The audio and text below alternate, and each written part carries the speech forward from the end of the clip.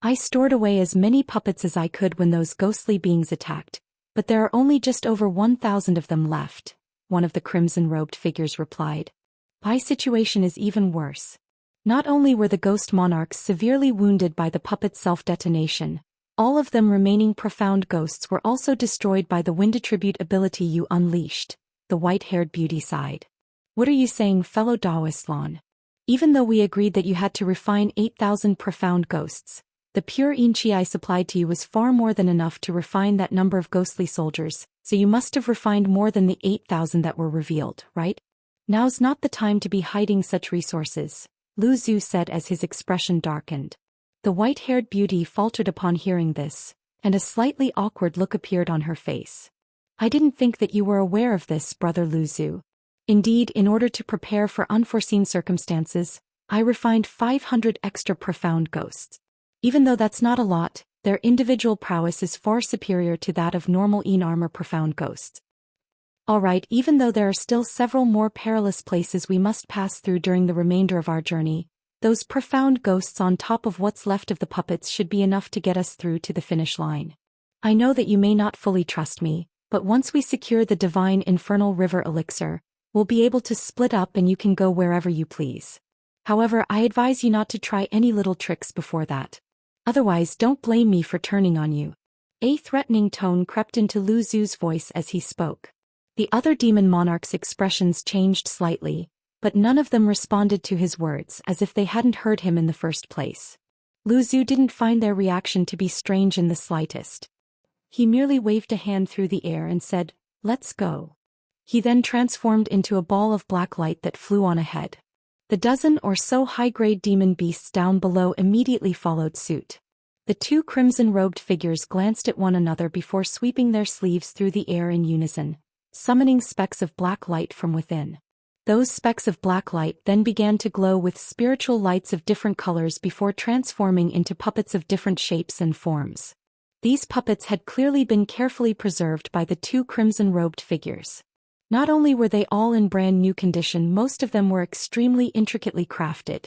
At this moment, the white-haired beauty also raised a hand to hurl forth a palm-sized black leather pouch, and the pouch rotated in midair before tipping itself over to expel a burst black Yin winds.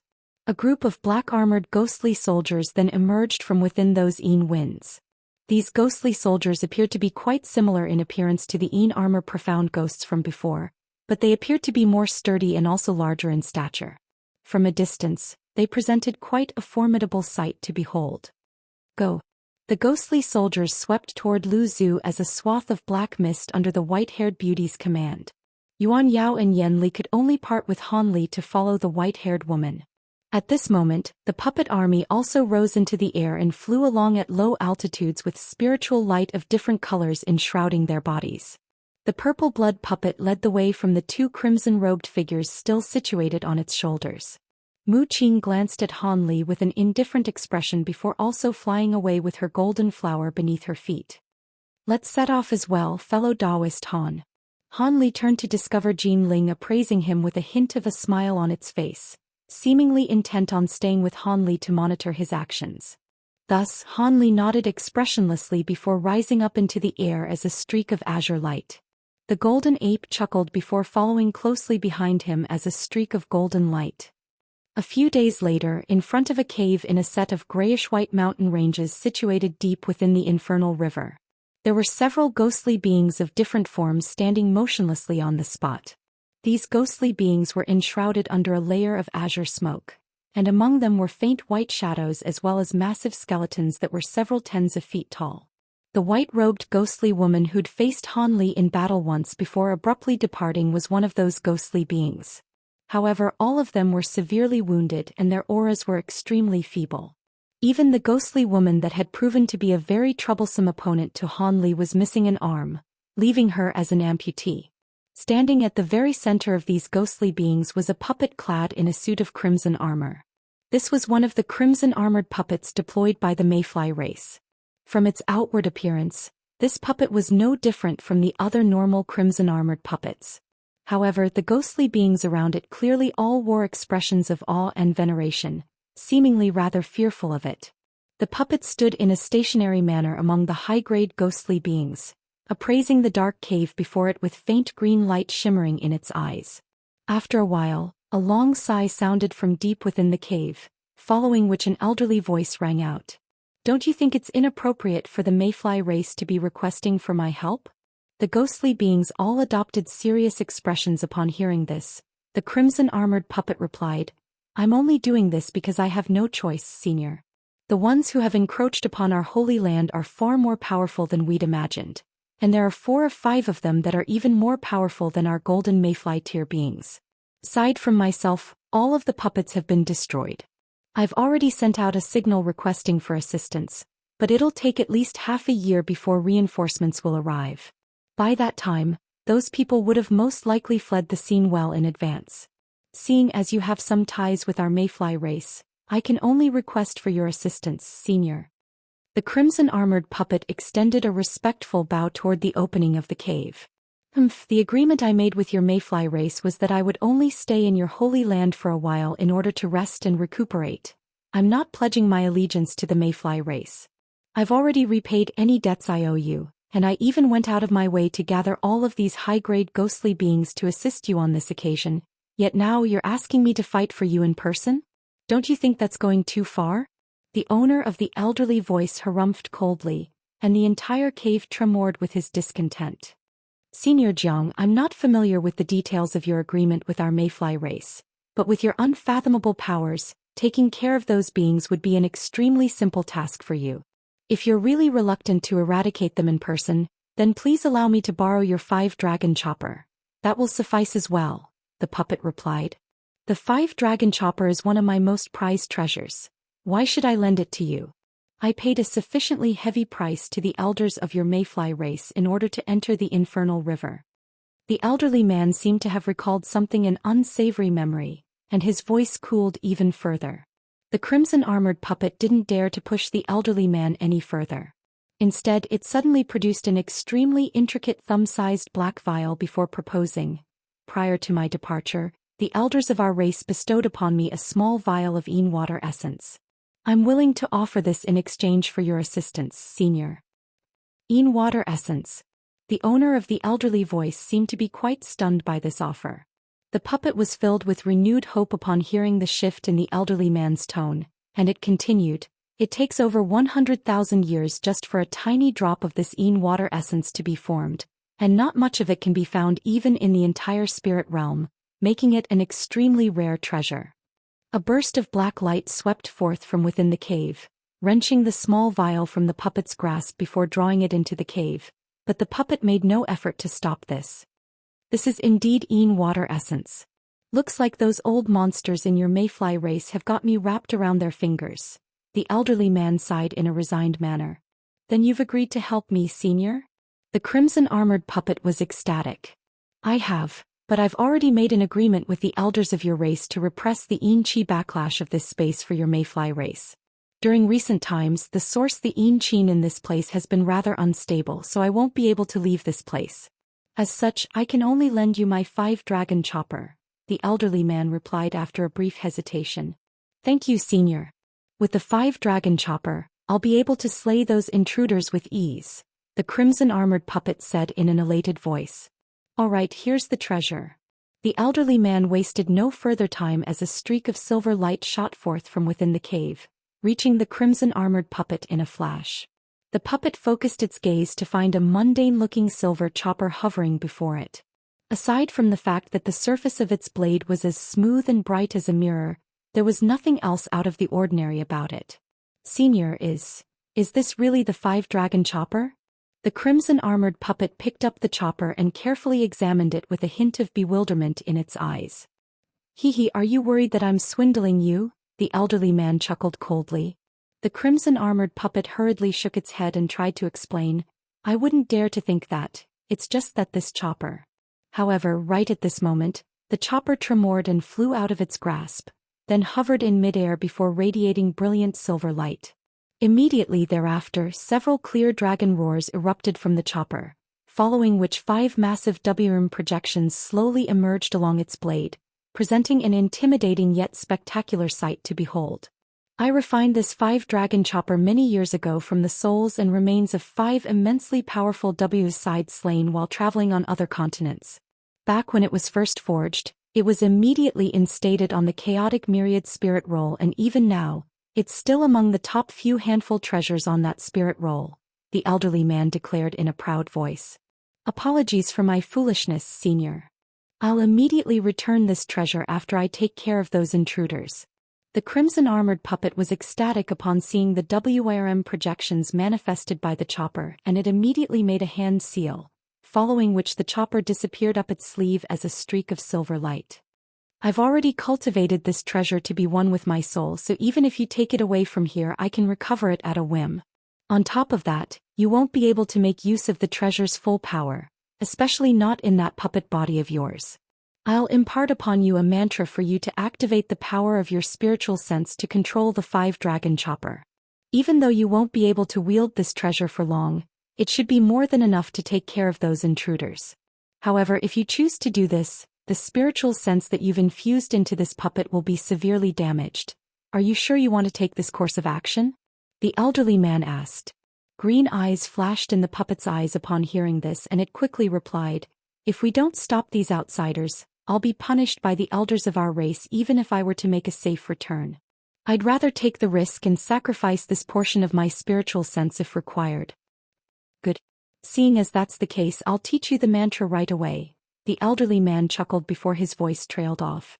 However, the crimson-armored puppet's eyes were flashing incessantly with rapt focus as if it were listening intently to something.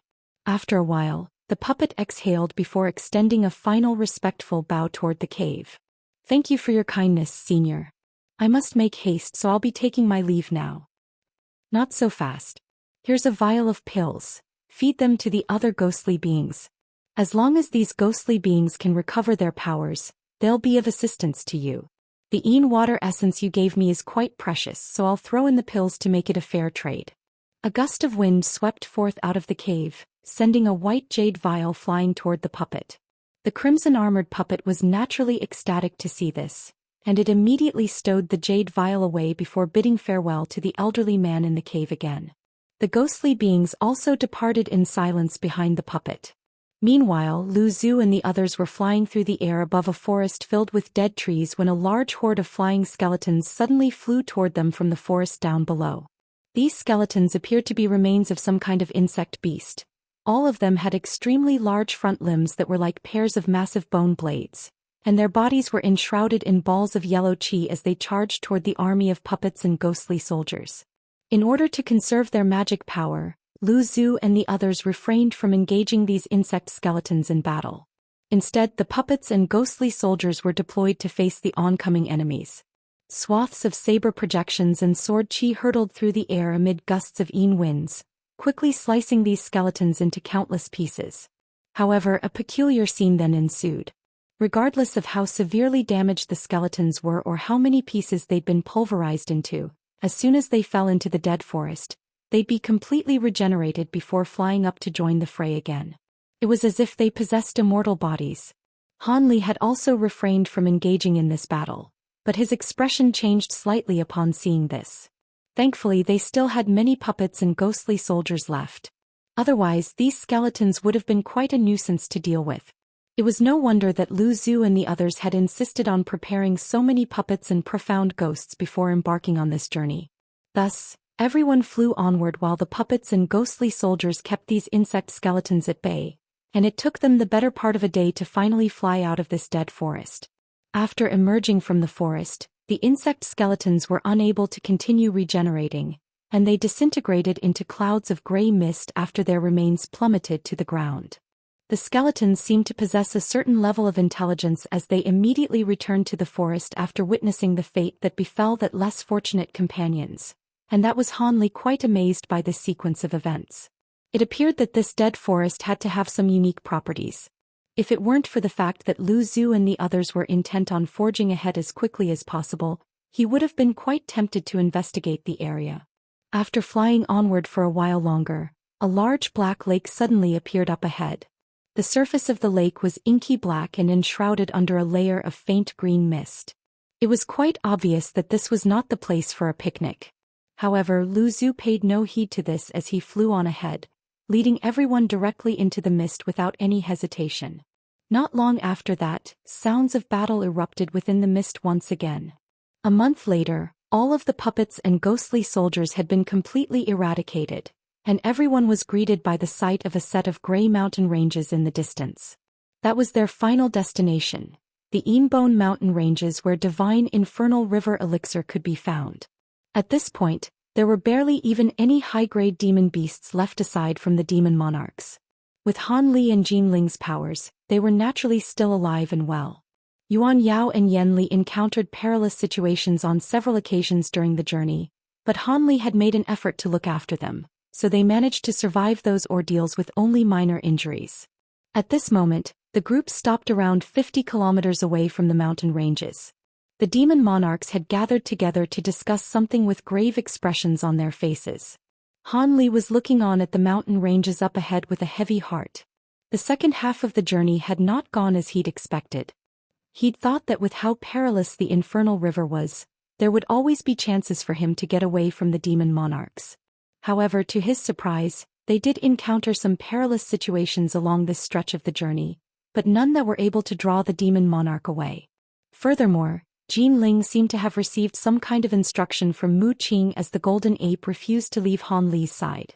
What was even more depressing to Han Li was that this golden ape was also proficient in some kind of spirit eye ability, so even if he were to unleash some kind of concealment technique, it'd be very difficult for him to escape its surveillance. Of course, if he wanted to escape on his own, he could still escape using his high zenith invisibility talisman. After all, as his magic power improved, the potency of the talisman had also been markedly enhanced. However, if he couldn't take Yuan Yao and Yan Li with him, then he wouldn't be able to eradicate the tracking marks planted in his body by the 4 demon monarchs. In that case, how far would he be able to get before he was simply caught again? Han Li looked on at the gray mountain ranges in the distance as he pondered his situation. According to Lu Zhu and the others, this so-called divine infernal river elixir could be found at the center of the mountain ranges. The demon monarchs hadn't disclosed what effects this divine elixir had, but for a being at the pinnacle of the body integration stage like Lu Zhu to risk his life just to secure this elixir clearly indicated how precious it was.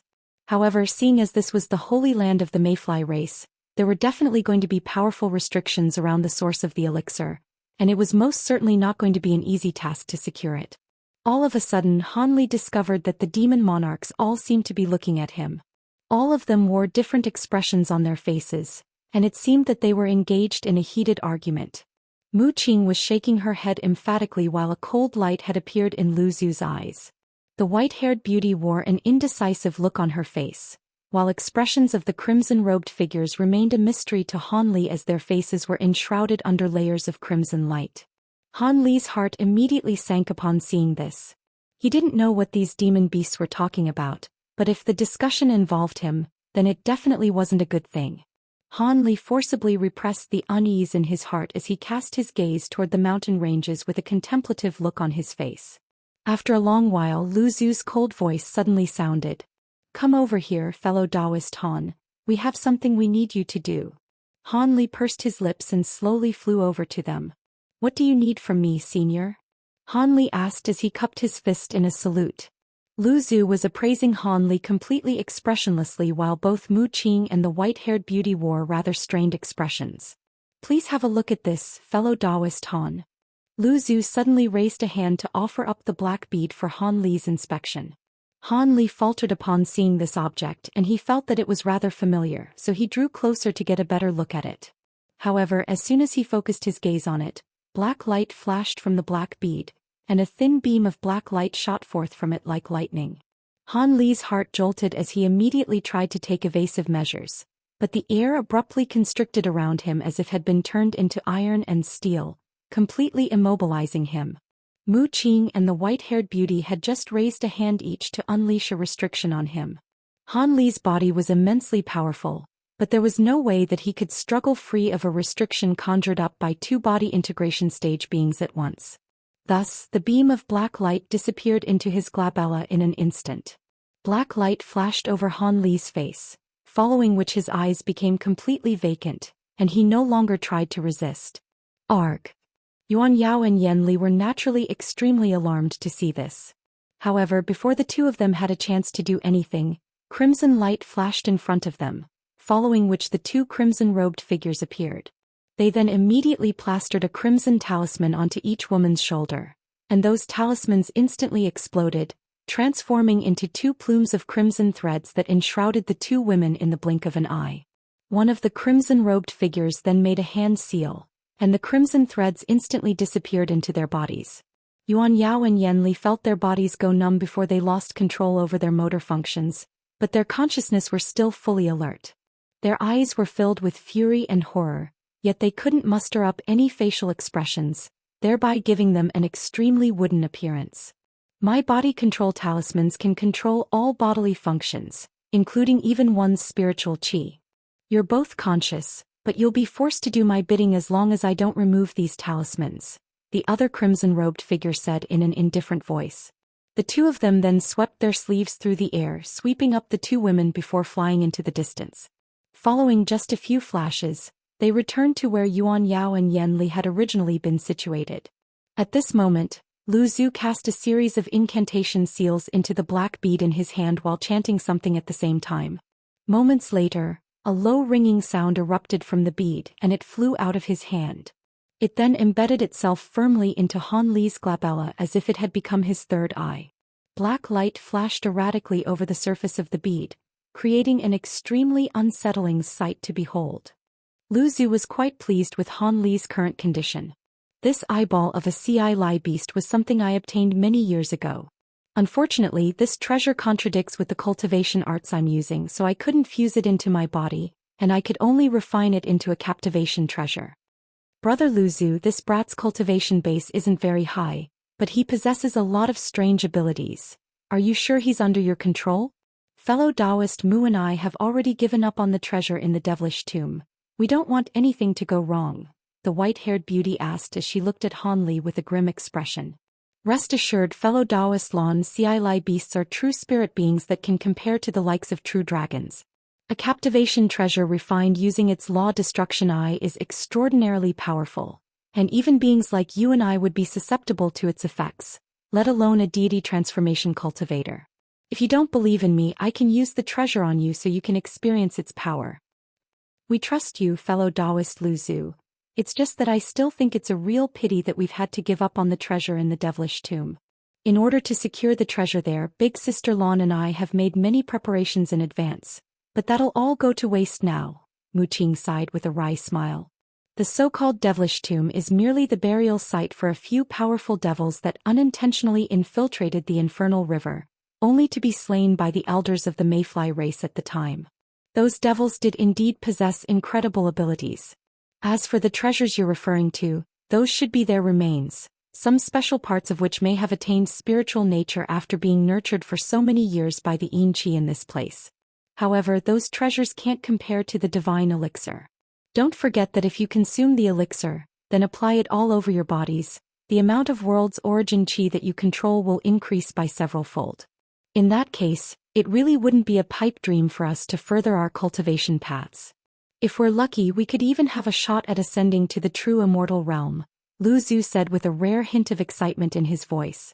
I understand all that, brother Lu Zhu, but one of the treasures in the devilish tomb is extremely important to me. Otherwise, why would I have spent so much time and effort recruiting Han Brat to my side? Mu Qing was still feeling a little forlorn.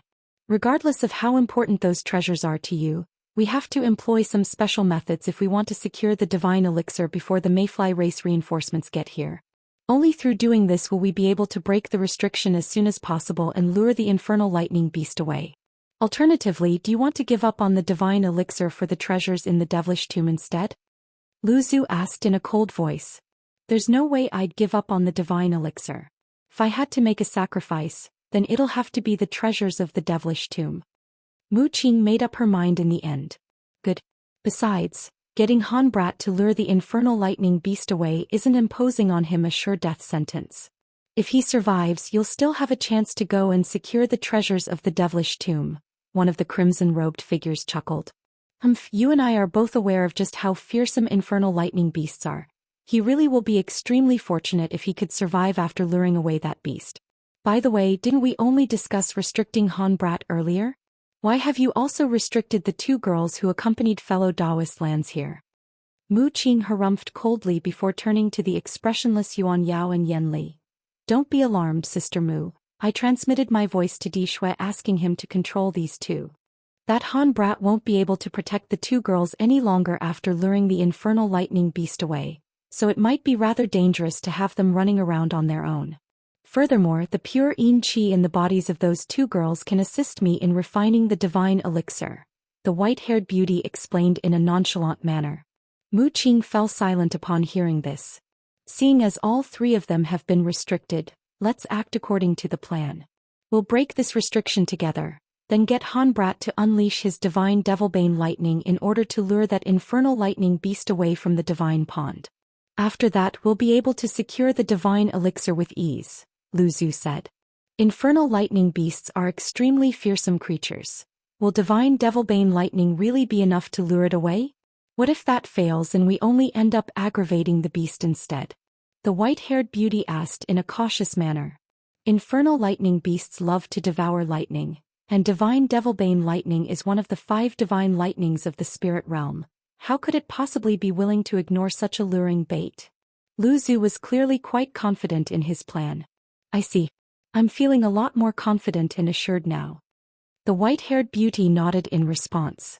Di Shui then turned to the two crimson-robed figures and said, Fellow Daoist Di Shui, the final wall that we face will have to be broken down by you and you purple blood puppet. We refined this purple blood puppet for none other than this purpose. One of the crimson-robed figures chuckled. Lu Zhu merely nodded in response. After that, the demon monarch took close to an hour to discuss their strategy in detail, and after ascertaining that every single fine detail had been addressed, they flew toward the Grey Mountain ranges along with Jin Ling and the remaining high-grade demon beasts. Han Li, Yuan Yao and Yen Li followed along like mindless puppets. A distance of close to 100 kilometers was naturally covered in virtually the blink of an eye for demon monarchs like them. After entering the mountain ranges, the demon monarchs' expressions all became quite grave as they continuously surveyed their surroundings in an extremely cautious manner. However, this stretch of the journey was remarkably smooth. They didn't encounter so much as a single ghostly being, and 2 hours later, they had passed through a small portion of the mountain ranges. Thus they arrived in a massive basin. This basin was several tens of kilometers wide, and it was surrounded by undulating gray mountains. The basin at the center of these mountains was enshrouded under a barrier of black light. This light barrier was extremely dark, making it impossible for anyone to glean the situation beyond it. Lu Zhu and the others paused in midair as they began to carefully appraise this light barrier. It's a good thing that we destroyed most of the ghostly beings here last time we were here. Otherwise, I don't think that part of our journey would have been so smooth, Mu Qing murmured. But we were taken by surprise by the infernal lightning beast in the restriction, and fellow Daoist Zhu unfortunately fell here as a result. That mature infernal lightning beast truly was very fearsome, one of the crimson-robed figures sighed. Let's get started. We'll destroy a small section of this profound light barrier to lure out the infernal lightning beast, and after that we'll have to rely on you to conceal us, fellow Daoist Mu Qing, Lu Zhu said in a grave voice. As long as I don't have to attack and can focus wholeheartedly on maintaining the concealment formation, there's no way that the infernal lightning beast will be able to discover our presence. However, this formation is very taxing on my magic power and spiritual sense, so I won't be able to keep it going for long. We have to get that Han Brat to lure the beast away as quickly as possible, and as far away from this place as he can, Mu Qing replied with a solemn expression. I'm aware of this. I'll be giving Han Brat a flying treasure from my collection to enhance his speed. Fellow Daoist Dai Shui, plaster a few of your talismans on him. Fellow Daoist Lan, give him your all-encompassing flag as well, Lu Zhu said in a confident manner. A hint of reluctance appeared on the white-haired beauty's face upon hearing this. Are we really giving the all-encompassing flag to him? It's not a divine spirit treasure, but in terms of defensive properties, it's superior even to some divine spirit treasures. If some kind of mishap occurs, you should be aware of this by now. The safest situation for us will be on in which Han Brat manages to stall the infernal lightning beast for as long as possible. You can just recover the flag after all is said and done. You're the only one among us with a treasure of this nature, which can offer superb protective properties without the need for much magic power expenditure and complex mantras, Lu Zhu said with furrowed brows. Alright, looks like I have no choice then. After a long lengthy hesitation, the white-haired beauty finally rubbed her hands together in a dejected manner, following which a ball of white light erupted and a small silver flag emerged. The flag was shimmering with light and its faces were riddled with runes. Even at first glance, one could easily tell that this was an extraordinary treasure. The white-haired beauty wasted no further time with words as she pointed a slim finger at the flag. The flag then immediately flew toward Hanli as a streak of silver light. The eyeball situated on Hanli Glabella flashed at Lu Zhu's behest, and he swept his sleeve through the air in a wooden manner, sending forth a burst of gray light that swept the silver flag up into his sleeve. After that he stood motionlessly on the spot once again, and his expression remained completely unchanged throughout this entire process, as if he really did possess no sentient will. Immediately thereafter, crimson light flashed behind him, and one of the crimson-robed figures abruptly appeared before raising a hand. A few muffled thumps rang out as the crimson-robed figure plastered a dozen or so talismans onto his body in rapid succession. Crimson light instantly radiated from Han Li's body, and his aura became significantly more powerful. Almost at the exact same moment, Mu Qing slowly rose up into the air before descending upon an obscure location nearby. The golden flower disappeared in a flash, and her 2 feet landed on the ground below. All of a sudden, the shoes on her feet spontaneously combusted, revealing a pair of fair and delicate feet amid a ball of white flames. She then swept her sleeves gracefully through the air, and countless specks of light flew forth from within, then disappeared into the nearby space. Immediately thereafter, a black light formation appeared before disappearing without a trace after a few sporadic flashes. An incredible turn of events unfolded thereafter. Mu Qing began to chant something in a delightful voice, and her feet suddenly turned into an azure color, morphing into thick tree roots before this transformation quickly worked its way up her legs. In virtually the blink of an eye, Mu Qing had transformed into a tree trunk from the waist down, and the tree roots that were once her feet had embedded themselves over 100 feet deep into the ground. Countless trees and white flowers suddenly sprouted from the barren ground around them. Those flowers instantly blossomed, creating a patch of paradise amid this bleak land. The black light formation appeared on the ground again, and every single flower, tree and blade of grass was perfectly encompassed within the light formation, without any plan overstepping those boundaries. Green spiritual light flashed, and Mu Qing disappeared along with the plants that had sprouted around her. Lu Zhu immediately swept his spiritual sense toward Mu Qing's location upon seeing this, and his eyes immediately lit up in response to what he discovered. Good.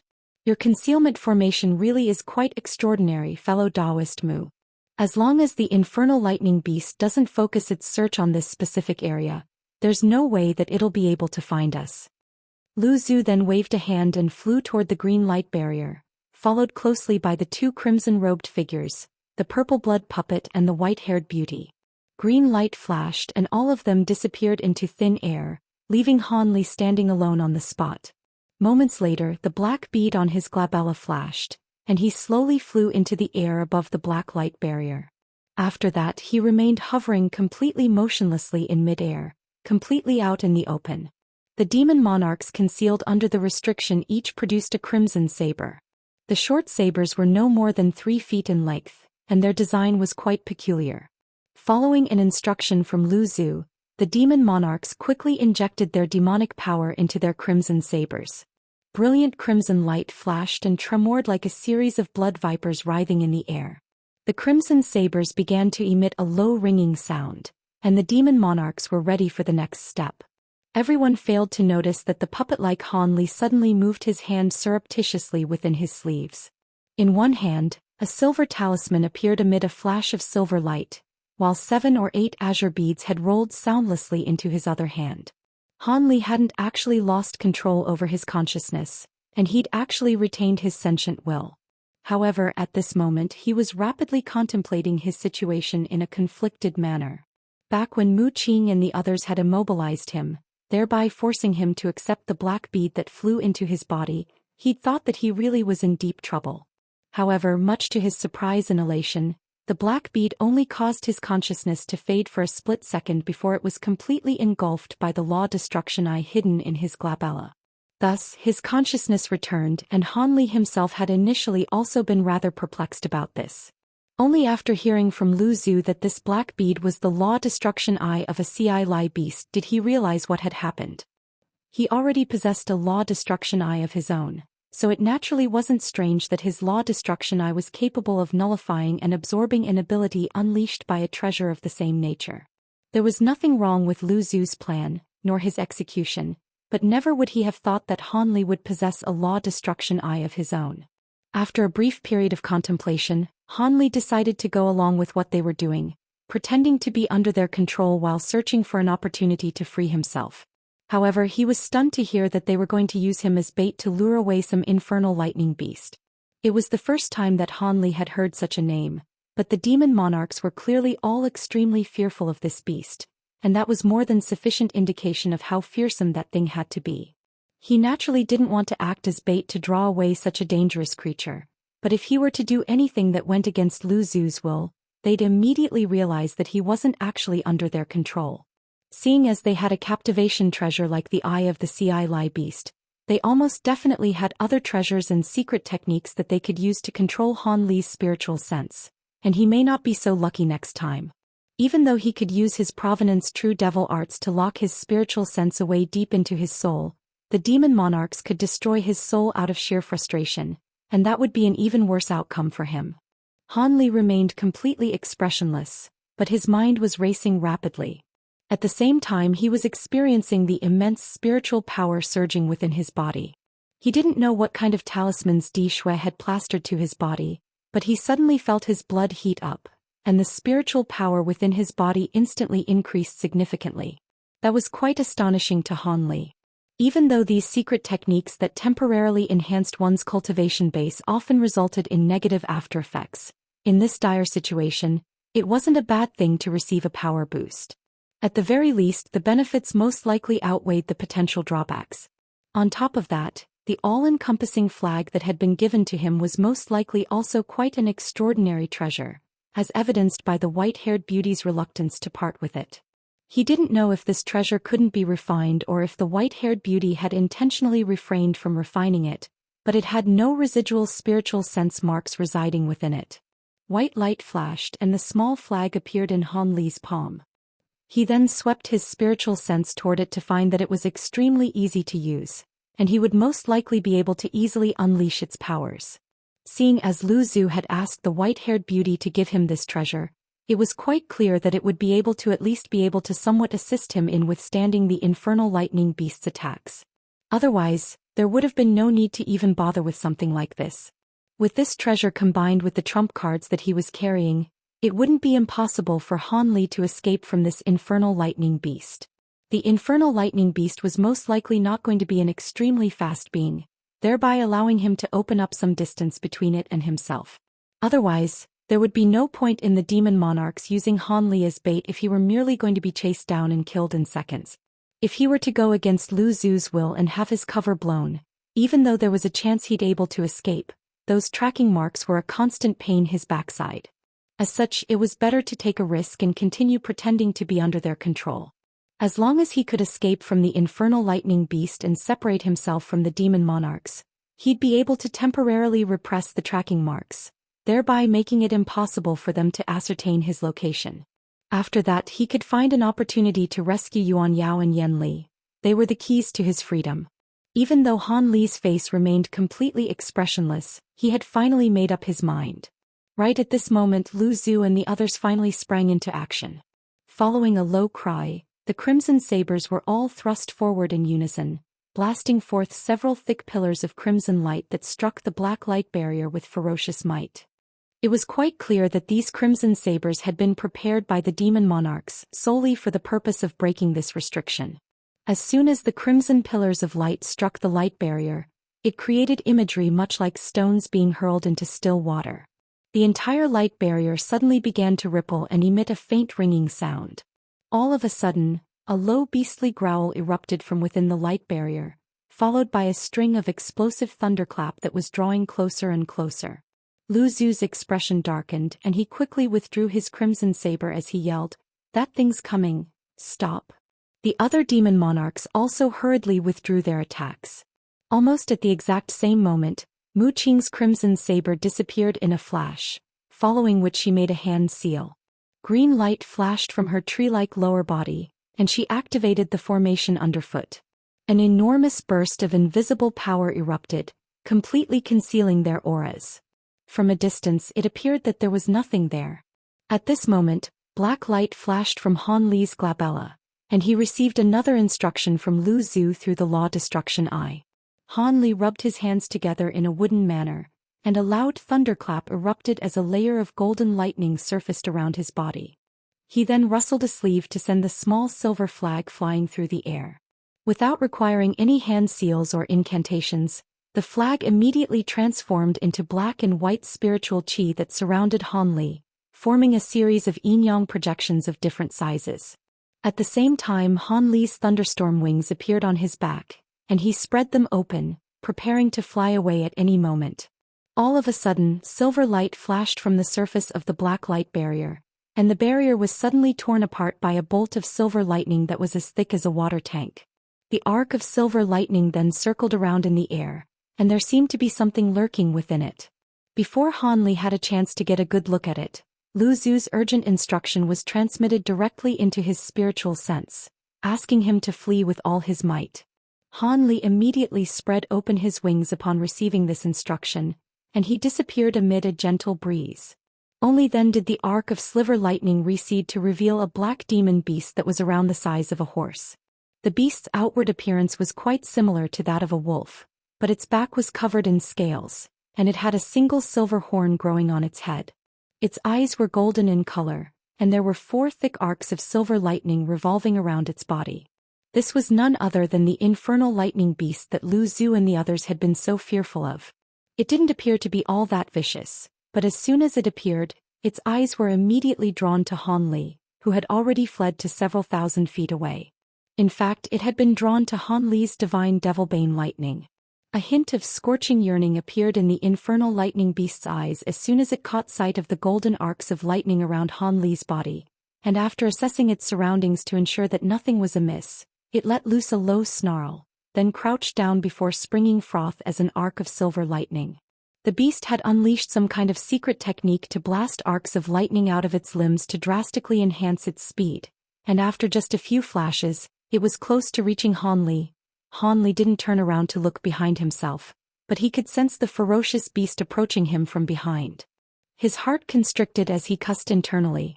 This beast was most likely only lacking in speed in the eyes of the demon monarchs. For Han Li, its speed was definitely quite staggering. As such, he didn't dare to hold back any longer. His snowy white wings suddenly began to emit 5-colored spiritual light, and after a single flap, Han Li transformed into a translucent 5-colored thread that disappeared into space. When he reappeared out of thin air, he'd covered an extremely long distance, and he wasn't much slower than the infernal lightning beast behind him. Thus, the two of them sped away into the distance, disappearing in the blink of an eye. A short while later, green light flashed and the demon monarchs reappeared. "We have to make haste. Han Brat won't buy too much time for us, so let's take care of this restriction as quickly as possible." The demon monarchs brandished their crimson sabers again as they resumed their assault against the light barrier. On this occasion, the pillars of crimson light that shot forth instantly transformed into a series of crimson Ws, and this wave of attacks was clearly far more powerful than the previous ones. At the same time, a massive insect projection appeared above Lu Zu's head.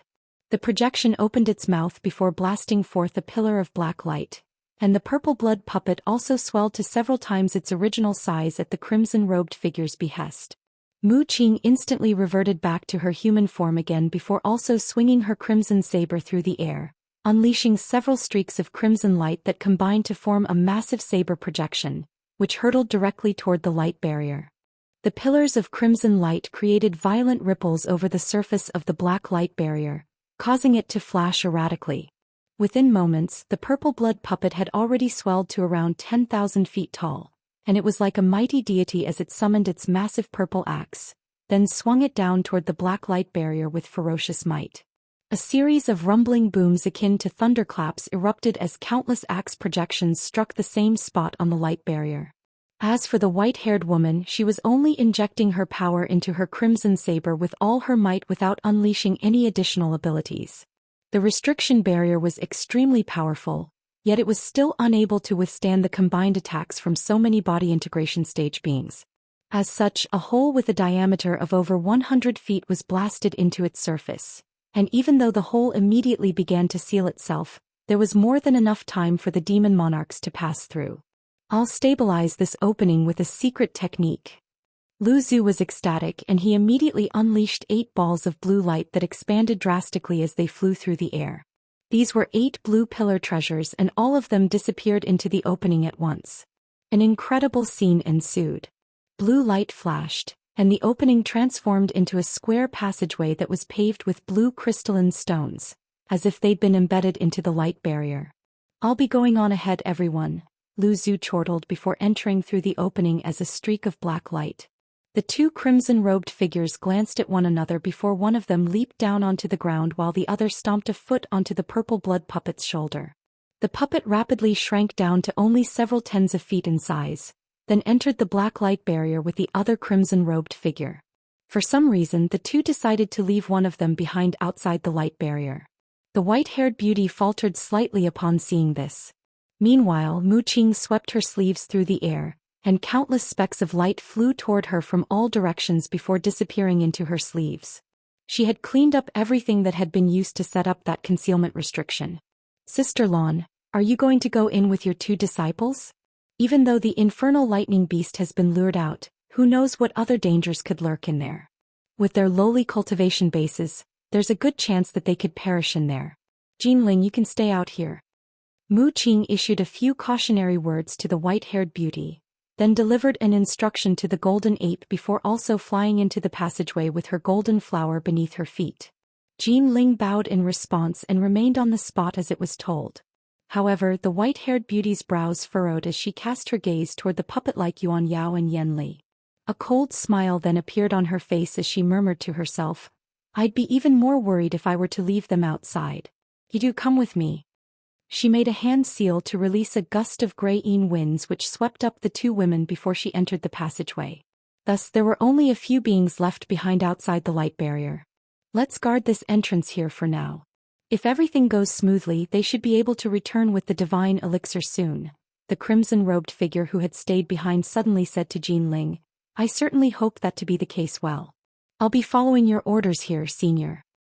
Jinling was acting in a very respectful manner in the presence of the crimson-robed figure. "Hee, you must be wondering if I'm the true Di Shui or merely an avatar," the crimson-robed figure chuckled. "Surely you jest, senior. My mistress has told me in the past that you're capable of splitting up your soul so both bodies could be said to be your true body, and both could be said to be avatars as well, so there's no difference between the 2, Jinling replied calmly. The crimson-robed figure faltered slightly upon hearing this before chuckling to himself. "Fairy Mu sure knows about me." At this point, there were still 3 high-grade demon beasts remaining outside the light barrier aside from Jinling and Di Shui. All 3 of those demon beasts had adopted their human forms and were standing not far away from the 2 of them. The crimson-robed figure cast his gaze toward these 3 demon beasts, and he was just about to say something when his pupils suddenly contracted. His hand shot forth like lightning before making a grabbing motion toward a nearby spot in the air without any premonition. A massive crimson hand that reeked of blood and gore appeared in the air above that patch of space, then swelled to around an acre in size before crashing downward with ferocious might. A streak of silver light flashed through the air, and the massive crimson hand was sliced into 2 amid a resounding boom.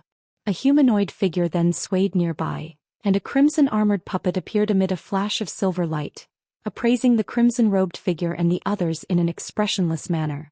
"Is that a puppet from the Mayfly race?" Jinling was rather surprised to see such a being appear here. "Be careful. This is not an ordinary crimson-armored puppet.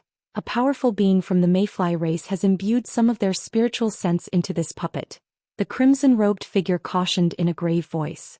That attack that he had just unleashed wasn't a particularly powerful one, but he was still very surprised to see it being dismantled with such ease. He narrowed his eyes and focused his gaze on that streak of indistinct silver light. The silver light was extremely blurry, and even he couldn't see what was lurking within it. That was slightly alarming to him, and he didn't dare to look away from that silver light even for a single instant. Jin Ling's heart also jolted with shock upon hearing the crimson-robed figure's words of caution and seeing the grave expressions on his face. As such, it also focused its gaze on the crimson-armored puppet. Using its spirit eye ability, it was able to do what the crimson-robed figure couldn't, and identified the object within the silver light. It was a faint silver worm that was circling around in mid-air, creating quite a mysterious spectacle. Jin Ling's brows furrowed upon seeing this. It was unable to identify what kind of weapon this was, but it had to be something like a sword or a saber for it to be able to slice through the crimson-robed figure's attack so easily. You must be one of the Mayfly race puppets that got away, right? Seeing as you were able to escape, why didn't you hide somewhere until we were gone? Are you seeking an early death by coming out to face us here? In that case, I wouldn't mind granting your wish and sending you on your way, the crimson-robed figure chuckled coldly. If we weren't battling you in our puppet bodies, do you really think you'd be able to defeat us? In any case, none of that matters anymore. Aside from your group here, everyone else seems to have entered our divine pond.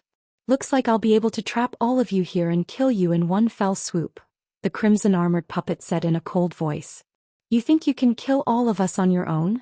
The crimson-robed figure chuckled at the absurdity of that notion. That's right, with this 5-dragon chopper, none of you will able to escape from this place alive. The crimson-armored puppet suddenly raised a hand as it spoke. All of a sudden, a loud dragon roar erupted as a silver chopper that was bright and smooth as a mirror came flying down from above before landing in the puppet's grasp. 5-dragon chopper? I seem to recall this treasure from somewhere. The crimson-robed figure stared at the chopper with furrowed brows. Is that so? None of that matters, as you'll all be perishing to this treasure soon anyway. The crimson-armored puppet seemed to be unwilling to waste any more time with words as it raised its saber-wielding hand, then slashed it through the air. Jin Ling and the crimson-robed figure reflexively shot forth through the air to take evasive measures upon seeing this. At this moment, 3 chopper projections suddenly appeared in mid-air, but they were targeting the distance beyond the golden ape and the crimson-robed figure. The 3 high-grade demon beasts in that direction had also adopted defensive measures, but the projections were simply too fast for them to evade, and too powerful for them to withstand, as their bodies were sliced in half before any of them could even utter a single sound. After that, the 3 chopper projections abruptly disappeared in a flash. Jin Ling and the crimson-robed figure were both stunned to see this, and Jin Ling attempted to fly into the distance while the crimson-robed figure swept his sleeves through the air to summon clouds of crimson mist. However, the crimson-armored puppet merely stood on the spot with a derisive sneer on its face while slashing its chopper through the air several more times. 4 chopper projections came crashing down toward its 2 opponents in unison. The projections didn't appear to be traveling very quickly, but they reached the 2 of them in the blink of an eye. Jin Ling's expression changed drastically upon seeing this as he shrugged his shoulders, following which the 2 short swords he was carrying on his back flew toward the 2 chopper projections as rapid streaks of light. The 2 short swords were then instantly sliced in half before plummeting from the sky as 4 segments. The 2 projections then continued onward, seemingly having remained completely unobstructed by the 2 short swords they'd cut down. Jin Ling's heart jolted with alarm as its body blurred on the spot. A chopper projection flashed past and the golden ape's body was immediately sliced in half, but its remains quickly disappeared, revealing that body to be a mere afterimage. Golden light then flashed over 100 feet away and Jin Ling re-emerged from thin air. However, as soon as it revealed itself, the other chopper projection was already hurtling toward it, and the timing was so unerringly accurate that Jin Ling had no chance to evade. Thus, its head was sliced off, and its headless body swayed before plummeting from the sky.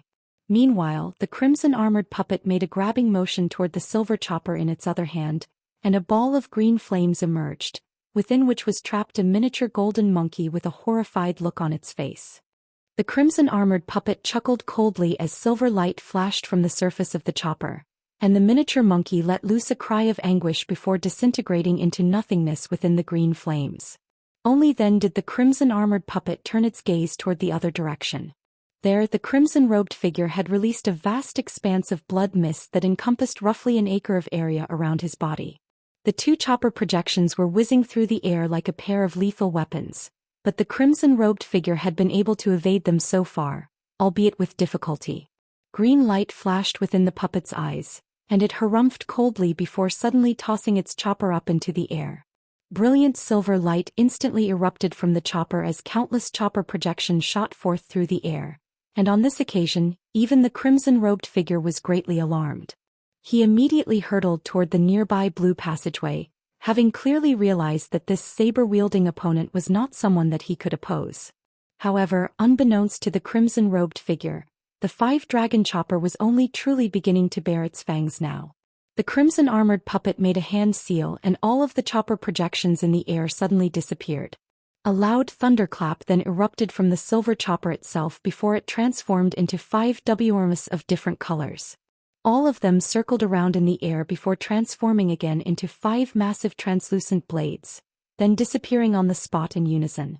In the next instant, the 5 massive blades appeared directly over the opening of the blue passageway before descending downward, heading directly toward the cloud of blood mist that had only just made it to the entrance as well.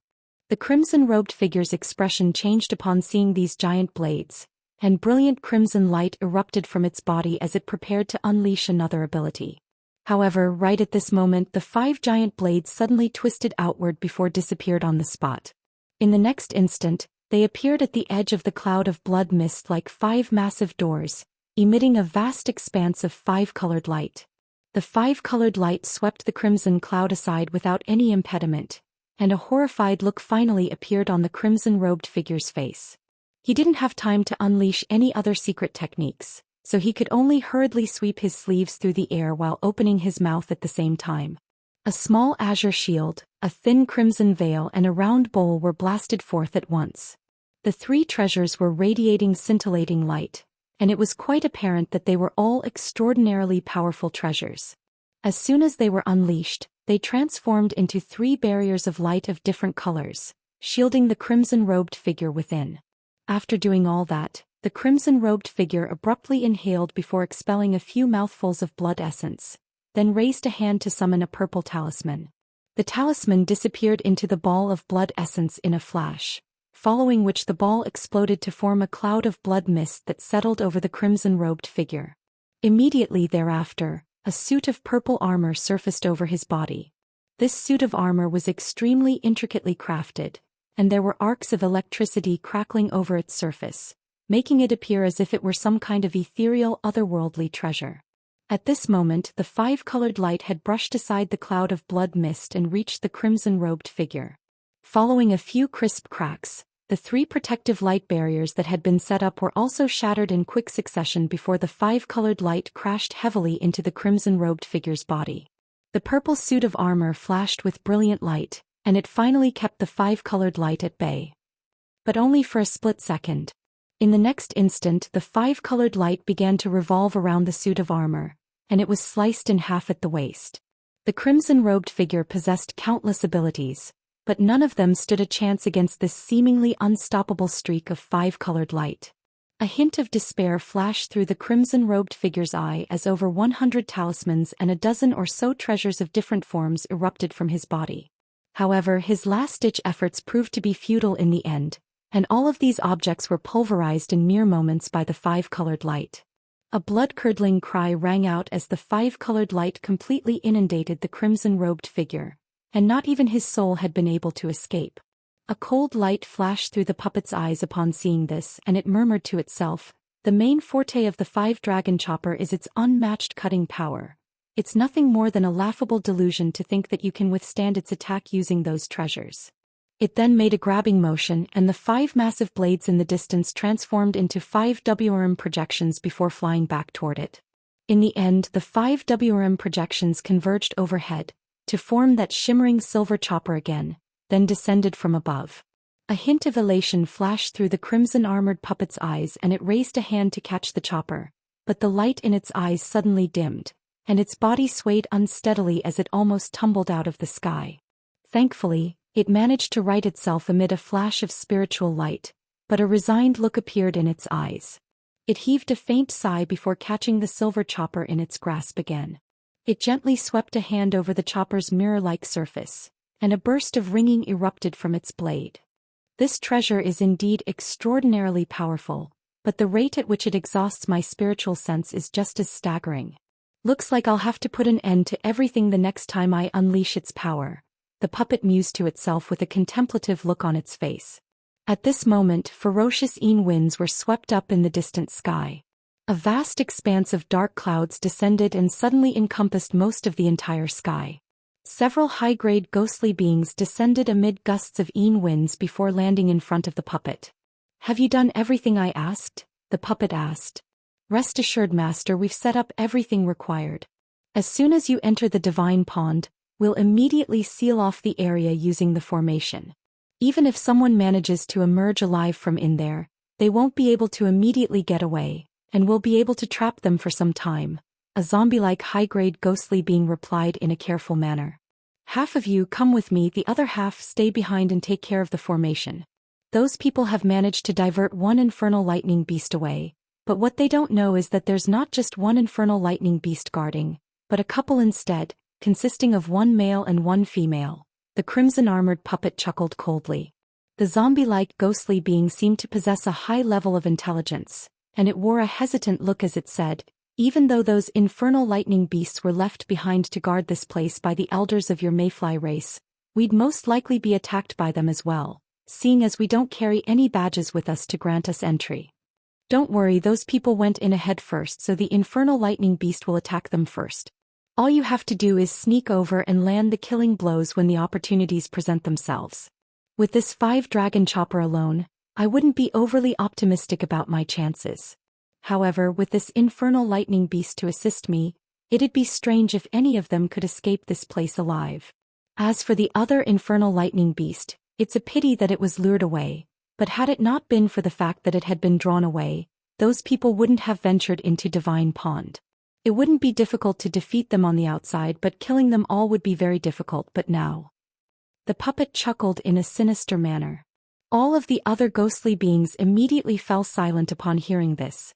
A thought then suddenly occurred to the crimson-armored puppet, and it said, "Having said that, we can't just ignore the infernal lightning beast that was led away either.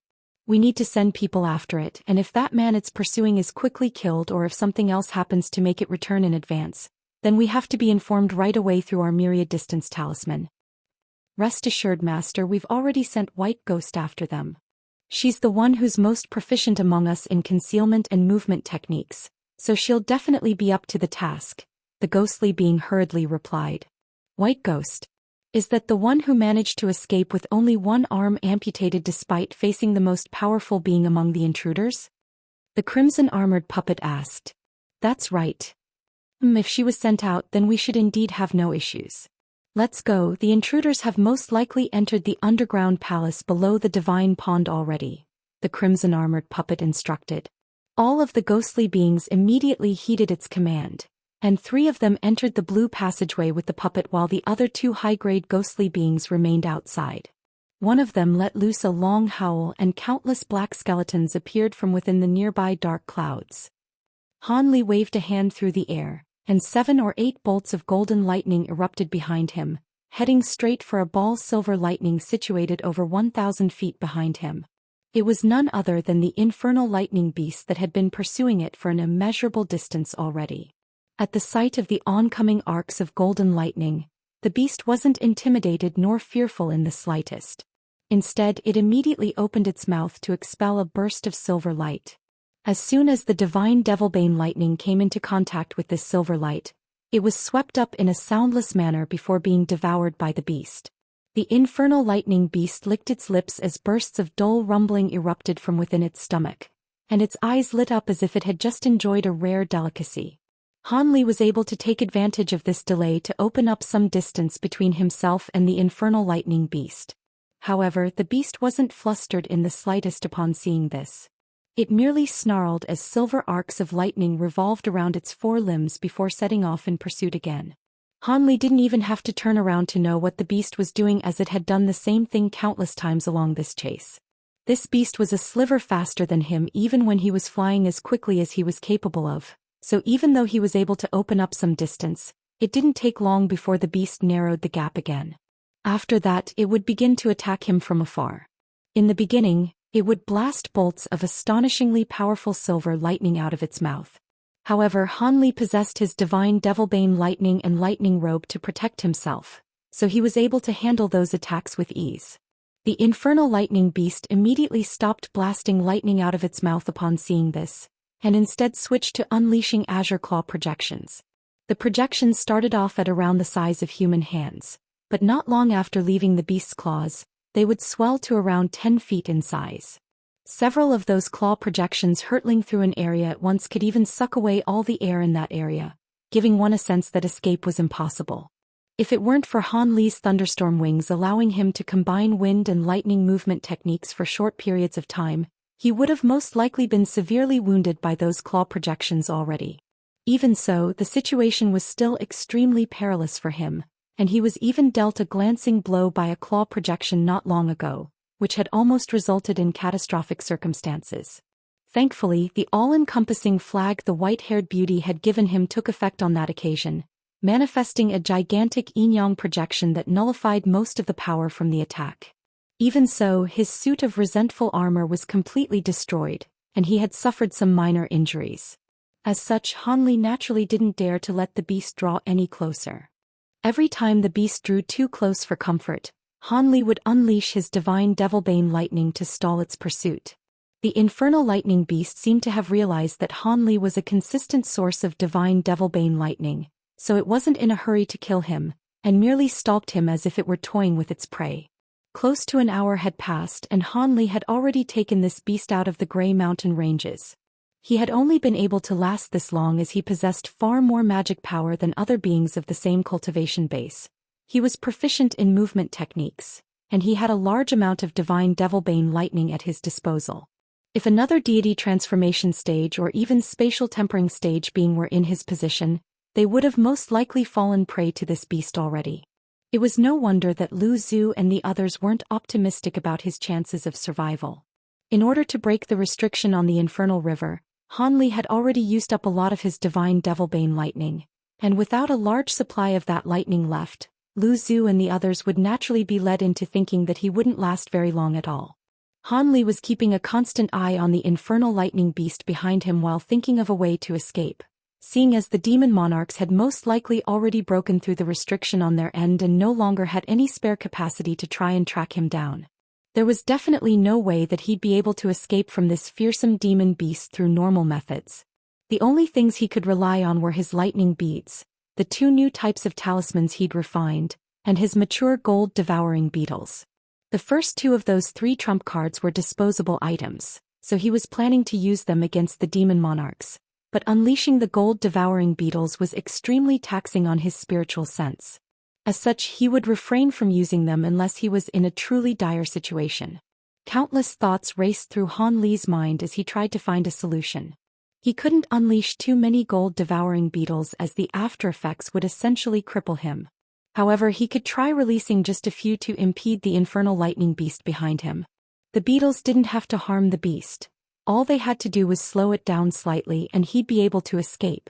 As a safety precaution, he could use his new talismans to assist him in that process, thereby even further elevating his chances of success. After much painstaking thought, Han Li finally managed to devise a course of action that was just barely feasible. He immediately took a deep breath and injected his spiritual sense into the spirit beast bracelet hidden on his body. Following a string of resounding booms, Han Li unleashed his divine Devilbane lightning, and just as the infernal lightning beast paused to devour the lightning, he rustled his sleeve to send 3 specks of golden light hurtling through the air. They were none other than 3 mature gold-devouring beetles. The infernal lightning beast had just devoured the arcs of golden lightning with relish when it saw the golden beetles flying toward it. It faltered slightly in response before opening its mouth in a nonchalant manner. An arc of silver lightning erupted forth before splitting into 3 to strike the golden beetles. Thus, the beetles were completely inundated by lightning following 3 loud thunderclaps. However, in the next instant, a hint of surprise flashed through the infernal lightning beast's golden eyes. After the lightning receded, the 3 spirit insects were revealed, and not only had they not been reduced to dust, they had instead swelled to several times their original size as they continued flying toward the beast. Even though the infernal lightning beast's intelligence couldn't compare to that of a human, it had cultivated to an extremely high level, so it certainly wasn't some brainless buffoon. It had identified that these three beetles were rather peculiar, and it didn't dare to treat them with disdain any longer as it swept a set of claws through the air. 3 streaks of azure claw projections immediately hurtled forth, swelling drastically mid-flight before striking the 3 golden beetles. The claw projections exploded amid a sharp screech, and azure light inundated the 3 golden beetles. Gusts of fierce spiritual winds scattered in all directions as the world's origin chi in the surrounding area was sucked away by the azure light, and it was as if the entire space there was going to collapse. The infernal lightning beast seemed to be extremely confident in that attack, and it didn't even bother to check the result before it shot forth toward Han Li again. However, a faint buzzing sound then rang out from within the azure light, and an incredulous look appeared on the beast's face. Golden light flashed within the azure light, and the 3 golden beetles flew forth, reaching a spot that was only several tens of feet away from the infernal lightning beast in just a few flashes. Their bodies were shimmering with golden light, and they didn't appear to have been injured in the slightest. The infernal lightning beast was truly shocked this time, and a hint of ferocious killing intent welled up in its heart. It immediately opened its mouth to expel a swath of silver light that swept up the 3 golden beetles. The gold-devouring beetles were capable of devouring all things, but they were unable to immediately eat their way out of this silver light. Thus, the infernal lightning beast inhaled deeply, and the silver light swept back to send the 3 gold-devouring beetles flying into its mouth. The beast gnashed at the golden beetles violently with its sharp fangs, then swallowed them into its stomach. It then crouched down as thunderclaps erupted from its 4 limbs, and it disappeared on the spot as a bolt of silver lightning again. Han Li had already taken this opportunity to fly over 10,000 feet away, and a peculiar look flashed through his eyes. He witnessed the scenes unfolding behind him. He then immediately flapped his wings and also disappeared as a translucent thread. Thus, it appeared that the Han Li was back to square one. However, the infernal lightning beast seemed to have been completely infuriated by the beetles that Han Li had released earlier, and there was a lot more ferocity in its expression as it raced through the air. It seemed to be intent on killing Han Li now, and its subsequent actions reflected that desire. When Han Li unleashed his divine Devilbane lightning again, the infernal lightning beast merely passed through the arcs of lightning without any pause or delay. It no longer had any intention of fooling around with Han Li. Han Li's heart stirred upon seeing this, and he circulated his magic power throughout his body in a frenzy as he traversed through the air as a translucent thread in a wrath-like manner. Even so, the infernal lightning beast was quickly closing in on him, and there were soon only just over 1,000 feet between them. Lightning flashed on the back of the infernal lightning beast, and the silver arcs of lightning intertwined to form a pair of wings. The wings were around 20 feet in length each, and they were completely silver in color with countless runes hovering around them. The infernal lightning beast flapped those wings, and its body turned into a blur amid a rumbling boom. In the next instant, the infernal lightning beast emerged just over 100 feet behind Han Li as an arc of silver lightning, and the projection that was situated where it had been just a moment ago also disappeared on the spot. Shadow movement technique. Han Li could sense that something was amiss, and he turned around just in time to witness the aforementioned sequence of events. His face immediately paled as a sinking feeling appeared in his stomach.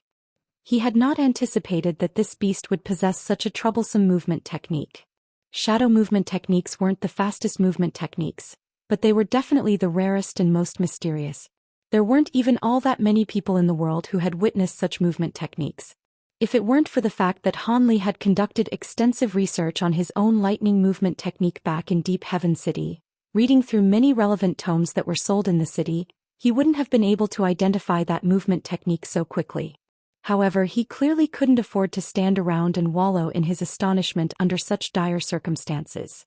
As soon as the infernal lightning beast reappeared, it immediately flapped its wings toward Han Li.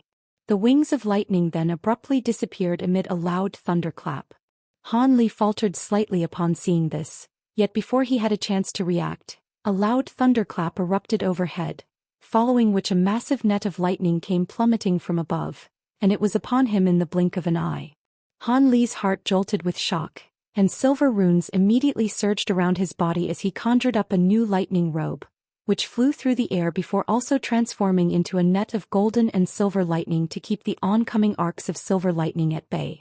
Immediately thereafter, azure light flashed around his body, and he hurtled back in retreat to rush out of the area encompassed by the lightning net descending from above. A hint of disdain appeared in the infernal lightning beast's eyes upon seeing this, following which its body blurred once again. Silver light flashed before Han Li, and the infernal lightning beast instantly appeared up ahead. At the same time, it slowly swiped its claws through the air, seemingly in a gentle and completely harmless manner, but Han Li felt as if the claws had been enlarged countless times, affording him no avenues for evasion or escape. Following a few rumbling booms, the surrounding air suddenly tremored before surging violently toward the spot right beneath the beast's claws, as if an invisible yet all-engulfing black hole had appeared there. Han Li's body stiffened before he was drawn forward by a burst of immense irresistible power, forcibly dragging him toward the beast's claws. His face paled even further, but a determined look then immediately flashed through his eyes. He suddenly opened his mouth to expel a small golden sword that was around several inches in length, and it only flashed once before transforming into a streak of golden light that hurtled toward the beast's claws. However, not only did the infernal lightning beast not withdraw its claws upon seeing this, a disdainful look appeared in its eyes instead. The streak of golden light crashed into a beast's claws with a loud clang, only to repelled back as a small golden sword as the golden light around it faded. Meanwhile, the beast's claws remained completely unscathed, and they hadn't even moved so much as a single inch. Not only that, but the beast's other paw shot forth like lightning to grab the sword in its claws.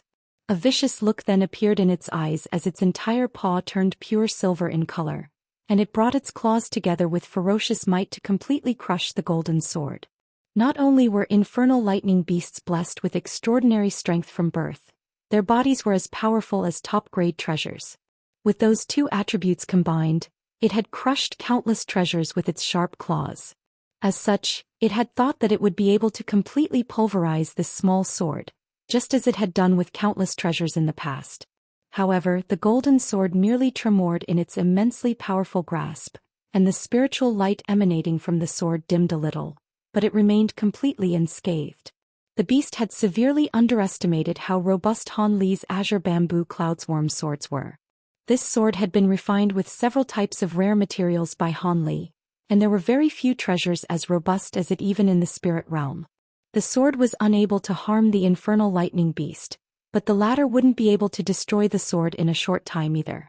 The infernal lightning beast was quite astonished by just how resolute this small sword was, and before it had recovered from its shock, a burst of golden light suddenly radiated from Han Li's body. He let loose a loud cry, and the golden light intensified in brightness as golden scales appeared all over his body. At the same time, golden light erupted from his back before manifesting a humanoid projection with 3 heads and 6 arms. The projection slowly extended its 6 arms in unison, sending a peculiar fluctuation running through the nearby space like ripples over the surface of a calm lake. With this split second of respite, Han Li flapped his wings, and a gentle breeze blew past as he disappeared on the spot. The infernal lightning beast let loose a low snarl as it clenched its raised paw into a fist, then lashed out at a certain spot in the air around 300 feet away. A resounding boom erupted as a burst of invisible power exploded, sending an invisible shockwave proliferating through the air in all directions. A humanoid figure was forcibly revealed from empty space by its attack, and it was none other than Han Li, who wore a stunned expression as he stumbled out of thin air. This beast had easily nullified his teleportation technique, and its powers were simply unimaginable to him. Han Li immediately shot back without any delay, and at the same time he swept a sleeve through the air to hurl a dozen or so azure beads toward the infernal lightning beast. Those were none other than the lightning beads that he'd painstakingly refined, and he'd used up close to a third of his entire supply in one go, so he certainly wasn't playing around. A hint of disdain appeared on the infernal lightning beast's face upon seeing this, and its body blurred again as it tried to unleash its shadow movement technique to evade these oncoming lightning beads. However, right at this moment, Han Li suddenly made a hand seal, and the infernal lightning beast was struck by a burst of excruciating pain in its stomach, as if it were being stabbed on the inside. As a result, it was unable to unleash its shadow movement technique, and this split-second delay was all it took for the lightning beads to reach it. The infernal lightning beast was completely bewildered by the agony in its stomach, so it paid no heed to these seemingly nondescript beads.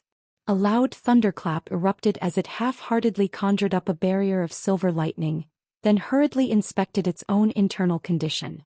The carelessness with which the beast was handling the situation was very much a welcome sight for Han Li, and his eyes lit up as he made another hand seal without any hesitation. The dozen or so lightning beads flashed with azure light, then exploded in unison at his behest. Initially only a dozen or so balls of azure lightning appeared.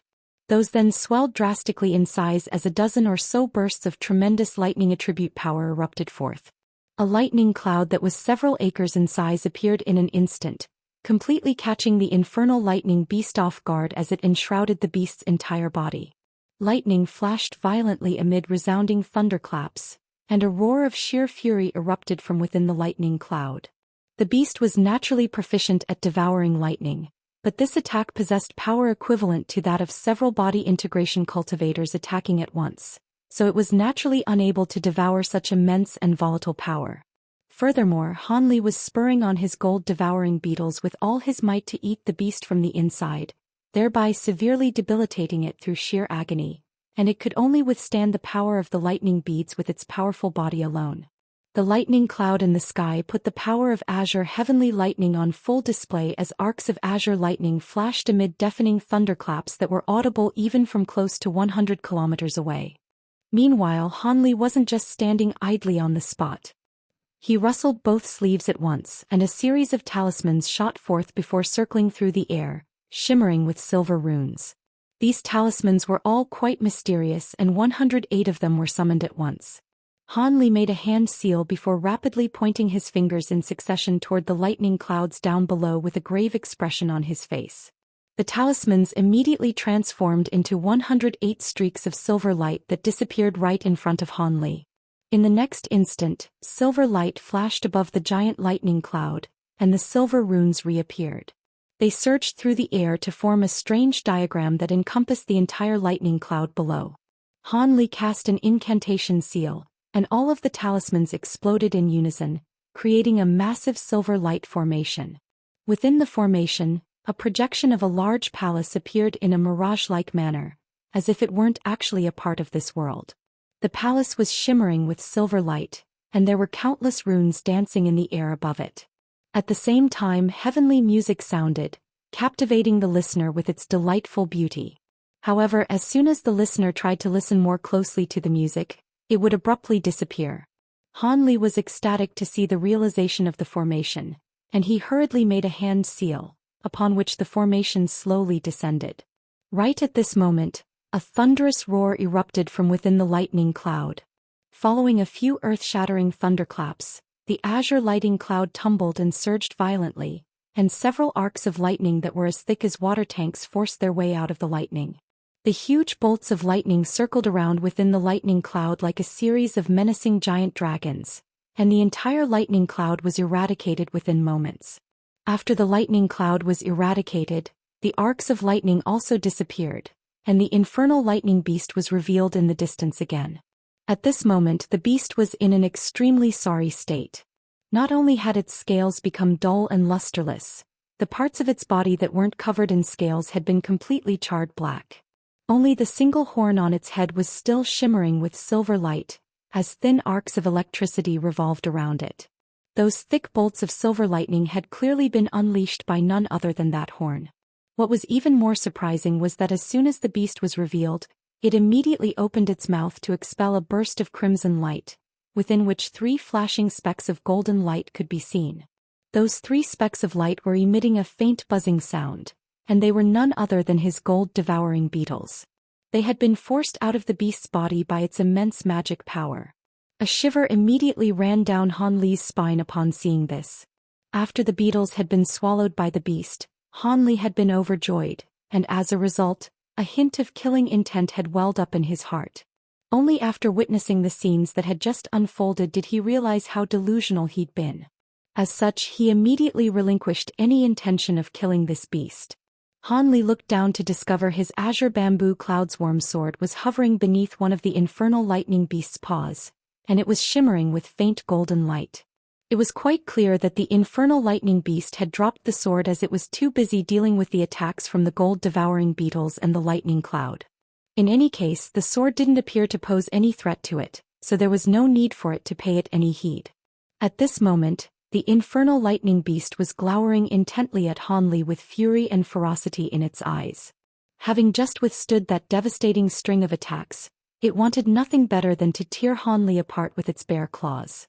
However, Han Li certainly wasn't going to stand around and wait for it. He waved a hand through the air, and the 3 gold-devouring beetles emerged from the crimson light before flying back to him. The small golden sword also tremored before abruptly disappearing on the spot. Golden light flashed as the small sword reappeared beside Han Li, then disappeared without a trace up his sleeve. Immediately thereafter, the gold-devouring beetles were also stowed away in the same manner. The infernal lightning beast faltered upon seeing this before letting loose a deafening roar of fury. Just as it was about to spring into action, silver light flashed above its head, and a massive light formation descended from above in a stealthy manner. With such a massive formation overhead, even if the infernal lightning beast hadn't noticed it at first, there was no way that the formation would continue to escape the beast's detection. It raised its head, and a hint of astonishment flashed through its eyes as it caught sight of the massive formation. A thunderclap erupted from its sharp horn, following which a thick bolt of silver lightning shot forth. The bolt of lightning struck the underside of the light formation amid a rumbling boom, but it then suddenly disappeared following a flash of silver light, as if it had been engulfed by the formation. Only then did the beast realize the perilous situation that it was in.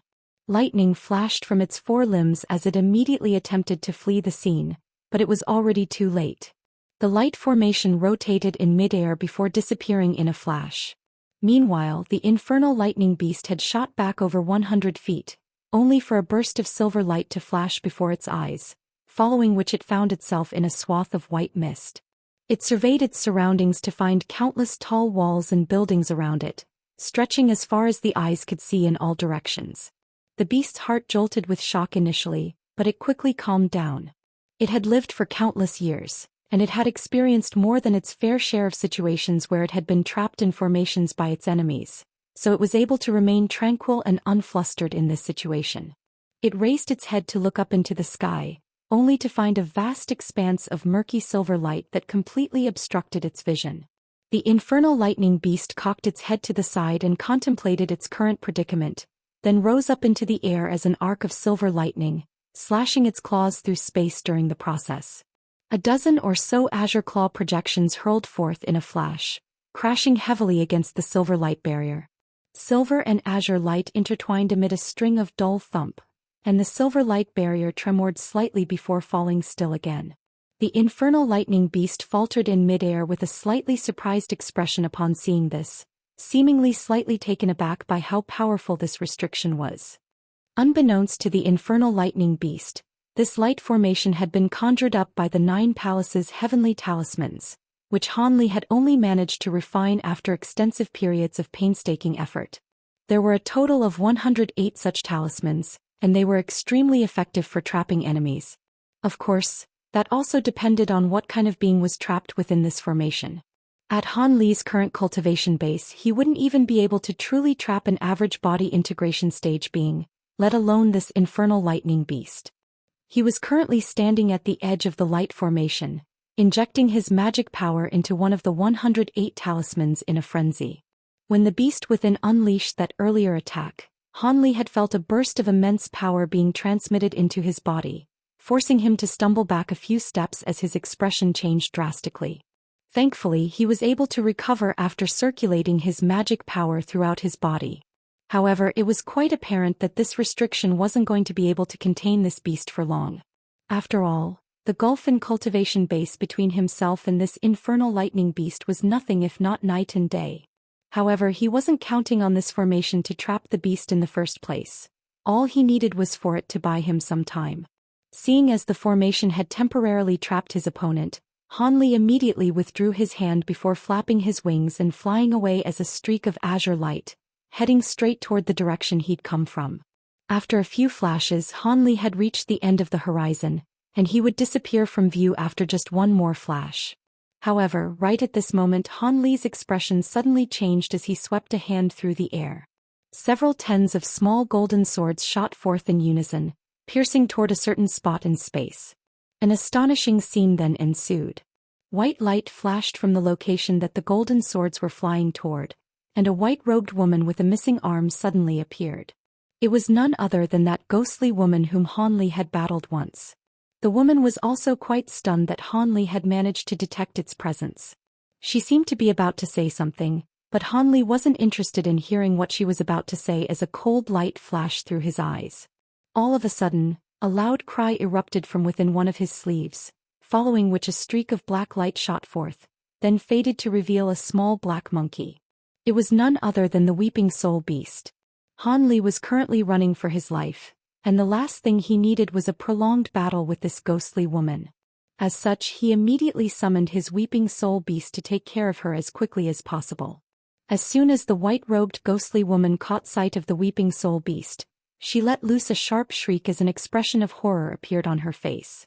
She abruptly transformed into a streak of white chi and attempted to flee, but the Weeping Soul Beast was even faster, transforming into a massive ape that was several tens of feet tall in the blink of an eye, then letting loose a cold harumph to expel a swath of yellow light from its nostrils. The yellow light immediately enshrouded the streak of white chi, then dragged it back toward the Weeping Soul Beast. The white light faded to reveal the white-robed ghostly woman again, and in her horror her white robes transformed into a pristine white barrier of light that completely shielded her entire body. Surprisingly enough, the barrier of light managed to withstand the Weeping Soul Beast's soul-devouring light. A grave expression appeared on the Weeping Soul Beast's face, and it let loose a low snarl as winds were swept up around it and countless arcs of lightning began to crackle in the surrounding area. The giant ape then swelled even further in size. Its fur began to turn red and 3 twisted horns emerged from the top of its head. Its glabella split open to reveal a crimson demonic eye, and at the same time, its face elongated as it bared its mouth full of sharp fangs. 3 black bone spikes had also sprouted from its back, each of which was around 10 feet in length with black yin chi swirling around them. The white-robed ghostly woman's horror was even further exacerbated by the sight of the Weeping Soul Beast's transformation. She suddenly let loose a long sharp screech, sending a burst of invisible sound waves hurtling rapidly toward Han Li and the Weeping Soul Beast.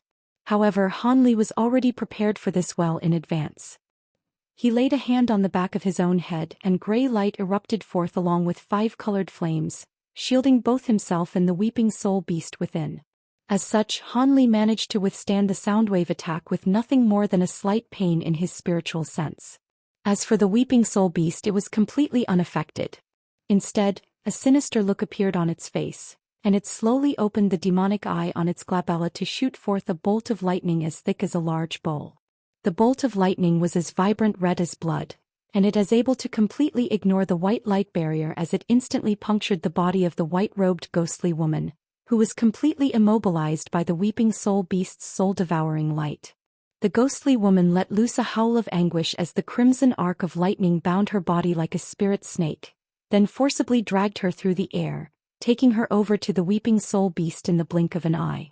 The beast opened its mouth and devoured her with any hesitation, then furrowed its brows before spitting out a black jade badge. Han Li made a grabbing motion to draw the badge into the grasp before giving it a brief inspection. This is a myriad distance talisman. Even though it was slightly different from the one used by humans, Han Li was still able to immediately identify it. A hint of surprise flashed through his eyes, and a contemplative look appeared on his face. All of a sudden, a burst of loud rumbling intermingled with a furious roar erupted from within the light formation in the distance. Han Li shuddered upon hearing this before hurriedly waving a hand toward the Weeping Soul Beast. The latter shrank down rapidly before disappearing up Han Li's sleeve, and at the same Han Li stomped a foot onto the ground, transforming into a mighty azure bird as he flew away like lightning. The large azure bird flew through the air as an astonishingly rapid streak of azure light, covering a distance of over 100 feet with each and every flap of its wings. As Han Li hurtled through the air in his Tianping form, he activated the Great Development technique with all his might, using his powerful spiritual sense to forcibly envelop the tracking marks planted in his body by the 4 demon monarchs. However, those tracking marks were simply too powerful. Even though he had unleashed several secret techniques from the Great Development treasured scriptures and also used the Tianping power he attained following his transformation, he was still only able to temporarily repress those marks. It would only take around a day and a night by his estimation before those marks would take effect again. Han Li was naturally doing this to lure the demon monarchs into thinking that he was dead, thereby making it easier for him to do what he had to do next, and that was to save Yuan Yao and Yan Li, then take them to an area with immense qi so they could remove the tracking marks within his body. Only then would he truly be freed from the demon monarchs. Under normal circumstances, Han Li naturally wouldn't be able to achieve this, but with the infernal lightning beast stirring up trouble for the demon monarchs, there was a chance for him. He hadn't bought the demon monarchs a lot of time, so they had most likely only just entered the divine pond area not too long ago.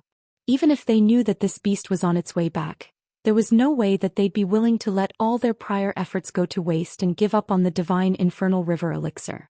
After the infernal lightning beast escaped from the 9 palaces' heavenly talismans, it would return to its lair, undoubtedly in a thunderous rage, just in time to encounter the demon monarchs, and all hell would break loose then. As long as he didn't have to face any of the demon monarchs in direct battle, there was a very good chance that he'd be able to save Yuan Yao and Yan Li. With those thoughts racing through his mind, Han Li flew rapidly through the air. Just as he was about to re-enter the Grey Mountain ranges, a dull thump suddenly rang out from his Tianping body. Azure light flashed and he reverted back to his human form. He then rustled his sleeve to produce a white jade badge that landed in his palm. There was an image of a massive 9-palace diagram carved onto the face of the jade badge, but the badge itself had already been shattered into countless pieces. Han Li's expression changed slightly as he took a reflexive glance behind himself. He then stowed away the jade badge before sweeping a hand over his storage bracelet, and spiritual light flashed as a purple talisman with mysterious silver runes shimmering over its surface appeared in his hand. It was none other than the High Zenith Invisibility Talisman. Han Li released the talisman without any hesitation, and it exploded in mid-air. Several shimmering silver runes then emerged before dancing in the air above Han Li. The runes then transformed into clouds of silver mist that instantly enshrouded his entire body. The silver mist dissipated moments later, and Han Li had completely disappeared. Having attained an insubstantial body, Han Li slowly drifted downward before hiding at the foot of a massive tree, then looking up at the sky with rapt focus. After a long while, a rumbling thunderclap finally erupted in the distant sky. Moments later, lightning flashed overhead, and the infernal lightning beast sped past with arcs of silver lightning revolving around its body, having completely failed to detect Han Li's presence down below. Following a few flashes, the infernal lightning beast disappeared into the distance. Han Li's eyes flashed and he remained hidden beneath the tree. After about 7 or 8 more minutes, he felt that enough time had passed, and only then did he slowly re-emerge within a flash of silver light. Several silver runes flew out of his body, then combined together to form a purple talisman again. Han Li waved a hand through the air, and the talisman disappeared up his sleeve as a streak of purple light. Immediately thereafter he sped into the distance as a streak of azure light, traveling along the exact same route that the infernal lightning beast had just taken. Not long after that, Han Li arrived back at the black light barrier from which he'd originally set off. The azure light around him faded, and he hovered in midair to survey the situation down below, upon which his expression changed slightly. There was an acrid smoky scent in the air, and thousands of sets of ghostly remains littered the ground below, large patches of which had been charred black. It seemed that this place had been ravaged by lightning, and there were winds surging through the air, as well as residual fluctuations from an extremely powerful restriction. It seemed that a restriction had been forcibly destroyed after it had only been set up halfway. A hint of surprise and bewilderment flashed through his eyes upon seeing this. He was naturally unaware of the fact that the crimson-armored puppet and its subordinates had arrived at this place following his departure. After the weeping soul beast had devoured the white-robed ghostly woman, these ghostly beings were completely unaware that the infernal lightning beast was already on its way back. As such, they had no time to take evasive measures and were naturally destroyed by the infuriated beast. If the crimson-armored puppet were to learn of the fact that all of its subordinates outside had been killed, it would definitely fly into a thunderous rage. If the white-robed ghostly woman had used the myriad distance talisman to inform everyone of the infernal lightning beast's return, then all of the ghostly beings could hide until the beast had passed through before continuing to set up their formation. That was why the puppet had asked its subordinates to deploy a high-grade ghostly being to track Han Li and the infernal lightning beast, but never would it have thought that Han Li would completely ruin its plans. Han Li circled around in the air at low altitudes, and didn't discover any living ghostly beings in the nearby area. He didn't know whether they'd all been destroyed by the infernal lightning beast or if the survivors had all fled the scene. However, he didn't delve any further into this issue before turning his gaze toward the shimmering blue passageway, and he began to stroke his chin with a contemplative look on his face. All of a sudden, he rustled a sleeve to hurl forth a stack of silver talismans, and it was another set of 9 palaces' heavenly talismans. Due to how difficult these talismans were to refine, Han Li only had 2 sets in total. He had already used 1 set, so this was naturally his final set. Han Li made a hand seal and cast a series of incantation seals onto the stack of talismans. An incredible scene ensued. The silver talismans rushed into the passageway at Han Li's behest, then disappeared into thin air. It seemed that Han Li had unleashed some kind of secret technique to conceal these talismans. Han Li withdrew his hand seal before blue light flashed through his eyes as he assessed the locations where these talismans had been concealed, and he nodded with a pleased expression in response to what he saw. A thought then occurred to him and he flipped a palm over to produce 2 more silver talismans. However, these talismans were much different compared to the 9 palaces' heavenly talismans. There weren't any runes flashing on those talismans, but there was a faint humanoid figure inscribed onto each talisman. The facial features of both humanoid figures were quite indistinct, but the suits of golden armor they were wearing were quite clearly depicted. One of the humanoid figures was wielding a golden spear while the one on the other talisman held twin sabers in its hands. What was strange was that these 2 humanoid figures were moving around on the talismans and brandishing their weapons from time to time, as if they were alive. As soon as Han Li summoned these 2 talismans, he rubbed his hands together. The talismans exploded amid 2 dull thumps and a flash of silver light. 2 golden projections emerged within the silver light, then hurtled downward and disappeared into the ground, merging with Han Li's shadow. Han Li wasn't hovering very high up in the sky, but his shadow on the ground was still extremely faint. Even so, the 2 golden projections were still able to conceal themselves into his shadow without a trace. These were none other than the armor origin talismans that Han Li had refined according to the method recorded on that half-page of the Golden Jade Tome. He had only refined 3 of these talismans in total, yet he was using up 2 of them here, thereby providing a sufficient indication of how seriously he was taking this operation. It was no wonder that this was the case.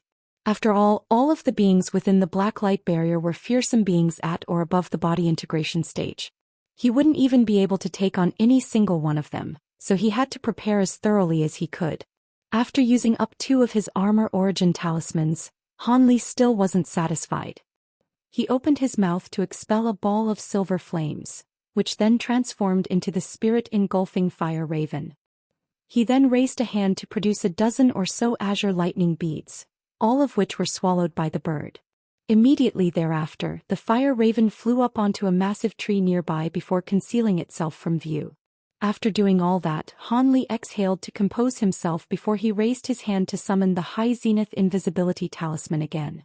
The talisman exploded, and his body took on an insubstantial form as he hovered soundlessly into the blue passageway. After passing through the black light barrier, Han Li surveyed his surroundings, and he immediately furrowed his brows.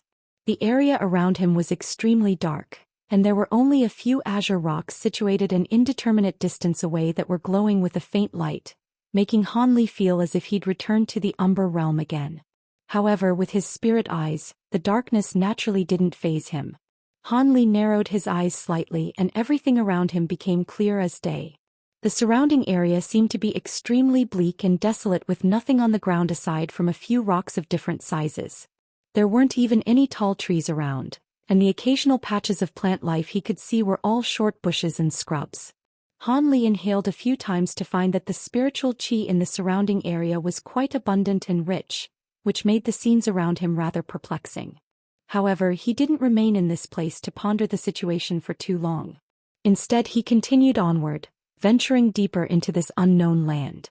Even though he didn't know where this so-called divine pond was, it certainly couldn't be wrong for him to head toward the center of the restriction. Even after adopting an insubstantial body, Han Li was still traveling quite quickly, covering a distance of close to 10 kilometers in the blink of an eye. Han Li's eyes then immediately lit up as he discovered a palace-like building in the distance. The building was only several hundred feet tall and appeared to have been constructed using ordinary rugged stone blocks. It was the first noteworthy landmark he'd come across, and it indicated that he was heading in the right direction. Thus, Han Li immediately flew toward the palace. The entrance of the palace was a tall and rectangular one that was over 100 feet tall, and a black stone gate had been completely opened outward. Han Li reflexively swept his spiritual sense toward the gate, upon which a peculiar look appeared in his eyes, and he paused on the spot. There were a couple of bursts of powerful yin qi situated on either side of the gate, indicating that there seemed to be a high-grade ghostly being concealed on each side of the entrance. Han Li was slightly surprised to make this discovery, but he was quickly enlightened as he thought of the thousands of ghostly beings that had been destroyed back at the entrance of the blue passageway. However, Han Li didn't want any unforeseen elements affecting his plans, so a hint of killing intent welled up in his heart as he injected his spiritual sense into his spirit beast bracelet. Following a loud ape cry, a streak of black light surged through the air, heading for one side of the entrance while revealed himself and pounced toward the other side. Who goes there? Two cries of surprise erupted from either side of the palace's entrance. Gusts of yin winds were swept up from one end, following which a massive two-headed skeleton appeared. On the other side, the pungent odor of blood and gore wafted through the air as a white-furred zombie with a pair of crimson eyes emerged. The zombie had a pair of green wings on its back that were extremely rank and putrid. Black light flashed and a giant ape appeared. It then immediately let loose a cold harumph, blasting a burst of yellow light out of its nostrils toward the two-headed skeleton. A burst of eerie cackling rang out from the skeleton's mouths as its arms blurred through the air, creating countless claw projections. This high-grade ghostly being was clearly very confident in its body and wanted to tear the soul-devouring light apart with its bare hands, rather than fleeing the scene like the white-robed ghostly woman had. As soon as the two made contact with one another, the claw projections were immediately vanquished by the yellow light, which then surged onward to sweep up the skeleton's bony claws.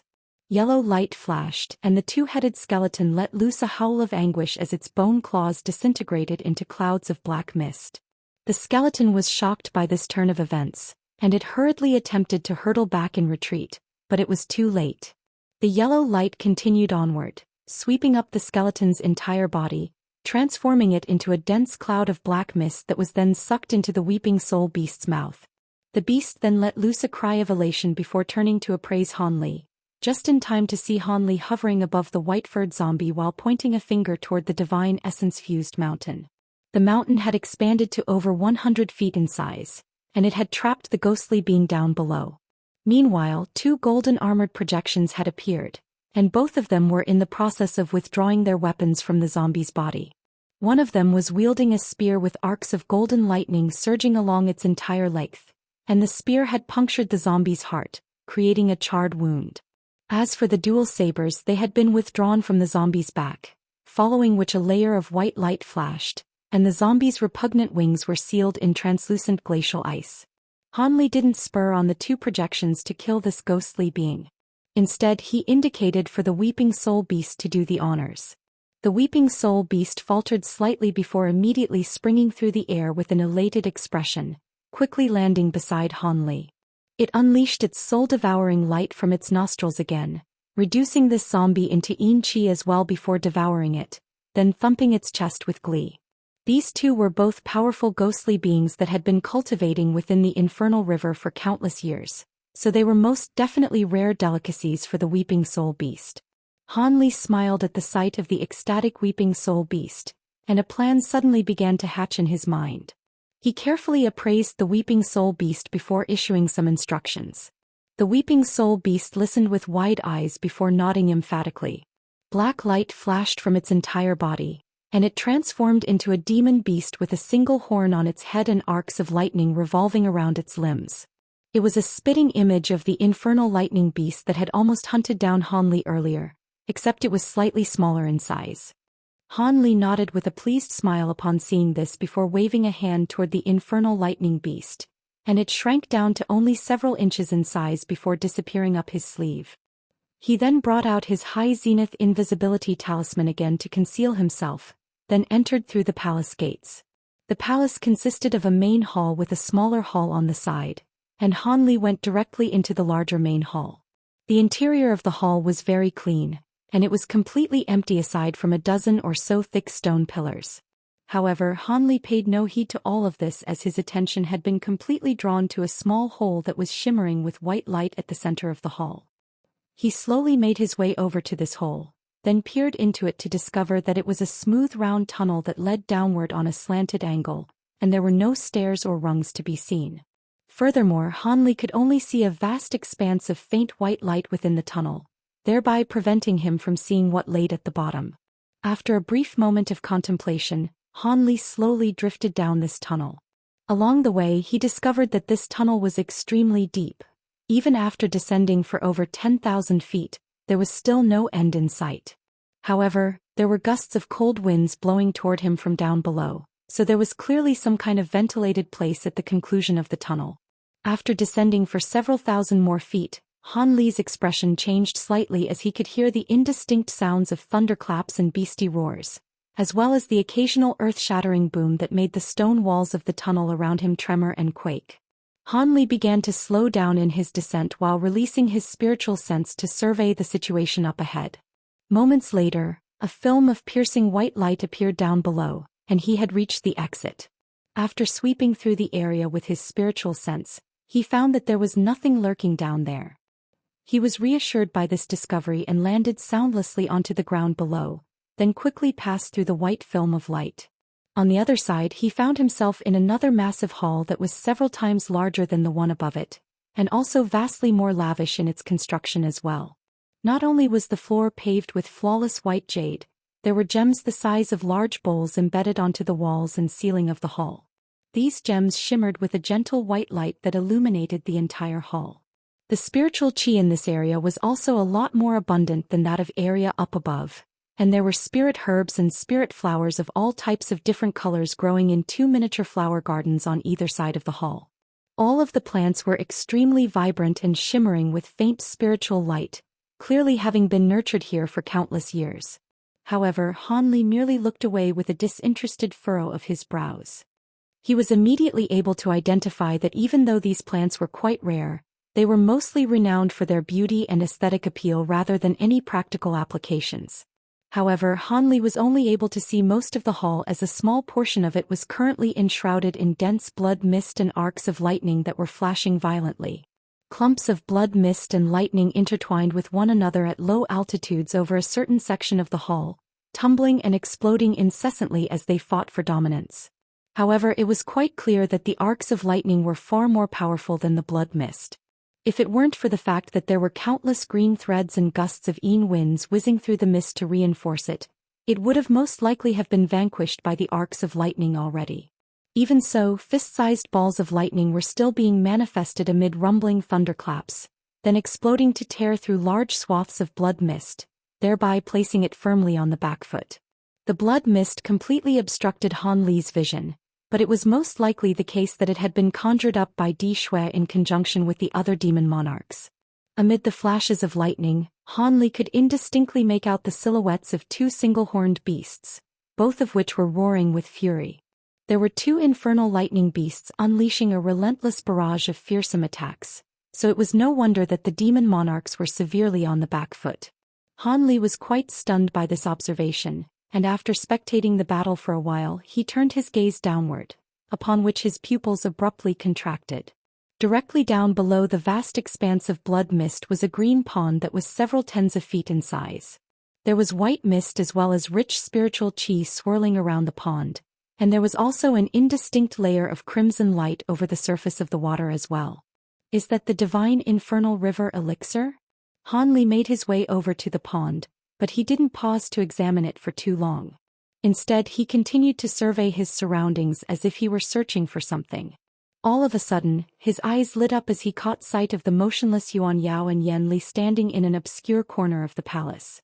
Both of them wore stiff wooden expressions, seemingly completely unmoved by the intense battle taking place nearby.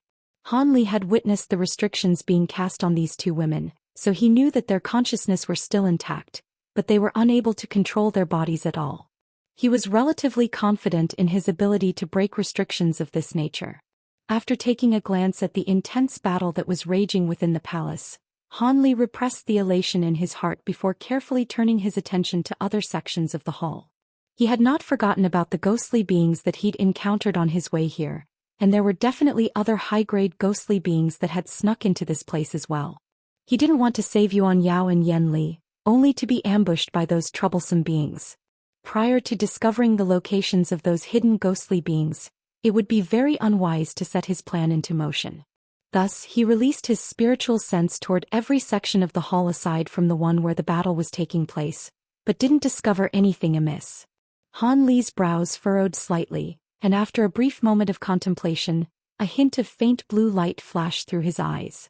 This place was fraught with peril, so he naturally didn't dare to unleash his spirit eyes to their full extent. He merely drew on as little spiritual power as possible to activate this ability before rapidly sweeping his gaze around the entire hall. As a result, he was finally able to discover something. In the corner of the palace furthest away from where the battle was taking place, there was a cloud of faint green chi hovering in the air. Even looking at it using his spirit eyes, the cloud of green chi was still extremely faint, as if it were completely transparent. Was that the ghostly being that had infiltrated this place? Han Li contemplated his situation momentarily before deciding to take a risk. A sharp burst of blue light erupted from his eyes as he attempted to glean the true appearance of this unknown being. As a result, he saw a crystal ball-like object hovering at the center of the cloud of green chi, and it was slowly rotating on the spot. In the instant that Han Li caught sight of that object, it immediately stopped rotating, and a wisp of green light appeared over its surface before disappearing in a flash. Han Li's expression changed slightly upon seeing this, and the blue light in his eyes was instantly snuffed out. He could sense that the bead seemed to have detected his gaze in the instant that he caught sight of it, but he was confident that he'd reacted quickly enough to avoid exposing his location. Even if that bead possessed a powerful enough spiritual sense to detect his presence, it wouldn't dare to release its spiritual sense with such reckless abandon to search for him. If it released too little of its spiritual sense, there was no way that it'd be able to bypass the high zenith invisibility talisman's concealment effect. But if too much of its spiritual sense was released, then it would immediately be detected by the demon monarchs and infernal lightning beasts. Han Li was sure that this ghostly being definitely wouldn't engage in such a reckless endeavor. Moments later, a burst of relatively feeble spiritual sense swept over the spot where he was standing, but it completely failed to detect his presence as it continued onward. Han Li heaved an internal sigh of relief in response. However, before he had a chance to consider how he was going to take Yuan Yao and Yan Li away from here without blowing his cover, a thunderous roar suddenly erupted from within the blood mist in the hall, and the battle took a drastic turn. The blood mist tumbled and surged as brilliant purple light erupted, following which a silhouette began to rapidly expand within the mist.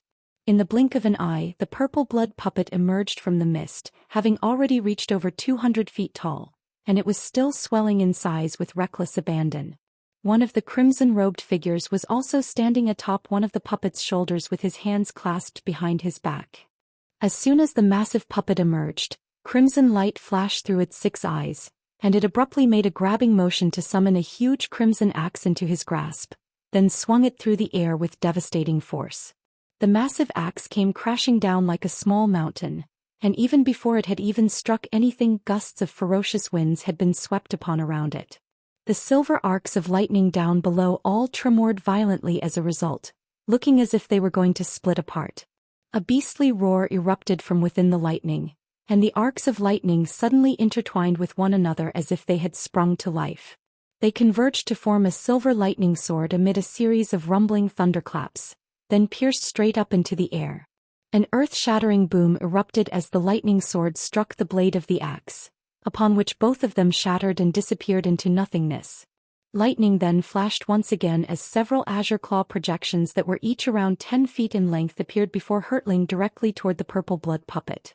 The crimson-robed figure standing atop the puppet's shoulder harumphed coldly upon seeing this. He opened his mouth to expel a mouthful of blood essence, then made a grabbing motion before swinging his arm through the air. The ball of blood essence transformed into a crimson spear and hurtled through the air at his behest.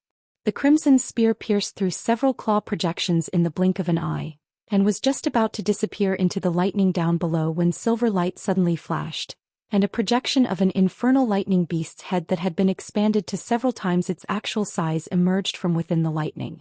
The projection opened its mouth to devour the crimson spear, then blasted forth an extremely thick arc of lightning in retaliation. The bolt of lightning transformed into a silver worm mid-flight, but right at this moment, crimson light flashed within the purple blood puppet's eyes, following which 2 streaks of crimson light shot forth, striking the lightning worm with unerring accuracy. Both the lightning and streaks of crimson light clashed and disappeared in unison. Following their first lightning-fast exchange, the purple blood puppet and the crimson-robed figure appeared to be evenly matched with the infernal lightning beast. However, countless green threads suddenly shot forth from the blood mist in the air, instantly converging toward a single spot amid a flash of green light to form a slender humanoid figure standing atop a golden flower. It was none other than Mu Qing. At the same time, fierce winds swept up nearby, and the white-haired beauty also appeared. Both of them wore grave expressions as they scrutinized the projection of the beastly head before them with intense, unblinking eyes.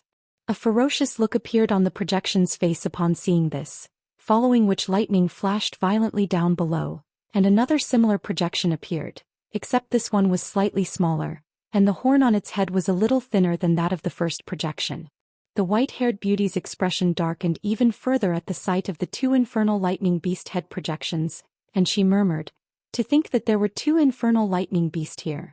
It had always been a mystery to me how fellow Daoist Jew had fallen here, but everything makes sense now. What's the point of thinking about such things at a time like this? The divine elixir here is connected to the spirit vein in this place, so we have to buy Lu Zhu more time for him to sever this connection and secure the elixir. The 3 of us have no choice but to risk our lives here," the crimson-robed figure harumphed coldly, seemingly in a rather foul mood. Mu Qing and the white-haired beauty glanced at one another upon seeing this. The crimson-robed figure's attitude wasn't all that strange. After all, any one of them would be absolutely furious if their avatar had been destroyed under inexplicable circumstances. "Fellow Daoist Dishui, it's been a long time since your avatar was destroyed outside, and that happened before the second infernal lightning beat returned, so there must be a third party involved.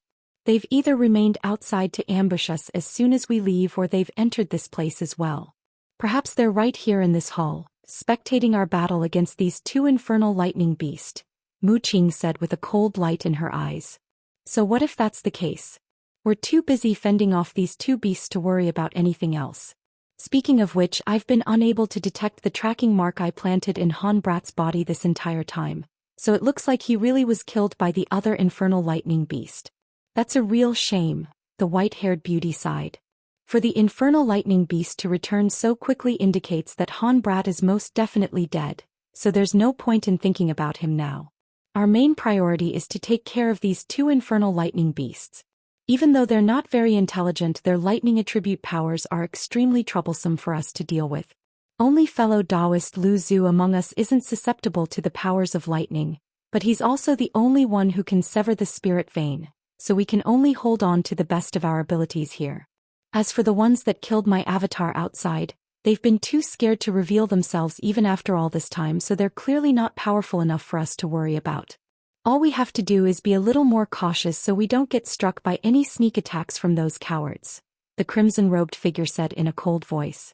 All of a sudden, one of the beastly head projections before them suddenly swelled dramatically in size before opening its cavernous mouth and hurtling toward the 3 demon monarchs. Meanwhile, the other projection lowered its head, and dazzling light flashed from its single horn as it blasted several thick bolts of lightning toward the trio. At the same time, the 2 infernal lightning beasts down below were summoning their powers of lightning to create more balls of silver lightning before hurling them toward the blood mist in a frenzy. The white-haired beauty's expression darkened as a massive ghostly projection with a head of disheveled hair appeared behind her. Gusts of violent gray-yin winds erupted from the projection's mouth while countless azure threads shot forth from Mu Qing's body. Neither of them dared to grow complacent in this perilous situation. As for the crimson-robed figure, he merely stood still on the spot, but the purple blood puppet beneath his feet had opened all 6 of its eyes as wide as it could to blast forth 6 pillars of crimson light. At the same time, the blood mist down below tumbled and surged violently, sweeping toward the balls of lightning in retaliation. Thus, the fierce battle between the 3 demon monarchs and the 2 infernal lightning beasts continued. Tumbling blood mist and powerful flashes of lightning instantly inundated the 3 demon monarchs again while Han Li stood near the entrance of the hall with his brows tightly furrowed. Without that cloud-green chi lurking in that corner, everything would be quite simple. All he had to do was rush in when the demon monarchs and infernal lightning beasts were completely absorbed in their battles, then rescue the 2 women before making his escape. All of the demon monarchs clearly held the divine infernal river elixir in extremely high regard, so it was very unlikely that they'd risk jeopardizing all their plans by coming after him. However, with that mysterious cloud of green chi hanging there, Han Li's main concern was that it would step in as soon as he sprang into action. In that case he would be in deep trouble. Han Li didn't want to take such a risk, so his mind was rapidly scrambling for a viable alternative. As time slowly passed, the infernal lightning beast and demon monarchs began to unleash more and more of their abilities, and the battle had become extremely intense. The 2 infernal lightning beasts seemed to be aware that the demon monarchs were only buying time for Lu Zhu, so the longer the battle dragged on for, the more violent and frustrated they became. As such, their attacks were also growing more powerful, and every single bolt of lightning erupting from their horns had become several times thicker than they were during the initial phase of the battle. With every blast of lightning, one of the demon monarchs was sure to be forced back a few steps, and it was quite clear that the 2 beasts held a significant upper hand. However, it was still an extremely difficult task for them to defeat the demon monarchs and evict them from this place in a short time. Han Li surveyed the situation through narrowed eyes before slowly drifting through the air. Regardless of what happened, he had to get closer to Yuan Yao and Yan Li first. As for what happened after that, he would just have to adapt as the situation continued to unfold. In any case, he had to save these 2 women. In order to avoid blowing his cover, Han Li was naturally moving very slowly. All of the beings within the hall far outstripped him in terms of cultivation base, and even after using his high zenith invisibility talisman, there was still a very high chance that he could be discovered if a body integration stage being were to focus their spiritual directly toward his general vicinity. Thankfully, the demon monarchs and infernal lightning beasts were far too busy engaged in battle to be searching through the hall with their spiritual sense. Thus, Han Li was finally able to land beside the 2 women after skirting around the battle taking place within the hall, and he heaved a long sigh of relief before immediately turning his attention to Yuan Yao. At such close quarters, Han Li was able to identify that there was a series of barely visible crimson lines running along the delicate skin on her face. These crimson lines were as thin as strands of hair, and without his spirit eyes to further enhance his vision, he wouldn't even have been able to see them despite how close he was standing to the 2 women. Han Li's brows furrowed upon seeing this. These 2 women had been restricted through the use of some kind of strange blood talismans, and it was quite clear that this was a type of extremely potent evil technique, so both his divine devilbane lightning and spirit engulfing heavenly flames would most likely be quite effective here. However, he had stationed his spirit engulfing fire raven at the entrance, so his divine devilbane lightning was the only tool available to him to lift this restriction. Of course, this wasn't a good time to strike. If he were to break this restriction now, his cover would immediately be blown, and he couldn't afford for that to happen at this point. With that in mind, Han Li withdrew his gaze before turning his attention toward the cloud of green chi. This thing definitely had something to do with those ghostly beings outside, and Han Li didn't believe for a single instant that it was merely a neutral bystander. This was most definitely not the right time to strike, so he could only engage this mysterious green mist in a contest of patience. As these thoughts flashed rapidly through Han Li's mind, he quickly decided to take a conservative approach. Furthermore, the most important factor to be taken into consideration here was that the most powerful being among the Earth Abyss demon monarchs, Lu Zhu, was still nowhere to be seen. Prior to ascertaining Lu Zhu's location, Han definitely wouldn't dare to take any reckless risks. Thus Han turned away from the cloud of green qi and fixed his gaze on the strange pond in the hall, wondering if Lu Zhu was situated deep within this pond. After all, this pond was the only place that anyone could hide within this palace. Unfortunately, the mist hovering around the pond was capable of cutting off one's spiritual sense, so Han was unable to glean the situation within the pond. He could only sense that the white mist was imbued with abundant spiritual qi, the purity of which he had never seen before. He felt as if just inhaling a lungful of this mist would save him several days of arduous cultivation. This was why Han immediately determined that the water in this pond was the so-called divine infernal river elixir. Han was initially quite perplexed, wondering why the demon monarchs didn't simply scoop up the elixir in the pond before running away. After all, despite how powerful the two infernal lightning beasts, there was no way that they'd be able to keep the demon monarchs from securing the divine elixir, particularly when they were situated directly over the pond. However, Han quickly understood why this was the case after a brief moment of contemplation. The pond either had some powerful restrictions set up around it that even the demon monarchs were wary of, or some other prerequisite had to be satisfied before they could try to secure the elixir. Perhaps Lu Zhu's absence had something to do with this. With that in mind, Han was even more intent on waiting for the situation to unfold further. Thus he stood still beside the two women, waiting for the outcome of the battle above the green pond or for the cloud of green qi to finally do something. Even though he couldn't repress the tracking marks in his body for too long, it was quite apparent from the intensity of the battle raging within the hall that it wasn't going to be a prolonged one either. An opportunity could present itself at any moment. Sure enough, after a short while, the two infernal lightning beasts had finally lost their patience and begun to truly attack with all their might. The mist around the green pond down below surged, and a burst of pure spiritual qi seeped forth while the nearby ground began to tremor. The two infernal lightning beasts exchanged a glance to see their own expressions of shock and fury mirrored in each other's eyes. The two beasts let loose a collective thunderous roar, following which the arcs of lightning revolving around their bodies faded, and they rose up onto their hind legs like a pair of bipedal beings. Gusts of pitch-black winds appeared in the surrounding area, revolving around the two beasts and inundating both of their bodies. The three demon monarchs' hearts jolted upon seeing this. With their extensive battle experience, they knew that nothing good could possibly happen next. These two infernal lightning beasts were clearly preparing to unleash some kind of powerful ability. Thus, the white-haired beauty immediately let loose a low cry, and her head of white locks suddenly grew to incredible lengths before she whipped her hair through the air.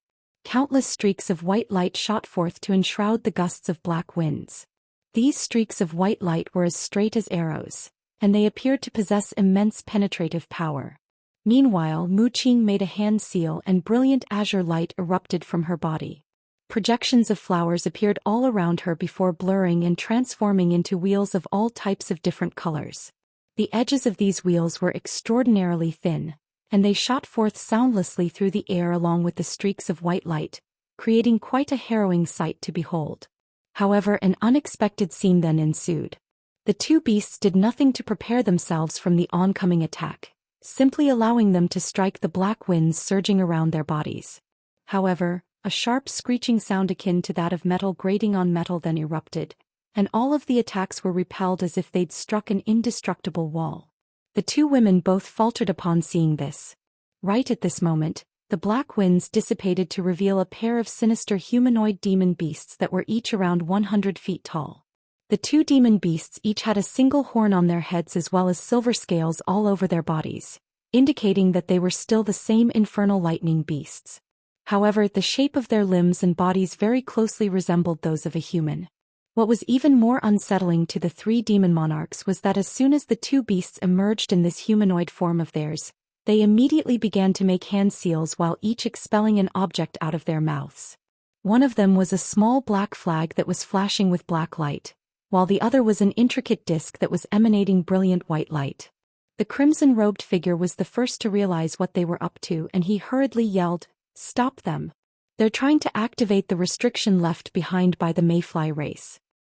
He then immediately swept his sleeves through the air to hurl forth a pair of short swords that were only several inches in length each, which flew toward the two treasures summoned by the infernal lightning beasts as two streaks of crimson light. However, the infernal lightning beast seemed to have anticipated such an attack, and they both shook their heads in unison, upon which their horns detached themselves before transforming into two bolts of lightning.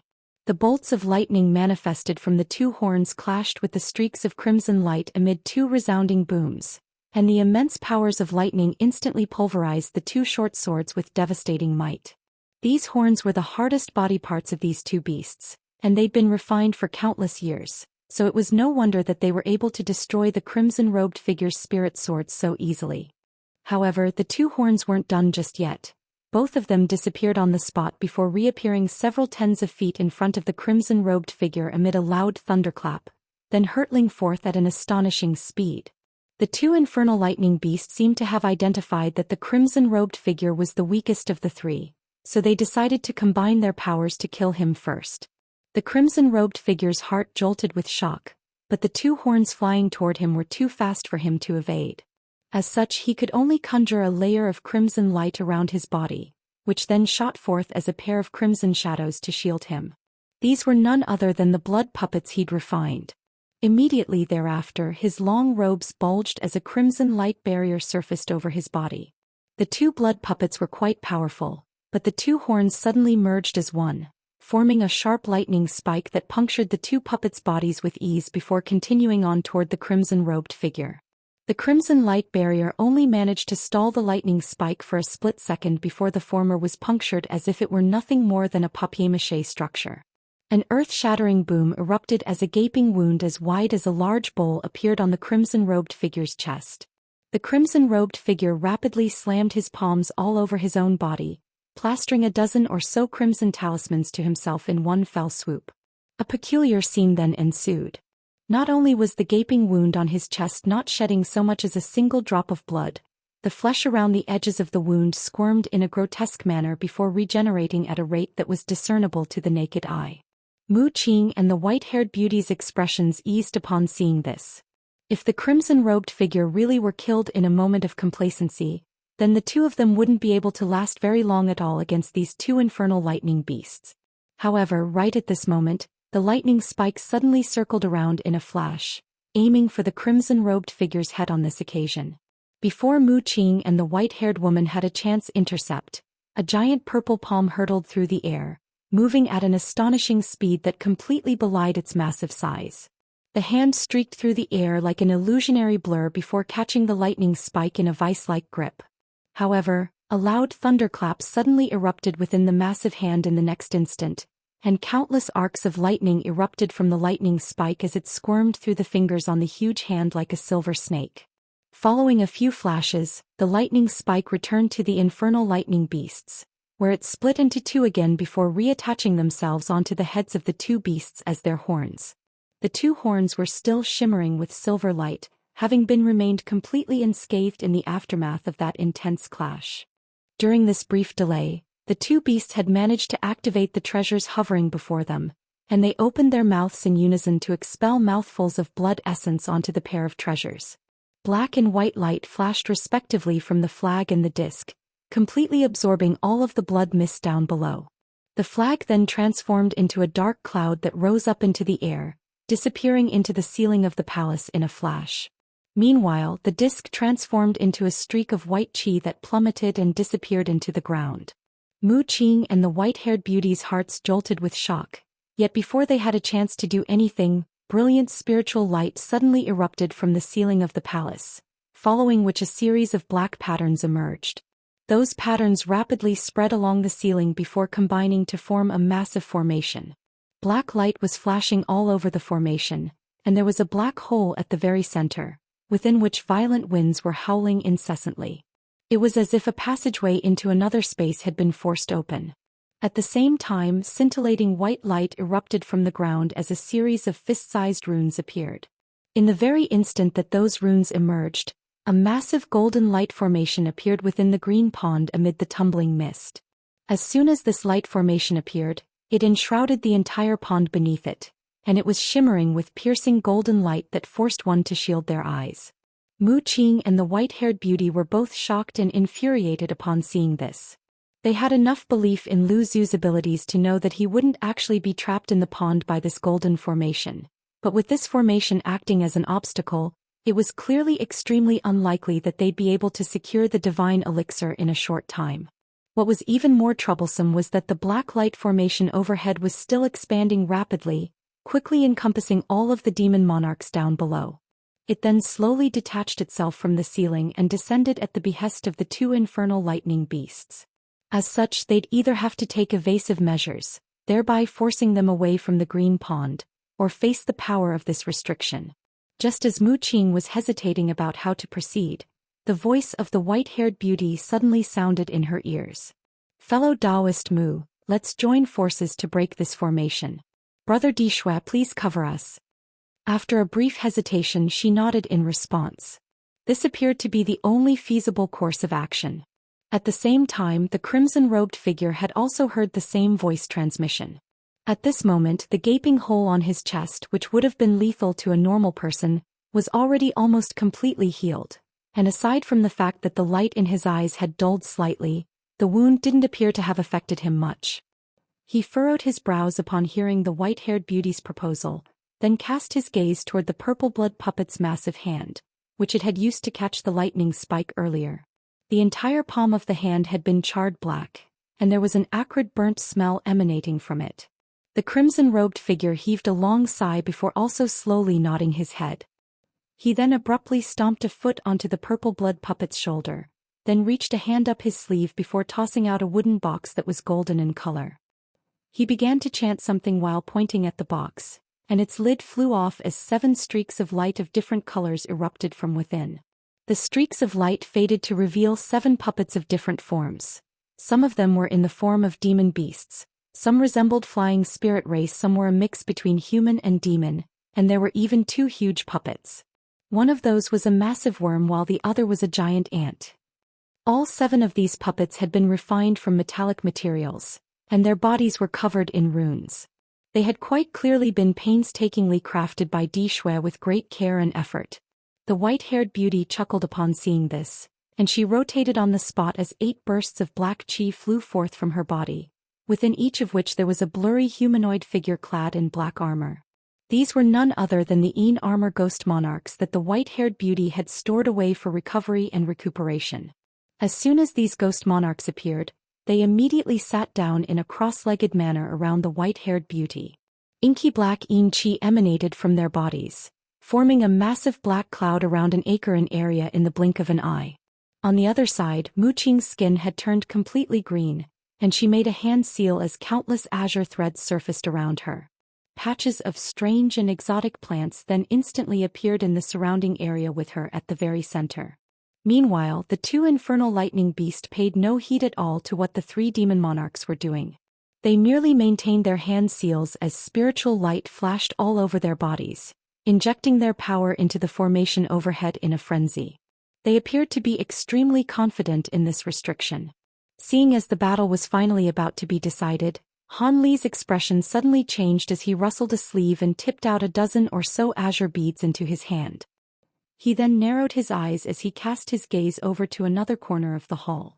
There, the cloud of green chi and the bead within it were finally making their move. Blue light flickered within Han Li's eyes as he looked on with rapt focus, and the bead suddenly disappeared from within the green chi right before his eyes.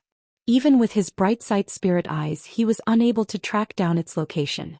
Han Li's heart jolted upon seeing this, and he hurriedly released his spiritual sense to encompass an area with a radius of several tens of feet. The last thing he wanted was for the bead to sneak up on him and unleash a surprise attack. Even though that was extremely unlikely to happen, he still had to take all the precautions he could. Han Li turned to glance at the 2 women beside him, then cast his gaze toward the fierce battle that was still taking place, and his fingers reflexively tightened around his lightning beads. Even though he'd experienced countless tumultuous twists and turns during his cultivation journey, he was still extremely tense and nervous. He knew that he would only have one chance to save these 2.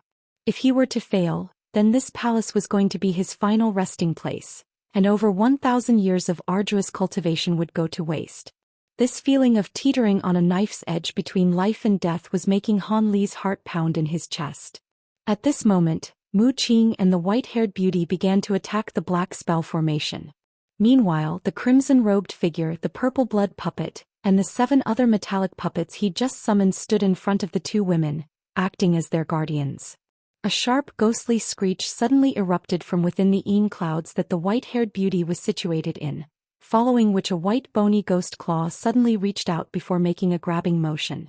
Ball of egg-sized gray light erupted from between its fingers before surging violently into the air above. As for Mu Qing, the plants that had appeared around her all disappeared into her body, and she slowly opened her mouth amid a burst of erratically flickering spiritual light to blast forth a pillar of green light. The pillar of light was of an extremely vibrant green color, yet somehow struck the onlooker with the impression that it was quite viscous, thus creating an extremely peculiar sight to behold. The 2 attacks flashed through the air, reaching the underside of the black formation in the blink of an eye. The gray balls of light expanded and shrank sporadically while the green pillar of light struck the center of the formation in a completely soundless manner. A ferocious light flashed through the eyes of the 2 infernal lightning beasts upon seeing this, and they immediately injected more power into the black light formation up above. A loud rumbling boom erupted as a gust of black winds blew out of the center of the formation. The gust of wind was extremely fierce and as scathing as a sharp blade. Furthermore, there were specks of light shimmering within the wind, and there seemed to countless glittering particles of sand intermingled within the wind. As the gust of wind came into contact with the pillar of green light and balls of silver light, a string of resounding explosions rang out while balls of light of different colors flashed beneath the formation. Moments later, a burst of gray and green light rose up into the air to suppress the black light formation's descent, thereby resulting in a temporary impasse. As more gusts of black winds continued to surge forth, the black particles of sand created a mass of inky blackness in the wind, slowly forcing back the gray and green light. A peculiar look flashed through Mu Qing's eyes. She flipped her hand over to produce a small section of a tree branch. The branch was no more than 3 feet in length with a few soft green leaves growing from it. Even though it had clearly been detached from the tree that it once belonged to, there was still abundant spiritual qi revolving around it, and it was showing no signs of yellowing or wilting at all. Mu Qing tossed this branch into the air and a ball of green light blossomed. The branch transformed into an exuberant green tree in the blink of an eye with lush shimmering branches and leaves, as if the entire tree had been carved out of a block of exquisite green jade. Mu Qing wore a grave expression as she chanted something, and the tree trunk swelled drastically in size while the branches elongated. Countless leaf-shaped green projections then flew forth from the tree, all of which surged upward to fuel the assault against the black light formation. Nicely done, fellow Daoist Mu. A cry of surprise and elation sounded from within the winds. Fellow Daoist Lan, it's about time you put in some work as well. Don't tell me this is the extent of your capabilities, Mu Qing replied in a cold voice. Hee hee. The white-haired beauty chuckled within the cloud, following which all 8 of the ghost monarchs let loose long howls in unison. Boundless qi surged toward the center and converged, with countless ghostly shadows weeping and cackling within the qi. Moments later the cloud dissipated, and a massive figure emerged in its place. This was a gargantuan being that was around 70 to 80 feet tall, and was clad in a suit of antiquated black armor. It was wielding a huge war hammer, and the surface of the armor was covered entirely in sharp black spikes that were around a foot in length each, as well as a series of extremely profound silver patterns. As for the war hammer, it was even more peculiar in design. It was pitch black in color, just like the suit of the armor, but there were 8 white skulls embedded onto the hammer, and all of those skulls were squirming incessantly as they let loose howls of anguish, blasting forth bursts of black qi in the process, creating a harrowing sight to behold. This gigantic being was none other than an enlarged version of the white-haired beauty, and the 8 skulls on her war hammer had been manifested from the 8 armor ghost monarchs. Mu Qing's expression changed slightly upon seeing this, but before she had a chance to raise any questions, a cold look appeared on the white-haired beauty as she hurled her war hammer into the air before making a strange hand seal. The hammer rotated in the air, and the 8 skulls screeched in unison, expelling 8 bursts of green flames that swept directly upward. Thus, the flames and green leaf projections stacked on top of one another, encompassing the entire black formation up above, thereby completely halting its momentum again. However, the two infernal lightning beasts weren't flustered in the slightest upon seeing this. Both of them merely let loose a few sharp cries toward the air above them, upon which their bodies further expanded slightly before they raised their hands up high above their heads. Countless silver threads appeared again amid a string of thunderclaps. The silver threads rang along their arms, transforming into massive bolts of lightning that hurtled upward before disappearing into the black light formation. All of a sudden, a loud rumbling sound erupted from within the formation, and it suddenly swelled to almost twice its original size. At the same time, the sand particles within the black winds multiplied by several-fold, and the formation was able to firmly wrest back the upper hand again. The white-haired beauty and Mu Qing were stunned to see this, and they hurriedly unleashed more abilities. One of them expelled a mouthful of blood essence while the other raised her head and let loose a long cry of fury. Their magic powers received a boost as a result, thereby allowing them to further enhance the powers of the treasures they'd unleashed.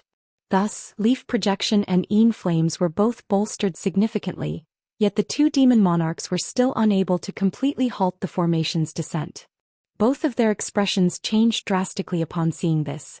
It appeared that this restriction really was too powerful for them to handle. Mu Qing took a deep breath before turning to the purple blood puppet as she yelled, "Lend us your assistance, fellow Daoist Di Shui. If this thing falls on us, we'll be in big trouble." The crimson-robed figure standing atop the purple blood puppet didn't say anything in response, but the 7 metallic puppets he had summoned suddenly flew forth as 7 streaks of light, hurtling directly toward the 2 infernal lightning beasts. The black light formation was indeed quite powerful, but its powers would be severely hampered if the 2 beasts weren't directly controlling it. As such, the 7 puppets didn't have to engage the 2 beasts in a direct battle. All they had to do was distract the 2 beasts, thereby preventing them from being able to focus wholeheartedly on the formation. As the 7 streaks of light sped toward the 2 infernal lightning beasts, a cold light flashed through the beasts' eyes, and they switched to an alternate hand seal. All of a sudden, a massive black hole with a diameter of around 100 feet appeared behind them. The 2 infernal lightning beasts swayed, and their bodies instantly blurred as they vacated themselves from the area encompassed by the black hole. Immediately thereafter, a rumbling boom rang out from the center of the black hole, following which a vast expanse of black light shot forth like lightning, sweeping up all of the oncoming puppets. An astonishing turn of events then unfolded. All 7 puppets abruptly disappeared within the swath of black light, then reappeared right in front of the black hole before being drawn in and disappearing in a flash. The demon monarchs all drew sharp breaths upon seeing this. The 2 infernal lightning beasts let loose a few triumphant snarls before quickly making a hand seal, and the black hole blurred before also vanishing on the spot. A thunderous roar of rage immediately escaped the crimson-robed figure's mouth, clearly indicating that he had been extremely infuriated by the inexplicable loss of those 7 puppets. He immediately laid a hand on the back of his own head, and crimson chi surged forth before forming a massive crimson ball right before him. The crimson-robed figure swept an arm through the air, seemingly to attack the infernal lightning beast with this crimson ball. But right at this moment, Mu Qing abruptly turned toward a certain direction as she yelled, "Who goes there? Show yourself." Before the words had even left her mouth, she had already swept a sleeve through the air toward that direction, sending a plume of azure threads hurtling forth, striking what appeared to be empty air. A faint cry of surprise suddenly sounded, following which a ball of green chi abruptly exploded. The azure threads instantly punctured the green chi, but didn't manage to strike anything of substance. In the next instant, extremely feeble spatial fluctuations erupted in the air above Mu Qing, and a translucent bead emerged. As soon as the object appeared, it began to emanate scintillating light, forcing everyone to shield their eyes in order to avoid being blinded. A crisp crack sounded, and the bead suddenly transformed into 2 humanoid figures, one of which was white while the other was crimson. The crimson humanoid figure immediately raised a hand, sending a streak of silver light flying through the air before striking down toward Mu Qing like lightning. There was a silver chopper with a smooth mirror-like finish within the streak of silver light. It was none other than the 5-dragon chopper. As for the faint humanoid figure, it was naturally none other than the crimson-armored puppet. Due to the flash of piercing white light that had appeared overhead, Mu Qing was forced to close her eyes, but she had already released her spiritual sense, so she could clearly see, everything in a radius of several tens of feet around her. As such, she was able to react in a calm manner as she pointed a finger toward the descending silver chopper. Azure light instantly flashed near the chopper as countless azure threads appeared out of thin air before intertwining with one another. Some of them surrounded the silver chopper in a watertight barrier while the rest of those threads formed a thin azure veil that hung above her. Mu Qing had prepared countless spirit threads of this nature prior to entering this palace in preparation for any surprise attacks that may be thrown at her, which was why she appeared to be quite well prepared. However, the 5-dragon chopper was far more powerful than she could imagine.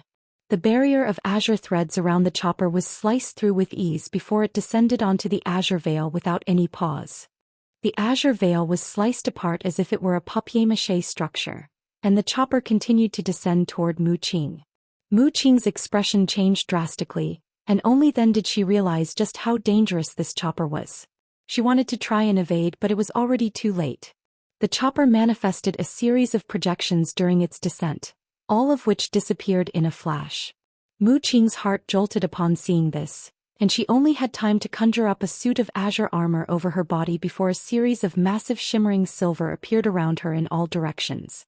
As sharp screeching sound erupted from the surfaces of these giant blades, and bursts of frosty light emanated from them to form a watertight barricade around Mu Qing, affording her no avenues for escape nor evasion.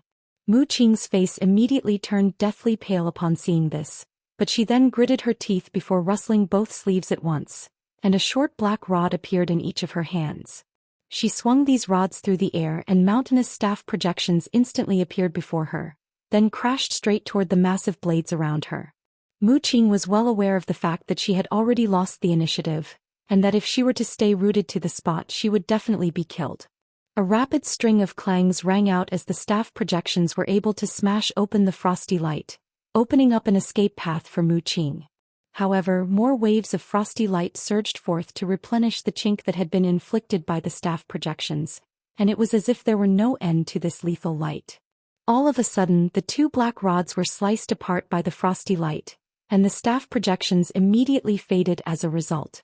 Mu Qing was stunned to see this, and she immediately withdrew her hands to try and unleash other abilities, only for the frosty light around her to completely inundate her body in a flash. The suit of green armor that she was wearing only managed to remain intact for a few moments before it was also sliced apart, and a howl of anguish rang out, followed by deathly silence. It appeared that Mu Qing had been killed just like that. The white-haired beauty looked on with wide eyes and her mouth gaped open, unable to believe what she had just witnessed. She was well aware of the fact that Mu Qing was definitely no less powerful than her, yet the crimson-armored puppet had managed to kill her in what seemed like the blink of an eye. At this moment, the puppet pointed a finger toward the frosty light, and the light converged to form the silver chopper again. Beneath the chopper, Mu Qing's body had been sliced into countless pieces, and her remains were hovering in mid-air. Strangely enough, the pieces of her body weren't shedding so much as a single drop of blood, as if she didn't even possess a body of flesh and blood. The crimson-armored puppet merely took a brief glance at her remains before paying them no further heed. It had already identified that Mu Qing possessed a wood spirit body, so it wasn't strange at all that she didn't bleed like normal living beings. The puppet let loose a sinister chuckle as it cast an incantation seal with one hand, and the chopper immediately flew forth again, heading for the purple blood puppet this time. With the puppet's massive body, it was an ideal target. The crimson-armored puppet had originally intended to strike only after the demon monarchs had expended all of their magic power, but Lu Zhu had descended into the pond, and he knew of a method to sever spirit veins. This made the crimson-armored puppet a lot more flustered and concerned. If the connection between this pond and the spirit vein really were severed, he'd still be dealt a severe punishment even if he managed to kill these intruders. That was why it was unable to wait any longer.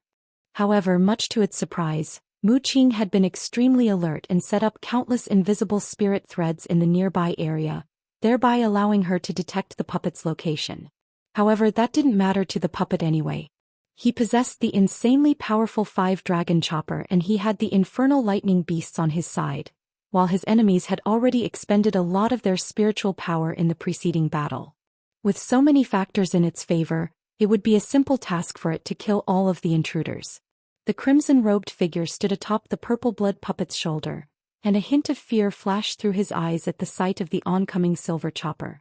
He immediately pointed a finger toward the chopper, and the massive crimson ball before him tremored, then shot forth at a streak of crimson light. Almost at the exact same moment, the purple blood puppet beneath his feet began to rapidly shrink amid flashes of purple light, reverting back down to the size of a normal human being in the blink of an eye. Immediately thereafter, its 6 eyes flashed in unison, and 6 pillars of crimson light erupted from within its pupils, hurtling forth in hot pursuit behind the crimson ball. The crimson-robed figure descended beside the purple blood puppet just as the silver streak of light plunged soundlessly into the crimson ball, and this was quite a welcoming sight to him. This crimson ball was not something that was manifested by normal blood essence. Instead, it was something that he'd refined from the myriad-year impure qi that he'd collected, and it specialized in corrupting all types of treasures with a 100% success rate to date. The silver chopper was indeed quite powerful, but there was no way that it would remain completely unaffected by this crimson ball. Just as these thoughts were flashing through the crimson-robed figure's mind, a loud explosion erupted, and the smile on his face immediately stiffened. The crimson ball had been punctured by boundless silver light in a flash before exploding into a cloud of repugnant blood mist. The mist only drifted in the air for a few moments before it dissipated as putrid black qi. At this moment, the silver streak of light that was the 5-dragon chopper crashed into the 6 pillars of crimson light. As soon as the 2 opposing forces made contact with one another, the silver light wavered slightly, and it was slowed down a little for the first time. The 6 pillars of light struck it one after another, causing the silver streak of light to tremor as it reverted back to its original chopper form. The crimson-robed figure's eyes lit up and he hurriedly made a hand seal. The pillars of crimson light then immediately converged to form a massive crimson sword, which clashed with the 5-dragon chopper. The chopper was incredibly sharp, but it was unable to immediately slice the crimson sword in half, and its progress was temporarily stalled as a result. A vicious light flashed through the crimson-armored puppet's eyes upon seeing this, and it recited a mantra in its mind. Brilliant silver light immediately erupted from the 5-dragon chopper as boundless frosty light erupted forth again. In the end, the crimson sword was sliced into several segments by the frosty light before disintegrating into a ball of crimson light. The crimson-robed figure hurriedly opened his mouth to expel a mouthful of blood essence upon seeing this. The blood essence then transformed into several crimson runes that swayed in front of him before abruptly disappeared without a trace. In the next instant, crimson light flashed erratically in the distance before converging again to form another crimson flying sword. The flying sword emitted a faint ringing sound as it clashed with the 5-dragon chopper again, not allowing the fearsome treasure to continue down its intended route. After witnessing Mu Qing's spontaneous death, the white-haired beauty had become quite fearful of the 5-dragon chopper, but she was ecstatic to see the crimson-robed figure's flying sword keeping it at bay. Thus, she turned her attention away from the black formation descending from above and hurriedly flipped her hand over to produce a black leather pouch, which she tossed up into the air. The pouch gently tipped itself over, and a burst of grey yin qi gushed forth from within in a frenzy. Over 100 yin armor profound ghosts appeared within the yin qi, but these ones were far more imposing in stature than the normal ghostly soldiers she'd refined. She had kept this ghostly army up his sleeve this entire time as a trump card of sorts. The white-haired beauty then let loose a sharp screech before pointing a finger at the crimson-armored puppet in the distance. All of the ghostly soldiers immediately heeded her call, brandishing their weapons as they rushed toward the puppet atop gusts of yin winds. The crimson-armored puppet merely chuckled coldly upon seeing this. It turned to the ghostly being beside it, which had the head of a horse and the body of a human, and asked, "Can I count on you to take care of those things?" "Rest assured, Master, I'll eradicate these low-grade ghostly beings with ease." The horse-headed ghostly being's body was remarkably translucent, and it gave a respectful bow in response to the puppet's question. The puppet nodded, and the ghosty being's body flashed with glazed light before it flew through the air as a 5-colored streak of light. Moments later, it plunged headfirst into the gusts of yin winds before manifesting a pair of long sabers out of thin air to battle the ghostly soldiers around it. The crimson-armored puppet paid no heed to that battle as it began to chant something, and unleashed the powers of the 5-dragon chopper at the expense of its spiritual sense. The silver streak of light immediately let loose a crisp ringing sound as it clashed with the crimson sword before splitting up into 5 streaks of light of different colors. One of those streaks of light continued to clash with the crimson sword while the other 4 split up with 2 of them hurtling toward the crimson-robed figure while the other 2 sped toward the white-haired beauty. The white-haired beauty's expression changed slightly, and she looked up at the descending black formation up above, then at the crimson-robed figure and the purple blood puppet, and an indecisive look appeared on her face. There was clearly no hope for victory in such a situation, and she couldn't help but consider a retreat. However, right at this moment, a long cry erupted from below the golden light formation over the green pond, following which the surface of the formation rippled, causing the nearby ground to tremor slightly. The crimson-robed figure's cold voice suddenly sounded in her ears.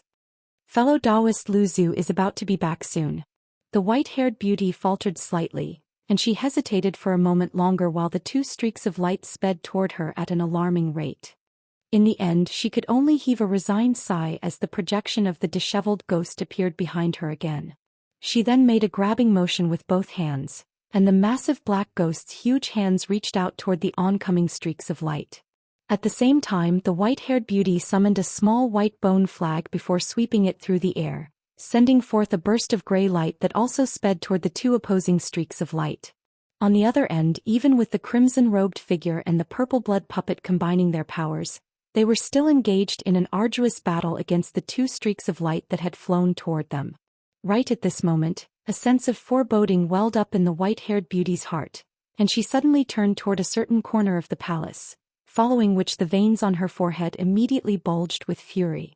In the corner of the palace where Yuan Yao and Yen Li were standing, a young man had appeared beside them. He had his hands placed on the shoulders of the 2 women, and countless thin arcs of golden lightning were flowing from his palms into their bodies. The young man was naturally none other than Han Li, and the 2 women were trembling uncontrollably with expressions of agony on their faces as crimson threads were expelled from their body one after another. "Don't you dare!" the white-haired beauty yelled with shock and fury in her voice. However, Han Li completely disregarded her rage, merely intensifying the power of the arcs of golden lightning flowing into the bodies of the 2 women instead. After all of the crimson threads were forced out of their bodies, the divine Devilbane lightning disappeared, and the 2 women slumped over, having fallen unconscious from the excruciating pain they had just endured. Azure light flashed from Han Li's body, sweeping up the 2 women before he hurtled directly toward the exit of the hall as a streak of azure light. The white-haired beauty was struggling to withstand the attacks from the 2 streaks of silver light while expending a portion of her magic power to delay the rate at which the black formation was descending from above, so she was completely unable to do anything to Han Li. However, in her fit of rage, she still gritted her teeth as she swept a hand toward the streak of azure light from afar. During this split-second lapse in concentration, the formation descended by around another 10 feet. The white-haired beauty's heart jolted with shock upon seeing this, and she immediately injected more power into her warhammer, spurring on the 8 skulls to blast more green flames out of their mouths, thereby slowing down the formation's descent again. At this moment, Han Li was about to reach the exit when his expression suddenly changed drastically, and he abruptly diverged away from his original route. Immediately thereafter, Yin Qi converged in the air right above where he had been just a moment ago, and a gray ghostly claw appeared before swiping down like lightning. The pitch-black claws were around 10 feet in length each with green flames revolving around them, and as they swept through the air, even space itself was twisted and warped. If it weren't for the fact that Han Li had reacted extremely quickly and evaded well in advance, he would have been struck by that attack. Thankfully, even though the attack was devastatingly powerful, all of its power was dedicated to a single strike, so the ghostly claws immediately disappeared amid a dull thump after failing to make contact with Han Li. Han Li was quite elated to see this, yet just as he was about to fly toward the exit again, a sharp screech suddenly rang out from behind him. At the same time, a sharp gust of wind hurtled toward him, and his expression changed drastically as his body turned into a blur, covering several tens of feet in a rapid lateral movement. At this moment, a streak of green light flashed past the spot where he'd just been situated, then immediately disappeared. Han Li abruptly made a hand seal without even turning his head while he swept his other sleeve back behind him. Brilliant golden light immediately erupted from his back, manifesting a golden projection with 3 heads and 6 arms, and the projection lashed with ferocious might with all 6 of its fists in unison. 6 fist projections appeared before combining to form a powerful gust of golden wind that swept through the air. Meanwhile, a dozen or so azure beads emerged from his sleeve before flying out behind him as well. At the same time, Han activated his Provenance True Devil Arts to its maximal extent, and a layer of golden scales appeared over his body. Simultaneously, black chi revolved around him, and a suit of black resentful armor also surfaced. In the instant that this suit of black armor appeared, a loud thunderclap erupted, and a lightning robe also draped itself over Han Li's body. In the blink of an eye, Han Li had set up 3 layers of protection around himself. Only then was he feeling slightly more assured as he cast his gaze behind him. However, before he had a chance to catch sight of anything, he heard an earth-shattering explosion erupt from behind him, following which a powerful shockwave swept through the air in all directions. Around 300 feet behind him, golden and green light had intertwined to sweep up gale force winds, and within the piercing light stood an azure humanoid figure. Blue light flashed through Han Li's eyes, and only then was he able to identify the humanoid figure behind him. As a result of this discovery, an incredulous look appeared on his face. "Impossible!" Han Li exclaimed. The humanoid figure swept her sleeves through the air and forced her way through the powerful winds. However, the azure lightning beads had also reached her at that point. The humanoid figure harumphed coldly and swept a sleeve through the air again, sending for a burst of light to brush these nondescript azure beasts aside. Of course, she had completely underestimated the power of these lightning beads. As soon as the swath of light she'd unleashed came into contact with the azure beads, the latter swelled to the size of wagon wheels, then collectively sped toward her. Loud thunderclaps erupted as the beads exploded to create a devastatingly powerful azure lightning clouds. The humanoid figure was completely caught off guard, and her heart jolted with shock as spiritual light abruptly flashed from her body, forming a green tree projection around her. Despite how fiercely powerful the lightning cloud was, it was successfully kept at bay by the tree projection. The humanoid figure wore a dark expression as she appraised Han Li with a cold look in her eyes. She was none other than Mu Qing, who should have already perished. She had used some kind of secret technique to escape with her life, and had been hiding in the shadows thereafter. However, when Han Li reappeared before trying to escape again, there was no way that she could stand by idly any longer. As such, she immediately sprang into action, only to be trapped in this lightning cloud in a moment of complacency. The lightning cloud certainly wasn't capable of killing her, but she wouldn't be able to emerge from it anytime soon. A chill ran down Han Li's spine at the sight of Mu Qing's frosty gaze, and his body swayed as he appeared at the exit. A ball of azure light was keeping the unconscious Yuan Yao and Yen Li hovering in midair, and he quickly waved a hand to draw the azure light toward him before tucking the 2 women under his arms. He took a deep breath, and a thunderclap erupted from behind him as he flapped his wings to escape from this perilous place. However, right at this moment, an unforeseen development struck again. Spatial fluctuations suddenly erupted beside him, following which a ball of blood mist appeared.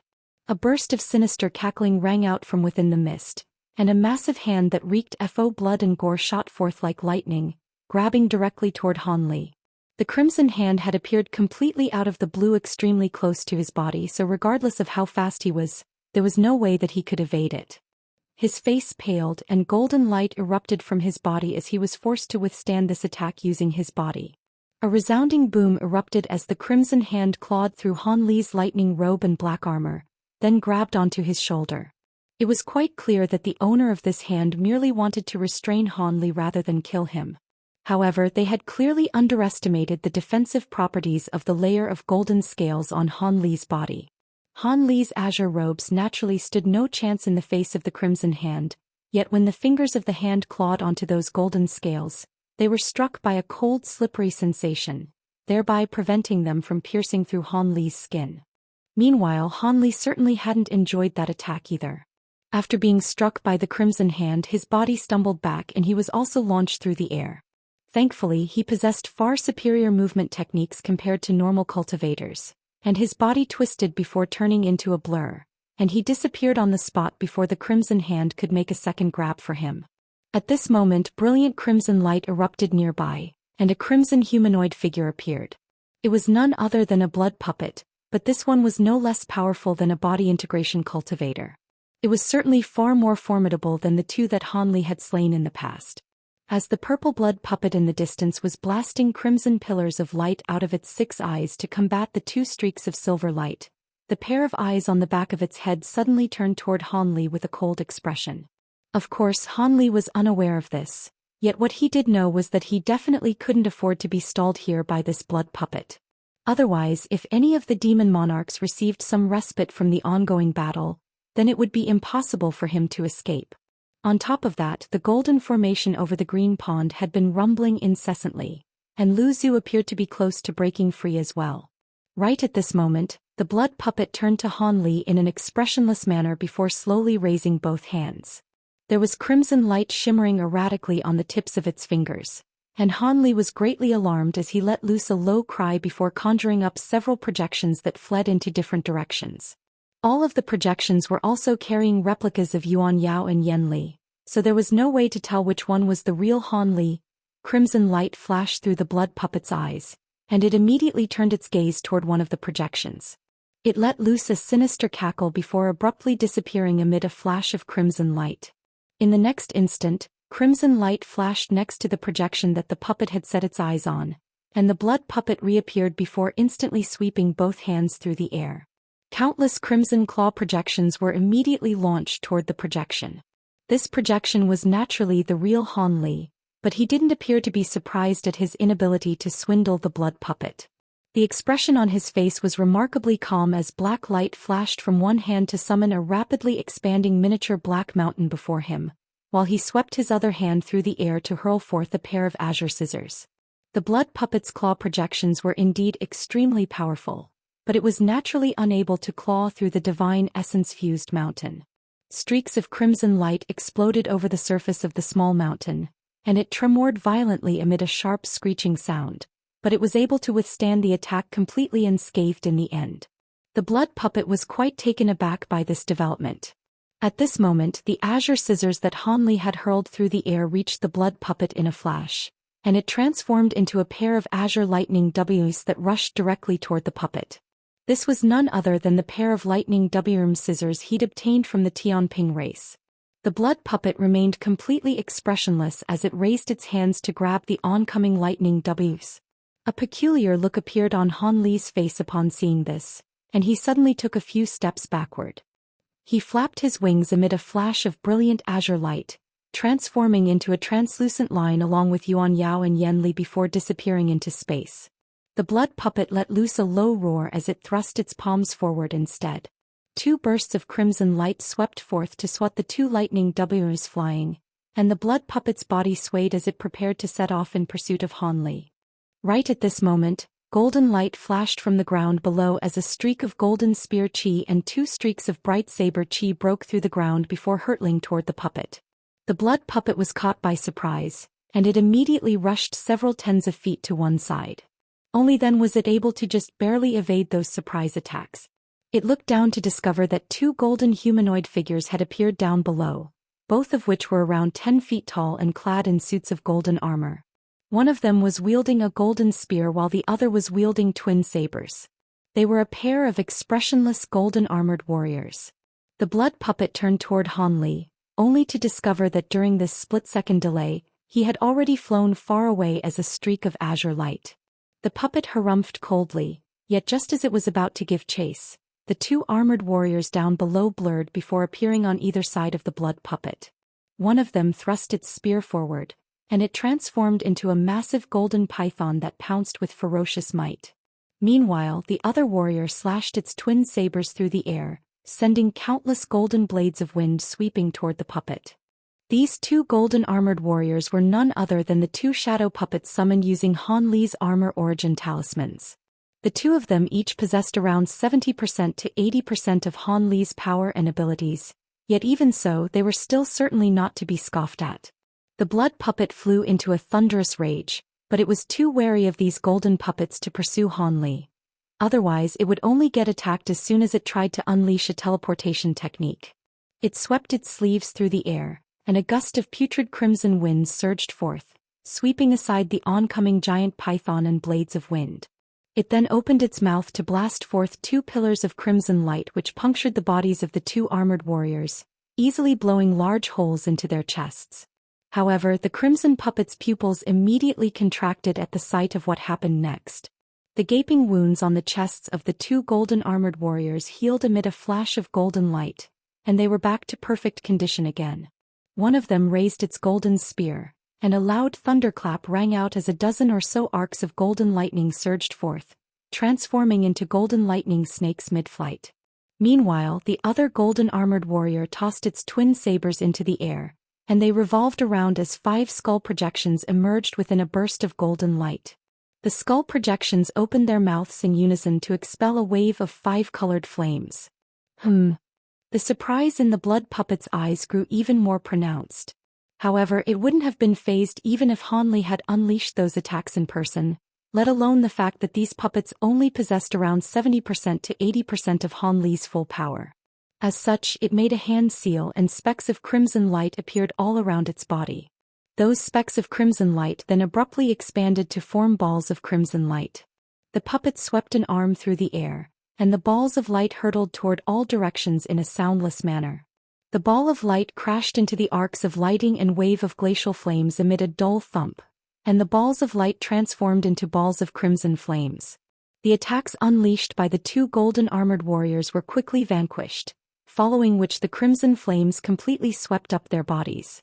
The 2 shadow puppets resisted using their weapons with all their might and also unleashed swaths of gray light to protect themselves, but that only managed to stall the crimson flames slightly before they burst through and incinerated the bodies of the 2 puppets, rapidly melting them down into 2 puddles of blood. The blood puppet didn't pause in the slightest as it sped out of the palace as a streak of crimson light. Even though Hanli had already long since disappeared from view, the puppet wasn't fazed by this in the slightest. As long as Hanli was still somewhere within a radius of several hundred kilometers, it would still be able to easily detect his location with its spiritual sense before hunting him down.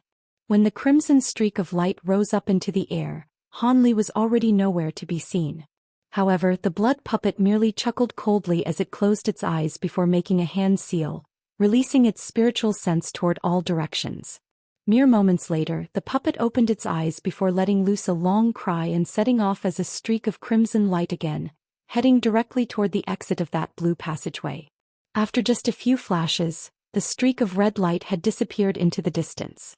At its full speed, the blood puppet truly was astonishingly fast. It didn't take the blood puppet long at all to reach its destination, and the blue passageway was still intact there. According to the blood puppet's spiritual sense, Hanli had already fled to over 100 kilometers away, so it didn't pause in the slightest before flying into the blue passageway. Just as the crimson streak of light was about to emerge from the passageway, it was suddenly greeted by a beastly roar coupled with rumbling thunderclaps.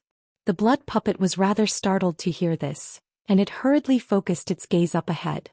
There, an infernal lightning beast that was several tens of feet in size stood in the air above the entrance to the blue passageway with silver arcs of lightning flashing erratically around its body. A loud roar erupted once again as the infernal lightning beast came rushing down with ferocity in its eyes.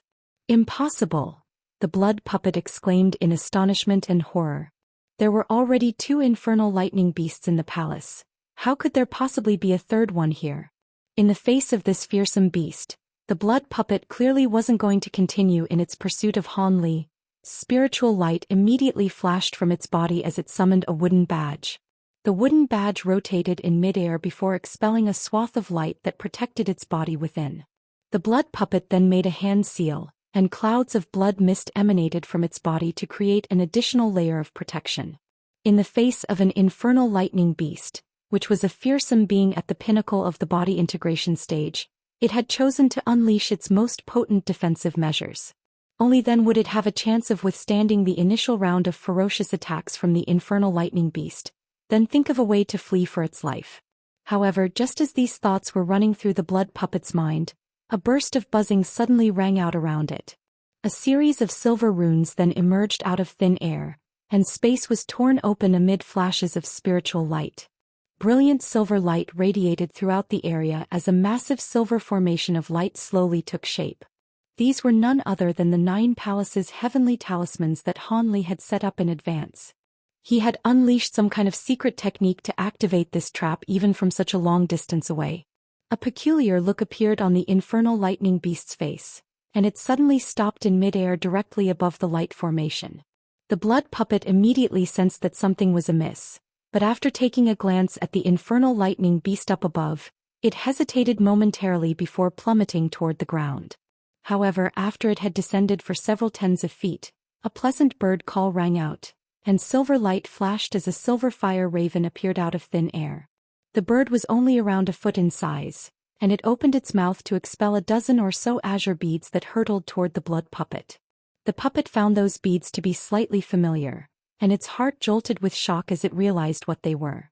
It had just witnessed the power of these beads, so it certainly wasn't willing to take on their fearsome might head-on. However, at such a close range it was already too late for it to evade. As such, it could only abruptly spring back in retreat to temporarily open up some distance between itself and those lighting beads. However, unbeknownst to the blood puppet, what it was doing took it directly into the area encompassed by the 9 palaces' heavenly talismans, and the formation immediately took effect. The puppet saw a flash of silver light before its eyes, and the surrounding scenery blurred before it found itself situated within a vast expanse of murky white mist. The blood puppet hurriedly surveyed its surroundings, only to be greeted by the sight of tall walls and buildings that stretched as far as its eyes could see in all directions. Furthermore, the sky above had also been obscured by a vast expanse of silver light. The blood puppet was rooted to the spot upon making these observations. It was naturally able to immediately identify that it had been trapped in quite a powerful restriction, and that it wouldn't be very likely for it to escape in a short time. Meanwhile, outside the light formation, in the instant that the azure beads were also going to fly into the light formation, they suddenly stopped in midair, and the azure light shimmering around them was abruptly snuffed out. The beads then flew back and were calmly swallowed by the silver fire raven again. The bird then flapped its wings a few times and let loose a few cries of delight, seemingly quite elated with itself. The infernal lightning beast up above also let loose a few ape cries as the silver arcs of lightning around it disappeared. Black light flashed, and the infernal lightning beast quickly shrank down to become a small black monkey that was only around half a foot tall. It was none other than Han Li's weeping soul beast. Seeing as the blood puppet had been trapped in the formation, the weeping soul beast immediately flew away as a streak of black light. Meanwhile, the silver fire raven circled around in the air a few times before dissipating as specks of silver flames. Over 100 kilometers away, Han Li was flying through the air as quickly as he could while carrying Yuan Yao and Yen Li in a swath of azure light. All of a sudden, an ecstatic look appeared on his face. He made a hand seal before grabbing the air before him, and a dull thump rang out as a ball of silver flames appeared out of thin air before transforming into a silver fire raven.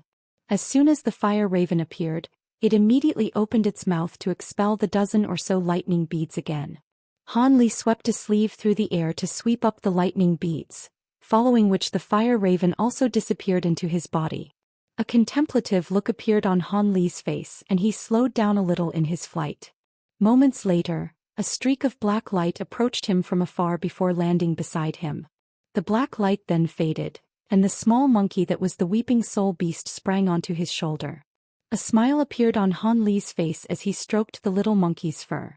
Han Li had witnessed the flawless teamwork between the weeping soul beast and the spirit-engulfing fire raven from the wisp of spiritual sense that he'd infused into the bird's body. It was quite surprising that they were able to trap the fearsome blood puppet so easily, but he certainly wasn't going to complain. He swept a sleeve through the air, and the small monkey also disappeared into the spirit beast bracelet hidden up his sleeve as a streak of black light. After that, Han Li didn't hold back any longer as he flapped his wings with all his might, and 5-colored spiritual light flashed alongside azure light as he streaked through the air as a translucent thread. After just a few flashes, he had disappeared without a trace. Meanwhile, Mu Qing was still trapped within the lightning cloud in the underground palace. In the face of her relentless attacks, the lightning cloud was finally approaching a spent force. Above the green pond, the white-haired beauty, the crimson-robed figure, and the purple blood puppet were still engaged in an arduous battle against the 5-dragon chopper. One giant blade after another had appeared in the air around them, and they were unleashing countless streaks of frosty light that had destroyed a dozen or so of their treasures already. Their situation had truly become quite dire, and they were holding on by the skin of their teeth. The black formation up above was also only just over 100 feet away from them, and it appeared as if it could fall on them at any moment. The ghostly soldiers that the white-haired beauty had summoned earlier was engaged in battle with the high-grade ghostly being under the crimson-armored puppet's command. After joining forces, the ghostly soldiers held a decisive upper hand, and had completely trapped the high-grade ghostly being. As for the crimson-armored puppet, it was making a hand seal, but it wore an indecisive expression, seemingly wanting to do something, but also quite hesitant at the same time. In this extremely chaotic situation, the golden formation over the green pond finally shattered, and the white spirit mist within came surging out again. A long cry erupted from within the pond, and black light flashed as a tall and broad humanoid figure emerged. Close to an hour later, a string of earth-shattering booms suddenly erupted from within the area encompassed by the black light barrier.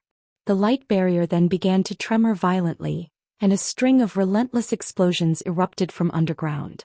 Several thick pillars of light then burst into the air in a radius of several kilometers, with the smaller palace above the ground at the center, and the entire ground in that area completely crumbled as the result. The palace collapsed in its entirety and a massive crater took its place. There were several long fissures near the crater that were several tens of feet wide and extended for close to 10 kilometers. All of a sudden, a few roars of fury erupted from within the crater, and several balls of spiritual light flew out from within. One of the balls of light led the others by over 1,000 feet. In the blink of an eye, all of the balls of spiritual light reached the blue passageway before exiting the black light barrier and hurtling away into the distance. At this moment, a battle suddenly broke out between the balls of spiritual light that were lagging behind the first one. All of them were attacking one another while relentlessly pursuing that ball of light at the forefront. One of the balls of light suddenly faltered before detaching itself from the battle, flying off alone in another direction. Thus, silence returned to the area around the black light barrier. Han Li sped through the air with the two women while carefully using his spiritual sense to internally inspect the tracking marks within his body. Thankfully, the marks were still just as resolute as ever and showed no signs of coming loose. Only then was Han Li feeling slightly more reassured, but he couldn't allow himself to breathe a sigh of relief just yet. He knew that the demon monarchs were clearly engaged in some other important activity, so they didn't have any time to come after him. Once they finished the tasks at hand and thought of Han Li, they'd activate the tracking marks within his body, and he wouldn't be able to repress them for much longer after that.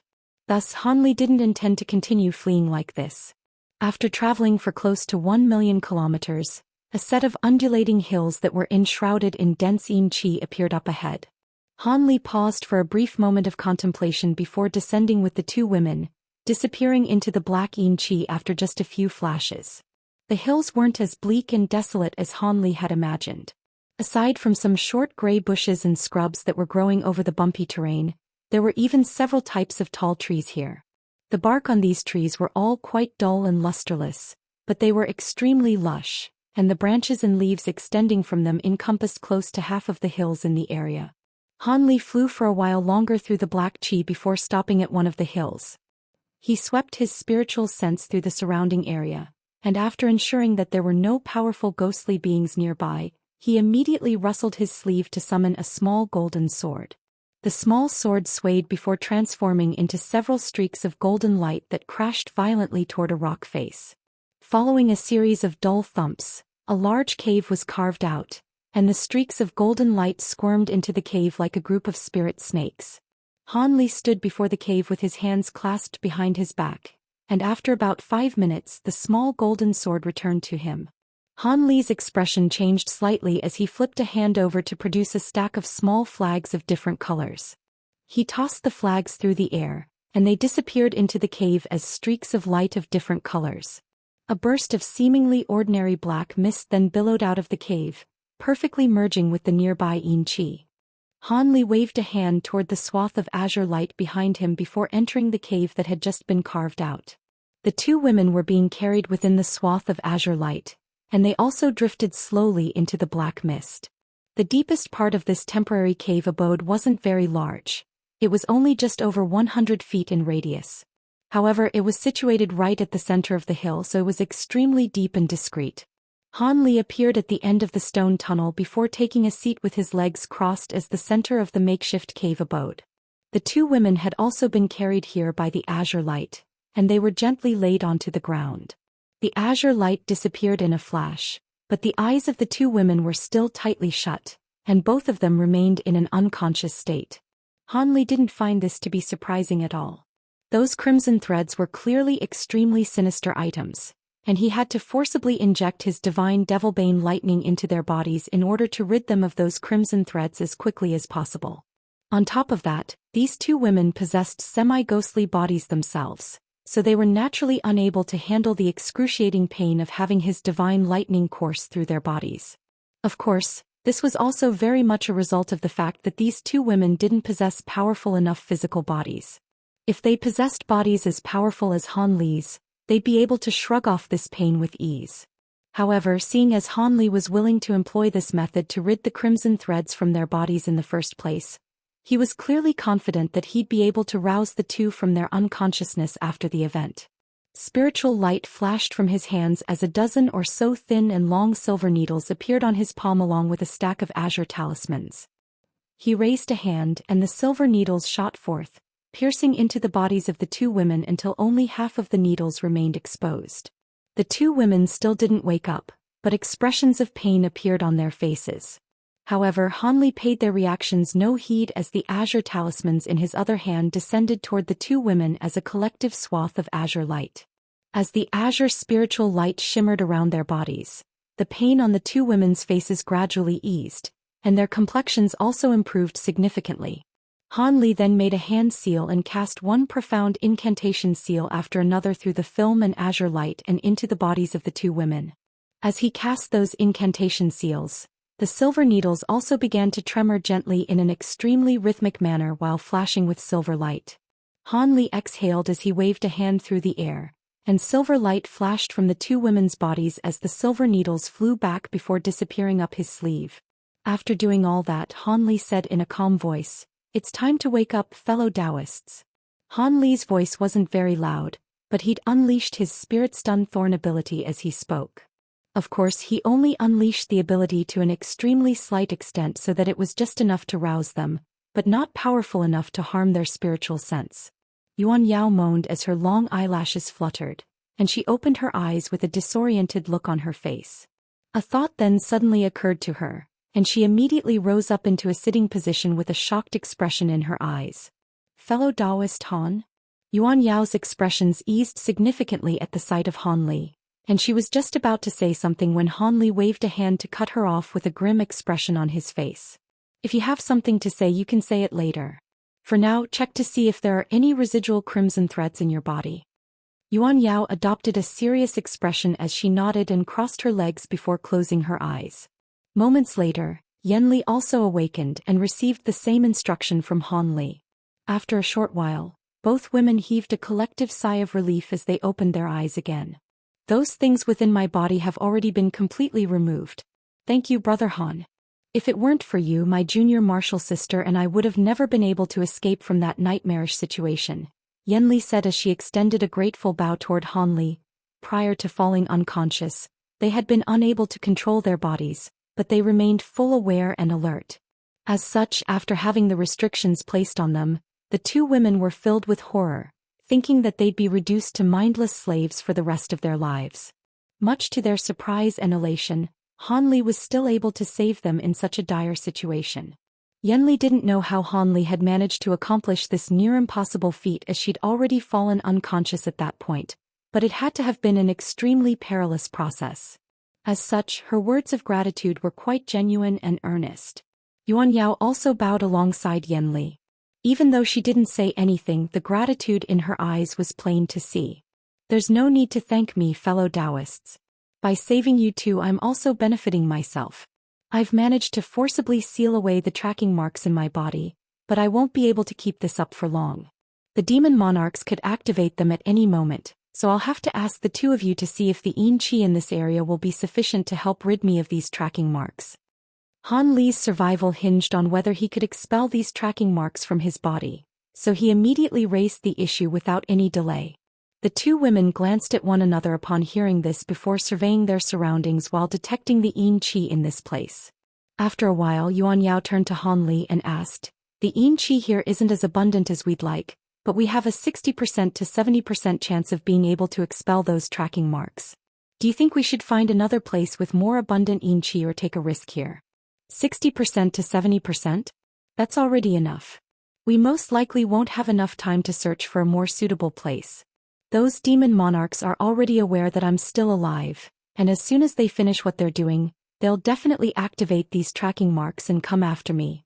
Han Li replied in a resolute manner following a brief moment of contemplations. He was normally quite conservative and didn't like to take risks, but if a risk had to be taken, then he certainly wasn't going to hesitate. Yan Li wore an expression of approval as she said, "All right, my junior martial sister and I will immediately set up the reincarnation yin gathering formation and use the power of this formation to gather a vast amount of yin qi in a short time. Using this yin qi, the three of us should be able to combine our powers to eradicate those tracking marks." It was quite clear that she was also of the opinion that they should take a risk here rather than searching for any alternative venues. Yuan Yao was slightly more hesitant, but she quickly banished her indecision and nodded in agreement as well. Time was of the essence, so the three of them naturally weren't going to delay any longer. After arriving at an agreement, the three of them rose up into the air at a low altitude within the temporary cave abode. Yan Li swept her gaze around the surrounding area before immediately raising a hand. Yin winds abruptly converged within her palm, then transformed into a small gray flag in the blink of an eye. She tossed the flag into the air and began to chant something at the same time. The flag rotated in mid-air and emitted countless strands of gray yin threads that danced through the air at her behest. Han Li inspected the small flag in the air above through narrowed eyes. The countless yin threads suddenly converged to form a sharp straight spike that pointed a certain direction. It was aimed directly at another nearby hill. Found it. That should be the place in the nearby area where the yin qi is most abundant. That's the most suitable location to set up the core of our formation, Yan Li announced. Yuan Yao's eyes lit up upon hearing this, and the three of them hurriedly flew over to that nearby hill. After that, Han Li stood off to the side to ward off any potential unwelcome intruders while the two women began to set up their formation.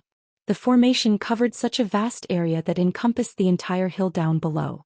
Han Li looked on at the formation that was gradually taking shape, and a contemplative look appeared on his face as he stroked his chin in an absent-minded manner. After 2 hours, the two women were still setting up the formation, and even the normally calm and steadfast Han Li was starting to become a little anxious. After all, time was not a luxury that he could currently afford much of, as the demon monarchs could activate the tracking marks within his body at any moment. However, Han Li was quite proficient in the art of spell formations himself, so he knew just how complex this giant formation was to set up. As such, he forced himself to repress the urgency and concern in his heart as he waited in silence in the air above. After around another half an hour, the two women flew over to Han Li. Yan Li wore a wide smile as she said, "Brother Han, the formation is ready. We can gather yin qi to eradicate the tracking marks within your body now." Han Li was ecstatic to hear this, and he was just about to give a reply when his face suddenly paled and he shuddered as a layer of azure light surfaced around his body. Both of the women were given a fright upon seeing this.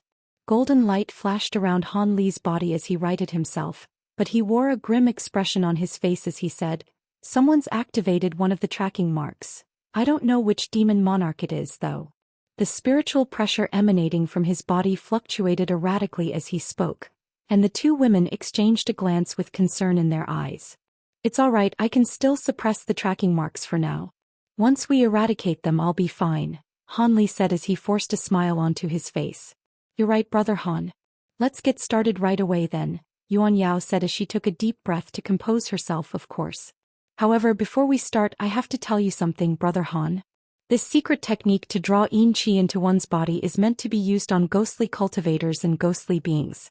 With your human body, this process will be excruciatingly painful, and if you're not careful, you could even fall unconscious from the pain. If you do that, you'll be unable to guide the yin qi into your own body, and all our prior efforts will go to waste. Do you understand what I mean, Brother Han?" Yan Li cautioned with a grave expression. "Excruciating pain, you say? I may not be good for much else, but I'm rather confident in my body, Han Li chuckled nonchalantly. Han Li wasn't exaggerating in the slightest. His physical body had reached a ridiculous powerful level. He had cultivated several types of body refinement secret techniques and also refined his body through the use of many rare spirit medicines.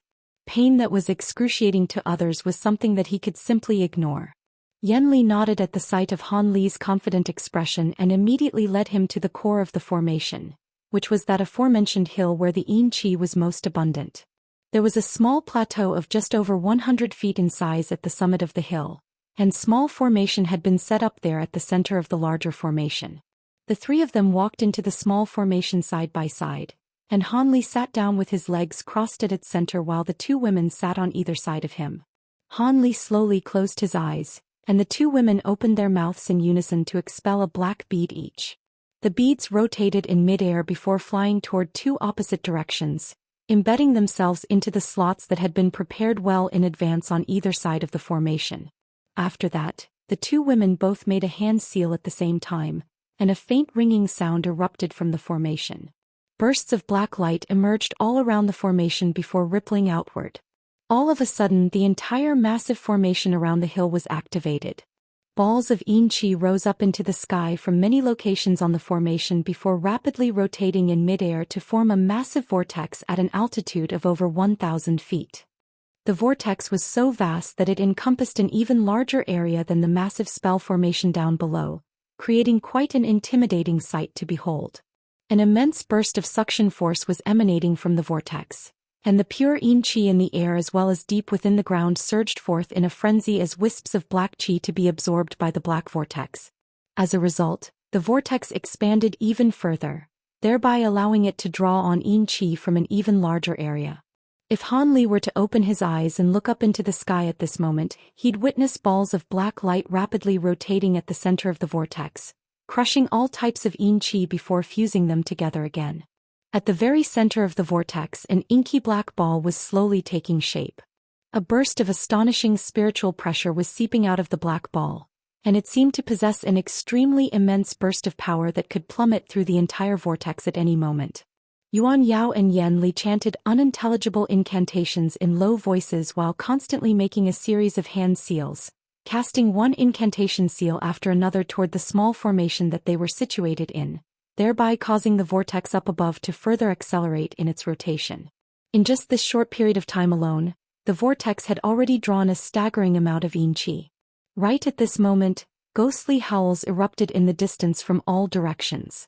It seemed that countless ghostly beings had been drawn to the vortex and were converging toward them. Yuan Yao's brows furrowed slightly upon hearing this. Even though she couldn't sense any particularly powerful ghostly beings nearby, having so many ghostly beings attack their formation was certainly no laughing matter. It seemed that they'd underestimated the appeal of such pure yin qi to these ghostly beings. Before she had a chance to rise to her feet and set off to kill some of the low-grade ghostly beings, Han Li suddenly rustled a sleeve to summon a black spirit beast bracelet. The bracelet rotated in midair before a streak of golden light and a ball of black light shot forth from within. The lights then faded to reveal a small leopard-like beast and a small black monkey. They were none other than the Weeping Soul Beast and the Leopard Kirin Beast. As soon as the two beasts appeared, the Weeping Soul Beast transformed into a massive ape that was over 100 feet tall amid a flash of black light, then leaped out of the small formation. Meanwhile, the Leopard Kirin Beast swayed to conjure up a dozen or so afterimages before disappearing in a flash. Yuan Yao faltered slightly upon seeing this, but Yan Li merely smiled and said, "Rest assured, Junior Martial Sister Yuan, Brother Han was able to save us from the demon monarchs, so his abilities certainly far outstrip ours, and he would definitely have a way to repel these low-grade ghostly beings. They won't be able to disrupt our formation." "You're right, Senior Martial Sister, it appears I was overcomplicating things," Yuan Yao replied with a relieved smile. "You're far too kind in your assessment of me, Fairy Yen, but these low-grade ghostly beings are indeed not a cause for concern," Han Li replied with a smile without opening his eyes. Right at this moment, a thunderous ape roar suddenly erupted in the distance, and all of the ghostly howls in that direction suddenly ceased.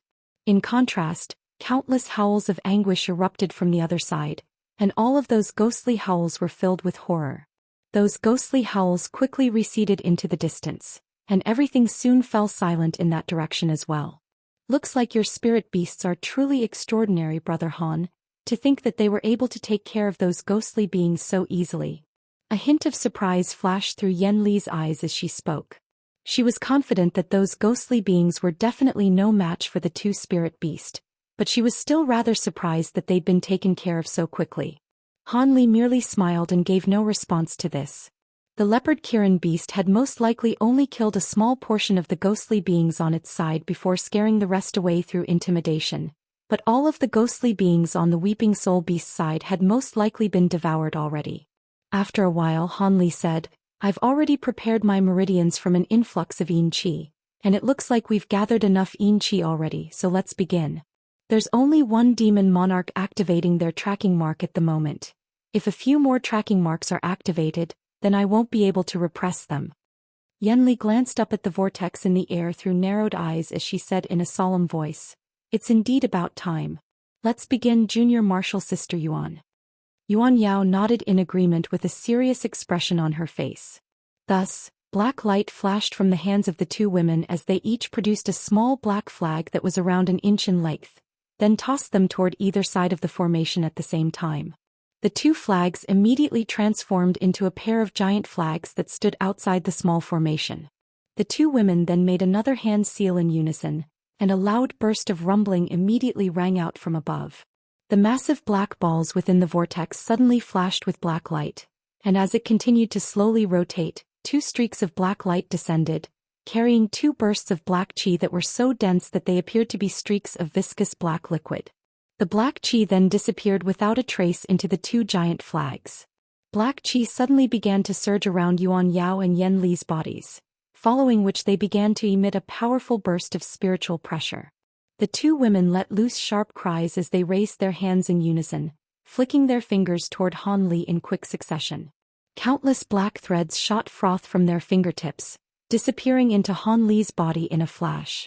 However, Han Li merely shuddered slightly in response before displaying no further signs of discomfort.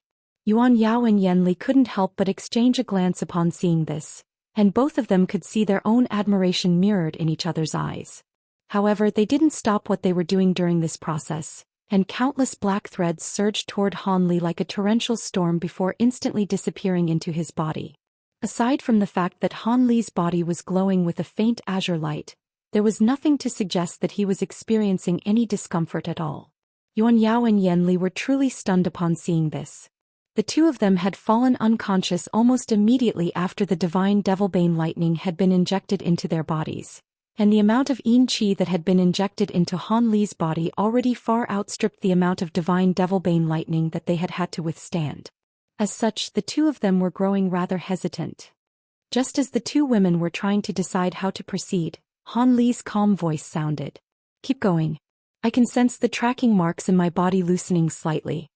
Yen Li took a deep breath upon hearing this, and she nodded at Yuan Yao before continuing the injection process. The black qi around her body surged before flaring up to more than twice its original height, then converging to form a ball of piercing black light that completely inundated her body. Yuan Yao hesitated momentarily as she took a glance at Han Li, and his still figure seemed to have instilled confidence into her heart as she also replicated Yen Li's actions. Moments later, two inky black pillars of light shot forth from within the Yin Qi before disappearing into Han Li's body in a flash. With such a huge influx of Yin Qi at once, even Han Li couldn't help but groan with pain as his body swayed. The azure light around his body flickered unsteadily. 2 hours later, the black vortex above the hill had ceased in its rotation. An inky black ball that was over 100 feet in diameter was slowly revealed. Black light swept down from the ball, injecting itself in a frenzy into the two massive black flags on either side of the formation. The restrictions within the massive flags then sent bursts of pure Yin power surging toward the core of the massive formation. At this point, the small formation on the summit of the hill had already been completely enshrouded in black light. Han Li and the two women were no longer visible as a result, and aside from the low buzzing emanating from the spell formation, there were no other sounds to be heard. As time passed, the massive black ball in the sky grew smaller and smaller. This was naturally due to the fact that it was constantly losing pure Yin Qi. All of a sudden, a loud cry erupted from within the formation down below, causing the black light to tremor unsteadily. A resounding thump then rang out as a fist-sized ball of green light rushed out of the black light, attempting to fly toward a certain direction. However, a streak of golden sword chi then shot forth from within the black light amid a cold harumph, and the sword chi instantly pulverized the ball of green light. The black light within the formation immediately became more sparse, revealing 3 indistinct seated humanoid figures. At the same time, the buzzing sound from the small formation temporarily ceased. Moments later, Han Li's voice rang out from within the black light, and his tone comprised of both exhaustion yet also a hint of excitement. Thank you for your hard work, fellow Daoists. The first mark has already been eradicated. Let's keep going. Brother Han, can your body really handle so much yin qi? How about we take a short rest before we continue? Yuan Yao asked in a concerned voice. Thank you for your concern, Fairy Yuan, but time is of the essence, and we have to get rid of the 3 remaining tracking marks as soon as possible. Any delay could prove to be catastrophic, Han Li replied with a wry smile. If you think it's fine, then Junior Martial Sister Yuan and I won't try to dissuade you. If you're unable to hold on, then give us a signal and we'll immediately stop, Yan Li said in a serious voice. All right, let's continue then, Han Li said without any hesitation. Thus, Yuan Yao heaved a faint sigh, and the black light within the formation intensified in brightness once again. The 2 women then continued to inject pillars of black light into Han Li's body. Right as the first tracking mark was expelled from Han Li's body and destroyed, the humanoid figure that was enshrouded in green light cast her gaze toward Han Li's direction with bewilderment etched on her face.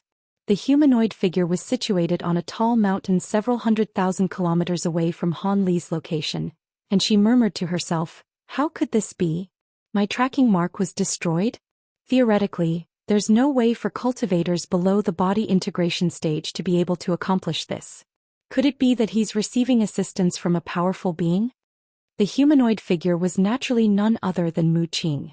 For some reason, she had detached herself from the group of demon monarchs and set off to search for Han Li on her own. During the process, she unleashed a secret technique to activate the tracking mark that she'd planted within Han Li's body, thereby giving him no choice but to destroy it first. This is getting a little troublesome now. In the instant that the tracking mark was destroyed, I managed to gauge the direction that he's in, but it'll be almost impossible to find him over such a vast area. Looks like I can only try my luck, Mu Qing murmured to herself with her brows tightly furrowed before immediately flying away as a streak of green light. Elsewhere, on a set of barren plains that was covered in stark white bones, 3 humanoid figures and a puppet were facing off against one another. Brother Lu Zhu, we've already shaken off that Mayfly race puppet and the 2 infernal lightning beasts, so it's time you brought out the divine infernal river elixir and split it between the 3 of us. The one who had spoken was none other than the crimson-robed figure that was standing atop the purple blood puppet's shoulder. You've been ignoring us this entire time. Could it be that you intend to take the divine elixir for yourself? Have you forgotten the vows we swore and the blood restrictions we placed on each other's bodies before we set off? If Di Shuer and I activate those restrictions without any regard for our own safety, then your cultivation base would be severely damaged as a result, the white-haired beauty threatened in a cold voice with the 8 ghost monarchs around her. The black-robed man that they were confronting was naturally none other than Lu Zhu. He was hovering right before the white-haired beauty and the crimson-robed figure, and after taking a glance at the 2 of them he finally replied, "I initially intended to split the divine elixir evenly with all of you, but unfortunately, it appears that someone else has recently extracted some divine elixir from the pond, and what remained of it is barely enough for my own use, so how can I split it with all of you as well? How about this? I'll take the divine elixir, but I have many precious items that I can offer the 2 of you in exchange. Will that suffice?" What kind of precious items could compare with the divine infernal river elixir? Unless you have some kind of miracle medicine that can help us progress to the grand ascension stage, what else could compare to the value for the divine elixir for cultivators of our cultivation base? The white-haired beauty asked in an enraged voice. Meanwhile, the crimson-robed figure refrained from saying anything. Seeing as the crimson-robed figure didn't immediately turn down this offer, Lu Zhu turned to him and asked, "What do you think, Brother Di Shuai?" There were 2 demon monarchs opposing Lu Zhu at the moment, but if one of them agreed to Lu Zhu's proposal, then the other one would be powerless to resist. After all, Lu Zhu was far more powerful than either one of them. Yishui, have you gone senile in your old age? Are you seriously contemplating agreeing to this proposal? The white-haired beauty asked in a cold voice. If there really is so little divine elixir left, then even if fellow Daoist is willing to split it between us, it wouldn't do anyone any good, so what difference does it make if we split it or allow one of us to keep it? Unless you want to be the one to take all of the divine elixir instead, fellow Daoist Lan? The crimson-robed figure mused in a dark voice. My thoughts exactly, fellow Daoist Di Shui. Lu Zhu chuckled in response. The white-haired beauty faltered slightly upon hearing this, but a cold smile then appeared on her face as she said, who knows if there really is as little divine elixir as he claims? I haven't seen it for myself. Am I supposed to just take his word for it? Indeed, that's also what I'm hesitating about. Fellow Daoist Lu Zhu, would you be able to present proof to support your claim? The crimson-robed figure asked as a cold light flashed through his eyes. Lu Zhu was silent for a moment before heaving a long sigh as he said, the divine infernal river elixir only works extremely well during its first application. When consuming and bathing in it for a second time, its effects will be almost negligible. I'm sure the two of you are aware of this. I wouldn't turn on the two of you for something that's useless unless I've gone mad. You two still don't know how divine infernal river elixir is stored, right? What are you trying to say? Could it be that extraction of divine infernal river elixir requires more than just severing its connection with the spirit vein? The white-haired beauty asked in a skeptical voice. Instead of replying to her question, Lu Zhu rustled a sleeve, and an object fell into his hand. He gently raised the object for their inspection, revealing it to be a rectangular brick that seemed to have been made from a crystalline material. The surface of the brick was quite smooth and extremely transparent. At the center of this brick, a ball of fist-sized red liquid could be seen. Even though it was separated from everyone by a layer of crystal, the astonishing spiritual qi emanating from the liquid had still formed wisps of white spiritual mist that drifted throughout the surrounding area. This is known as a tempered crystal brick, and it's something used by the Mayfly race solely for extracting and storing divine infernal river elixir. If this object were to be placed in the pond within the palace, it would immediately fuse as one with the spirit vein there, and it would be extremely difficult to recover it. Once the divine elixir is drawn into this object, even body integration cultivators wouldn't be able to extract the divine elixir from it in a short time, unless they possessed a secret talisman produced by the Mayfly race. The only way to extract the divine elixir without the talisman would be to use the true flames within our bodies to refine this brick for over 10 years. With this, I'm sure the two of you can see just how little divine elixir I've managed to extract, Lu Zhu explained in a calm voice. The crimson-robed figure inspected the brick with a hint of greed in his eyes, and he said in a skeptical voice, the spiritual mist emanating from this liquid is identical to the mist around the pond, so that should indeed be the divine infernal river elixir, but don't you think it's an exaggeration to claim that we won't be able to destroy this brick? After a brief silence, Lu Zhu proposed, it looks like you won't believe me no matter what I say. So be it. I'll set this item in the air above us, and the two of you can unleash one attack each to try and destroy it. If you can leave so much as a single scratch on the brick, I'll immediately hand over the divine infernal river elixir. If not, I'll be taking the divine elixir and I'll give the two of you other precious items in exchange for it. Alternatively, you can activate the restrictions you've placed on my body, but if you do that, the two of you won't end up in a much better situation than I will. Instead, a third party could come along to take the divine elixir, and in our severely debilitated states, we'd be powerless to stop them. Are you serious? The white-haired beauty's eyes immediately lit up, clearly very tempted by this offer. Of course, Lu Zhu chuckled in response. All right, you have yourself a deal. The white-haired beauty was clearly very confident in her abilities. If I can't damage this brick, then I won't ask for items in exchange. All I ask is that Brother Lu Zhu accompanies me to the devilish tomb to secure 2 of the treasures there, the crimson-robed figure said. The devilish tomb? The powerful devils buried in there have been dead for countless years, but those devilish artifacts have already attained sentient will and are even more powerful than most divine spirit treasures. On top of that, the devilish qi and yin qi in there are extremely dense, making it very difficult to traverse through it.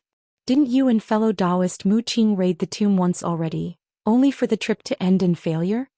Lu Zhu's brows furrowed in reluctance.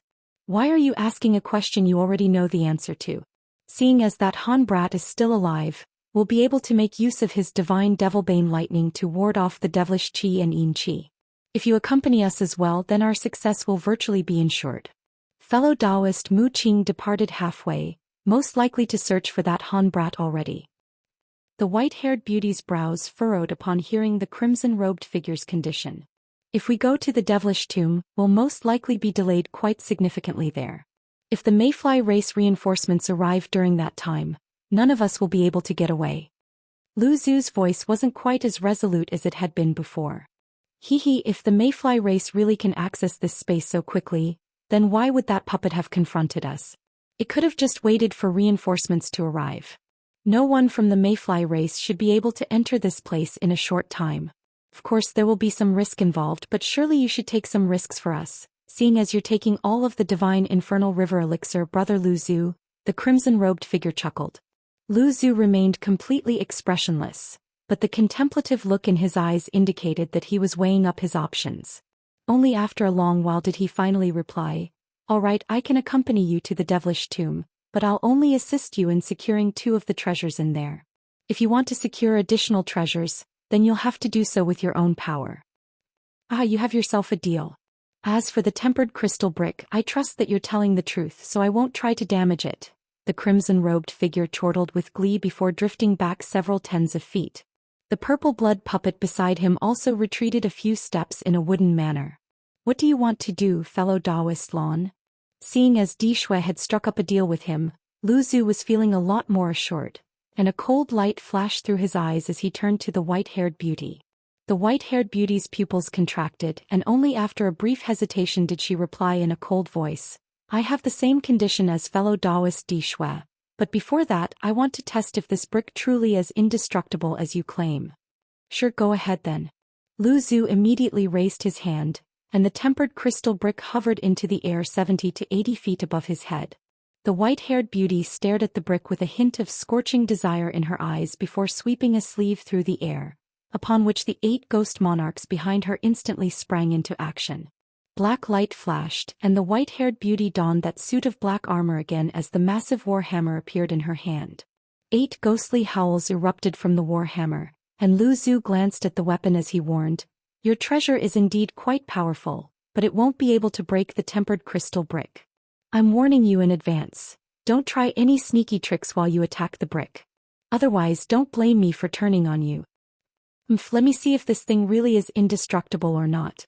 The white-haired beauty completely ignored Lu Zhu's threat as she hurled her warhammer through the air.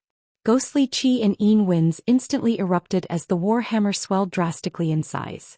The 8 skulls embedded on its surface also squirmed incessantly as they let loose a string of ghostly howls. Immediately thereafter, balls of green flames appeared out of thin air around the hammer, transforming it into a massive fireball. These green flames appeared to possess immense power, and as they burned with ferocious might, even the surrounding space was being warped and twisted. Lu Zhu stood off to the side in a completely expressionless manner with his arms crossed, patiently awaiting the white-haired beauty's attack. However, the crimson-robed figure suddenly narrowed his eyes as a peculiar look appeared on his face at the sight of the ghostly warhammer. The white-haired beauty let loose a loud cry, and the warhammer came crashing down toward the comparatively tiny brick. However, during its descent, the green flames around the hammer flared up significantly before manifesting over 100 hammer projections that hurtled toward the crystalline brick from all directions. As such, this one attack was almost the equivalent of over 100 attacks. Lu Zhu faltered slightly upon seeing this, but a cold smile quickly appeared on his face. Loud rumbling booms rang out in rapid succession in the air above as if hundreds of thunderclaps were exploding at once, causing the nearby air to ring incessantly. The crimson-robed figure's expression changed slightly upon seeing this. Back when this warhammer was combating the black light formation within the underground palace, it hadn't appeared to be all that powerful, and only now was the crimson-robed figure realizing the true extent of its power. As for the tempered crystal brick, it had already been inundated by piercing green light, making it impossible to glean its current condition. Moments later, the white-haired beauty made a grabbing motion, and all of the hammer projections instantly disappeared with only the real hammer flying back as a ball of green light. She then cast her gaze toward the crystalline brick, and her expression darkened significantly. The tempered crystal brick had remained completely unscathed following that ferocious barrage. Its surface was completely smooth with not a single scratch to be seen. So, you believe my claims now, right, fellow Daoist Lon? Even I won't be able to extract the divine infernal river elixir from the brick to split it among all of us, Lu Zhu said in a calm voice. Seeing as that's the case, I have no choice but to give up on the divine elixir, but you have to accompany the two of us to the devilish tomb. The white-haired beauty heaved a long sigh as if she wanted to exhale all of the frustration in her heart. After that she made a hand seal, and her suit of armor dissipated along with her war hammer, splitting up to form the 8 ghost monarchs again. I have no objections there. The devilish tomb is quite far away from here, so even if we try to get there as soon as possible, it would still take us around half a month. Before that, shouldn't we track down a certain someone first? Lu Zhu said as he waved a hand through the air, and the tempered crystal brick instantly disappeared on the spot. Even the other 2 demon monarchs couldn't identify how Lu Zhu had stowed the brick away. The white-haired beauty and the crimson-robed figure exchanged a glance with one another, and both of them were feeling even warier toward Lu Zhu. That Han brat has our tracking marks planted in his body, so he won't be able to escape our detection even if he escapes to the other side of the spirit realm. To think that insolent brat would dare to steal my disciples away from me. Once I hunt him down using my tracking mark, I'll make him regret everything he's done. A sinister look appeared on the white-haired woman's face at the mention of Han Li. You were always aware that your 2 disciples were acquainted with that Han brat somehow, yet you still planned to suck away their yin qi, so it's no wonder that Han brat came back to save them. In all honesty, I really do admire the kid. Not only did he manage to escape from the infernal lightning beast, he stole your 2 disciples right under our noses. Even the blood puppet avatar that I refined for so many years was unable to stop him. He's got guts and powers in equal measure, the crimson-robed figure chuckled. If you admire him so much, then why don't you take him as your disciple? Perhaps he'll outstrip you someday. The white-haired beauty harumphed coldly with a dark expression. I'm cultivating in the Tao of blood, so unless Han brat is willing to let me suck out his essence and exchange his blood, there's no way that he'll be able to use my cultivation arts. Besides, I've always been alone and I've never thought about passing my abilities on to others, so what use would I have for a disciple? Dishue chuckled coldly. That Han brat's cultivation base isn't very high, but he has a staggering number of tricks up his sleeve. On top of that, he's managed to progress so far on the path of simultaneous cultivation, and his powers far exceed that of beings of the same cultivation base. If he managed to progress to the body integration stage one day, then even all of us combined most likely won't be able to match him. Of course, it's yet to be seen whether he'll even be able to get to that point. After all, progression for those engaged in simultaneous cultivation is far more difficult than for normal cultivators, Lu Zhu mused. Simultaneous cultivation? Are you certain that's the path he's taking? How do you know about this? The white-haired beauty exclaimed in surprise. The crimson-robed figure also faltered upon hearing this. I have an ability that allows me to assess the power of one's physical body.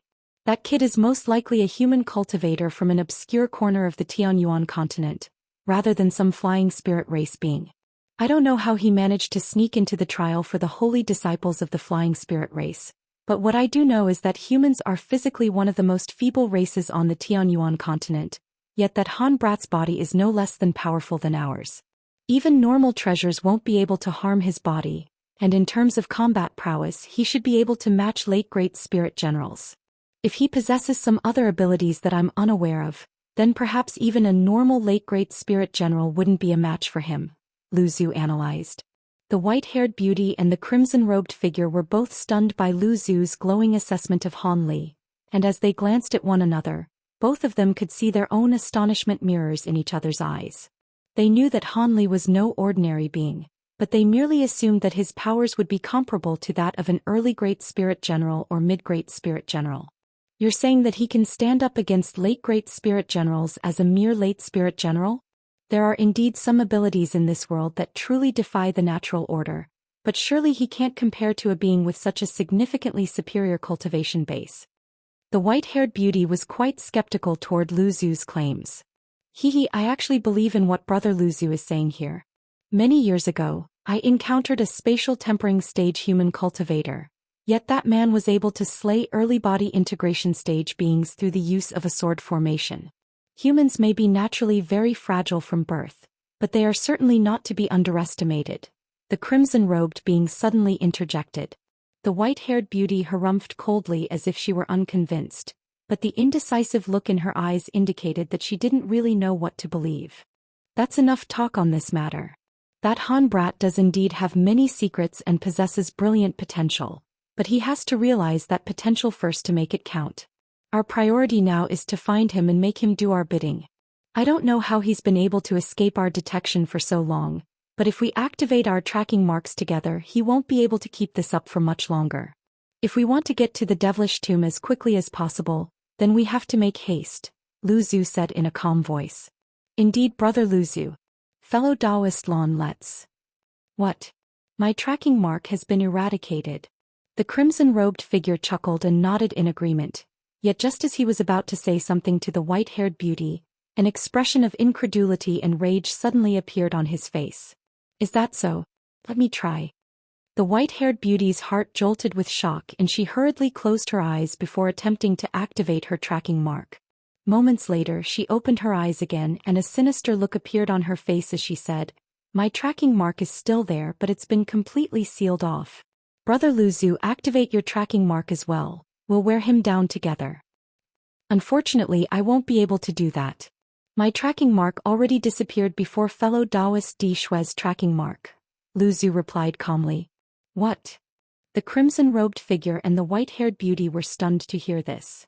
So that means only my tracking mark still remains in his body. The white-haired beauty's expression darkened even further. They had taken a massive risk to venture into the Infernal River, and if they couldn't secure the divine Infernal River elixir nor the devilish treasures, then they would have expended so much effort and incurred all that risk for nothing. Strangely enough, Lu Zhu remained very calm, and the crimson-robed figure also quickly calmed down following that initial fit of rage. Both of them seemed to be contemplating something while the white-haired beauty sat down in midair with her legs crossed. At the same time, the 8 ghost monarchs behind her transformed into a burst of yin qi that surrounded her body, thereby enhancing her cultivation base significantly to allow her to try and activate the tracking seal within Han Li's body with all her might. The black qi surged erratically around her, and harrowing ghostly cries erupted from within. It was quite clear that the white-haired beauty was drawing on all the power she was capable of. Time slowly passed and close to 2 hours flew by in the blink of an eye, yet the white-haired beauty still hadn't succeeded in her efforts. Lu Zhu and the crimson-robed figure merely waited patiently in silence, and neither of them tried to hurry her. A short while later, the white-haired beauty's enraged voice finally rang out. My tracking mark has also been destroyed. There's no way that he could have done this on his own. Could this be Mu Qing's handiwork? The black qi dissipated to reveal the white-haired beauty with a thunderous expression on her face. It could well be fellow Daoist Mu. She seems to be even more interested in the treasures of the devilish tomb than she is in the divine elixir, the crimson-robed figure mused as he stroked his chin. Despite their wiles, none of the demon monarchs had imagined that Yuan Yao and Yen Li would be capable of unleashing a yin qi gathering secret technique that could help Han Li eradicate the tracking marks one by one. Of course, that was also due to the fact that the ghost Dao cultivation arts they were using really were quite unique. A thought suddenly occurred to the white-haired beauty and she asked, regardless of who's behind this, I'll make sure they pay for what they've done. Brother Di Shui, those devilish artifacts are more important to you than either Brother Lu Zhu or myself, right? Despite that, you've managed to keep remarkably calm. Could it be that you have some other tricks up your sleeve? Lu Zhu also turned toward the crimson-robed figure with a hint of a smile on his face. The crimson-robed figure chuckled in response before replying, I did indeed plant something else on Han Brat's body, but it'll still be quite difficult to find him. I won't be able to track him down as accurately as I could with my tracking mark, but I should be able to ascertain his approximate location with no issues. Having said that, though, that Han Brat sure is alert. He's resisted the urge to summon the spirit servants I gave him even once. Otherwise, he would have already fallen victim to my secret technique and none of this would have happened. A peculiar look appeared on the white-haired beauty's face and her brows furrowed as she said, "Now's not the time for jokes, brother Di Shui. With Han Brat's powerful spiritual sense, how could it have escaped his notice that you planted a secret technique on those spirit servants?" There's nothing actually wrong with the spirit servants themselves. The key lies in the Cultivation blood pact that I invented and infused into those spirit servants. As long as anyone injects their spiritual sense into those spirit servants and uses them once, they'll definitely be unable to escape the allure of this secret technique.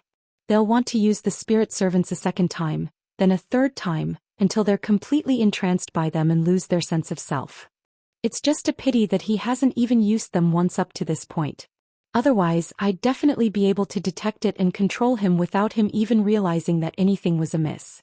The crimson-robed figure seemed to be of the opinion that there was no point in hiding anything seeing as they were about to enter the devilish tomb soon, so he decided to reveal everything to the other two demon monarchs. The white-haired beauty's expression changed slightly, and she fell speechless upon hearing this. Lu Zhu was also clearly taken aback by Di Shui's devious plan. "But if Han Brat hasn't used those spirit servants, then how will you be able to detect his location?" The white-haired beauty asked.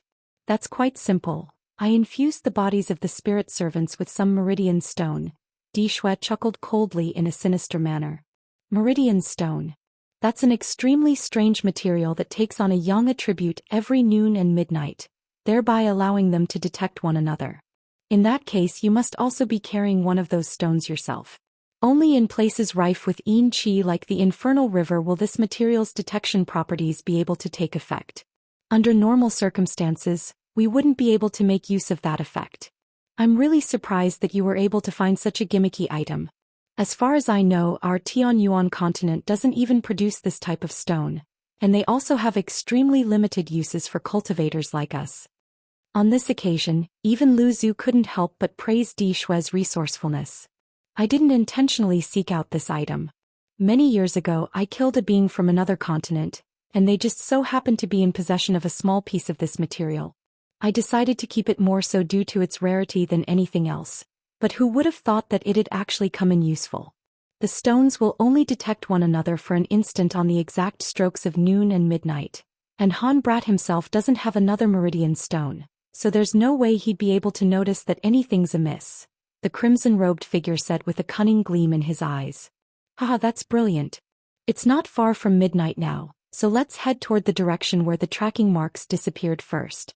Using the detection properties of the meridian stone, we should be able to track him down. Just make sure to look out for that mayfly race puppet with the silver chopper. That chopper seems to be the legendary 5-dragon chopper, which is a divine spirit treasure that ranks very high on the chaotic myriad spirit roll, so it's best not to directly oppose it if we do encounter it. As for those two infernal lightning beasts, they won't get far away from their lair, so we don't need to worry about them anymore," Lu Zhu cautioned as he looked up into the sky. "Come to think of it, neither of us had thought that you'd have a way to combat the 5-dragon chopper, brother Lu Zhu. It was all thanks to you that we were able to force back that puppet and make our escape," the white-haired beauty chuckled. "You're too kind, fellow Daoist Lon. That puppet wasn't forced back by me. It had simply overexerted its spiritual sense while using the 5-dragon chopper and was forced to retreat of its own accord. Otherwise, if the battle had dragged on for slightly longer, I would have fallen victim to that chopper." Lu Zhu shook his head with a hint of fear in his eyes. The white-haired beauty and the crimson-robed figure exchanged a glance, and their faces also paled slightly as they recalled the events that had unfolded in the underground palace following Han Li's departure. The abilities unleashed by the 5-dragon chopper had been truly fearsome.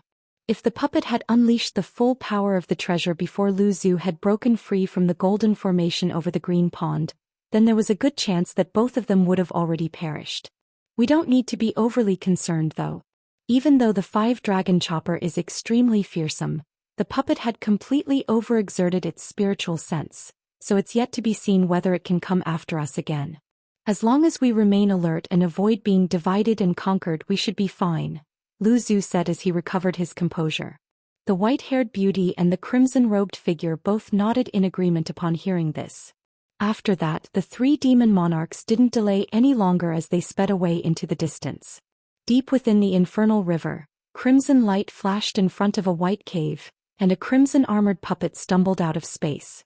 It raised a foot and was just about to stride forward, only for spiritual light to flash erratically all over its body, and it fell flat onto the ground.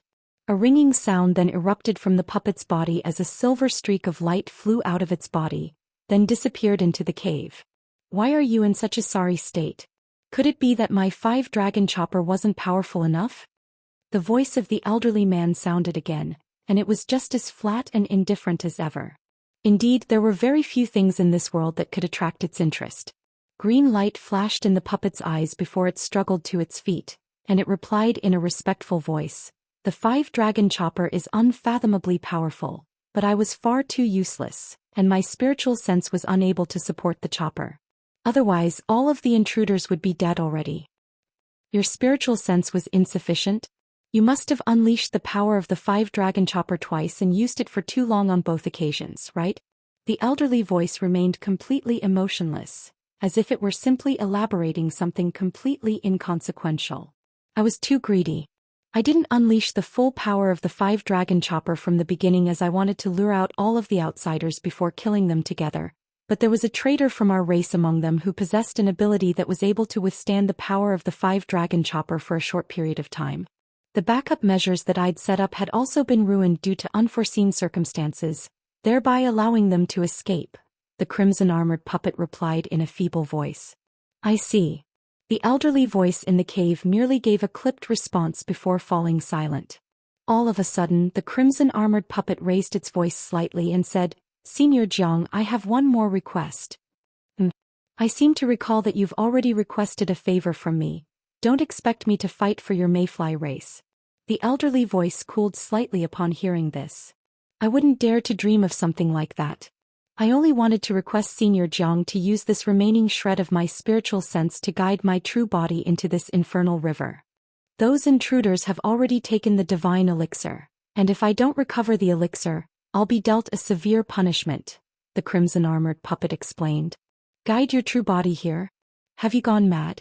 Mayfly beings can't stay in this place for any extended period of time or their cultivation bases will be severely damaged by the Yin Qi here. From the sounds of it, the intruders are all quite powerful, so even if your true body arrives here, you most likely won't be a match for them anyway. Could it be that you want to borrow my 5-dragon chopper again? A hint of surprise had finally crept into the elderly man's voice.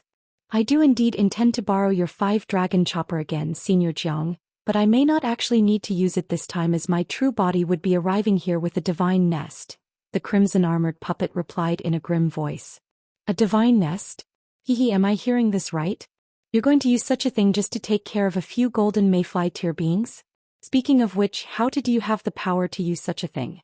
If I recall correctly, those things have always been under the control of those old monsters in your mayfly race. Aren't they the trump cards of your race that wouldn't be used unless your race was on the brink of collapse?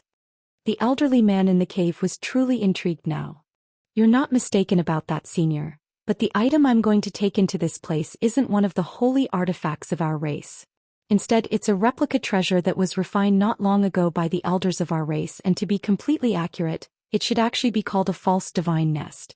The treasure can only manifest one type of holy insect, and it's only a kind of holy insect of a very low caliber. On top of that, this type of replica is a disposable treasure, so it can only be used once, the crimson-armored puppet replied in a truthful manner. A false divine nest, eh? Interesting. I've heard a lot about the vastly renowned divine nests of the mayfly race, but I've never had the pleasure of witnessing one in action for myself. This isn't going to a real divine nest, but a replica will suffice. I can summon your true body here free of charge, but you'll have to pay a price if you want to borrow my 5-dragon chopper again, the elderly man said in a slow voice. But I've only brought one vial of Yin water essence with me. A hint of hesitation crept into the puppet's voice. That's all right, just bring the remnants of your false divine nest to me after you're finished with it. That's not too much to ask, is it? The elderly man asked. You want the false divine nest, Senior? The crimson-armored puppet was truly becoming quite hesitant now. Hehe, if you don't want to, then so be it. I only wanted the item so I could broaden my horizons. Do you really think I can glean the secrets of your divine nest just by inspecting a set of remnants? The elderly man said in a nonchalant voice. After a brief moment of contemplation, the crimson-armored puppet arrived at the conclusion that it was too risky to take on the intruders with the false divine nest alone, so he gritted his teeth and replied, "All right, I'll do it, but on one condition. I can only leave the remnants of the nest here for a month. After that, I'll have to return it or I won't be able to answer to the elders of our race." "Ah, that's all I needed to hear. I'll summon your true body here right away. It's a good thing that I have a wisp of your spiritual sense here to work with. Otherwise, even I wouldn't be able to draw you into this place." A burst of laughter rang out from within the cave, followed by a dull thump and a plume of silver threads shot forth, sweeping up the crimson-armored puppet, then dragging it into the cave. The puppet disappeared in the blink of an eye, and around 5 minutes later, an extremely powerful burst of spiritual pressure suddenly erupted into the air from the White Mountain ranges, following which a thick pillar of golden light surged into the air.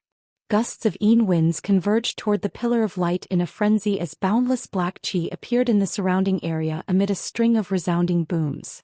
This phenomenon obscured the entire surrounding area, making it impossible to see what was happening inside. After a long while, a bolt of lightning pierced through the darkness like a powerful WM before disappearing in a flash, following which a sharp screech that was filled with resentment and baleful energy erupted from within. Han Li exhaled as he opened his eyes, and his expression was filled with elation. "Fellow Daoist Han, the final tracking mark has been successfully eradicated." Yuan Yao's delightful voice sounded from behind him. "Thank you for your assistance. I didn't think that the final tracking mark would be so difficult to get rid of. It was if it had taken root within my body, and we had to refine it without expelling as it simply refused to be ejected. Now that all 4 tracking marks have been destroyed, I can finally breathe a sigh of relief." Han Li turned around and cupped his fist in an earnest salute toward the 2 women. "Hee, there's no need to thank us, Brother Han. You saved our lives as well," Yuan Yao chuckled in a slightly exhausted manner. Yen Li also wore a smile on her face, but her face was quite pale. That wasn't much of a surprise. Anyone would be suffering from symptoms of overexertion after controlling such a formation for over half a day. Han Li immediately rustled his sleeve upon seeing this, and 2 small green vials flew forth before hovering in front of the 2 women. These 2 vials contain green Yin pills, which are Yin attribute pills that will surely be quite beneficial for both of you. My junior martial sister and I really are in need of such pills, so I'll gladly accept them, Brother Han. Yen Li smiled as she swept a sleeve through the air, drawing a vial toward her before tipping out a dark green pill that immediately began to emit a strong Yin aura. Yen Li's eyes lit up at the sight of the pill, and she picked it up between 2 of her fingers before carefully inspecting it for a while. She then swallowed the pill and closed her eyes as she activated her cultivation arts in order to better absorb the power of the pill. Yuan Yao hesitated momentarily upon seeing this before extending words of gratitude toward Han Li and accepting the other vial, then also consumed one of the pills. Han Li stood patiently beside the 2 women as they absorbed the power of the pills they'd just consumed. At this point, the vortex in the sky had already disappeared. As for the black ball, it had shrunk down to around 10 feet in size, and due to the fact that the formation had stopped functioning, it was slowly dissipating into black mist, looking as if it would also vanish not long from now. After a while, the 2 women opened their eyes one after the other, and their complexions were looking a lot better. "Brother Han, those pills you gave us were quite precious, right? Junior martial sister Yuan and I both managed to recover most of our lost Yin Qi in such a short period of time," Yen Li said. "I'm glad they're useful to you," Han Li replied with a smile. "Brother Han, this isn't a safe place for us to stay. What do we do next?" Yuan Yao asked with a concerned look on her face. "Indeed, we have to get away from here right away. In the instant that those tracking marks were destroyed, they would have revealed our approximate location to the demon monarchs. As for how we proceed from there, we'll naturally have to break through this space and return to the spirit realm. Of course, that's going to be easier said than done, but at least it's a goal that we can strive toward. Let's discuss this in detail while we leave this place," Han Li said with a solemn expression. "All right, we'll withdraw the formation first, then depart right away." Han Li was the one with the highest cultivation base among the 3, so the 2 women naturally followed his lead. Thus, the 2 of them flew through the air as streaks of black light to pack up all of the nearby tools that had been required to set up the formation from earlier. Meanwhile, Han Li let loose a long cry that rumbled into the distance, and the Weeping Soul Beast and Leopard Kirin Beast immediately replied from afar. One of them let loose a loud ape cry while the other responded with a low roar before both hurtled back toward him. A streak of black light and a streak of golden light soon disappeared up Han Li's sleeve in quick succession, and the two beasts were stored into this spirit beast bracelet again. Moments later, the two women had also finished what they were doing, and the three of them decided on a direction before hurriedly flying away. Less than half a day after Han Li's trio had departed, green light flashed in the air nearby, following which a ball of green light appeared. Within the ball of green light was a slender and graceful figure. After circling around in the air for a while, the ball of green light descended onto the hill where Han Li and the others had been situated not long ago. The green light faded, and the humanoid figure who was revealed was naturally none other than Mu Qing. Mu Qing quickly surveyed the surroundings, and her expression gradually darkened.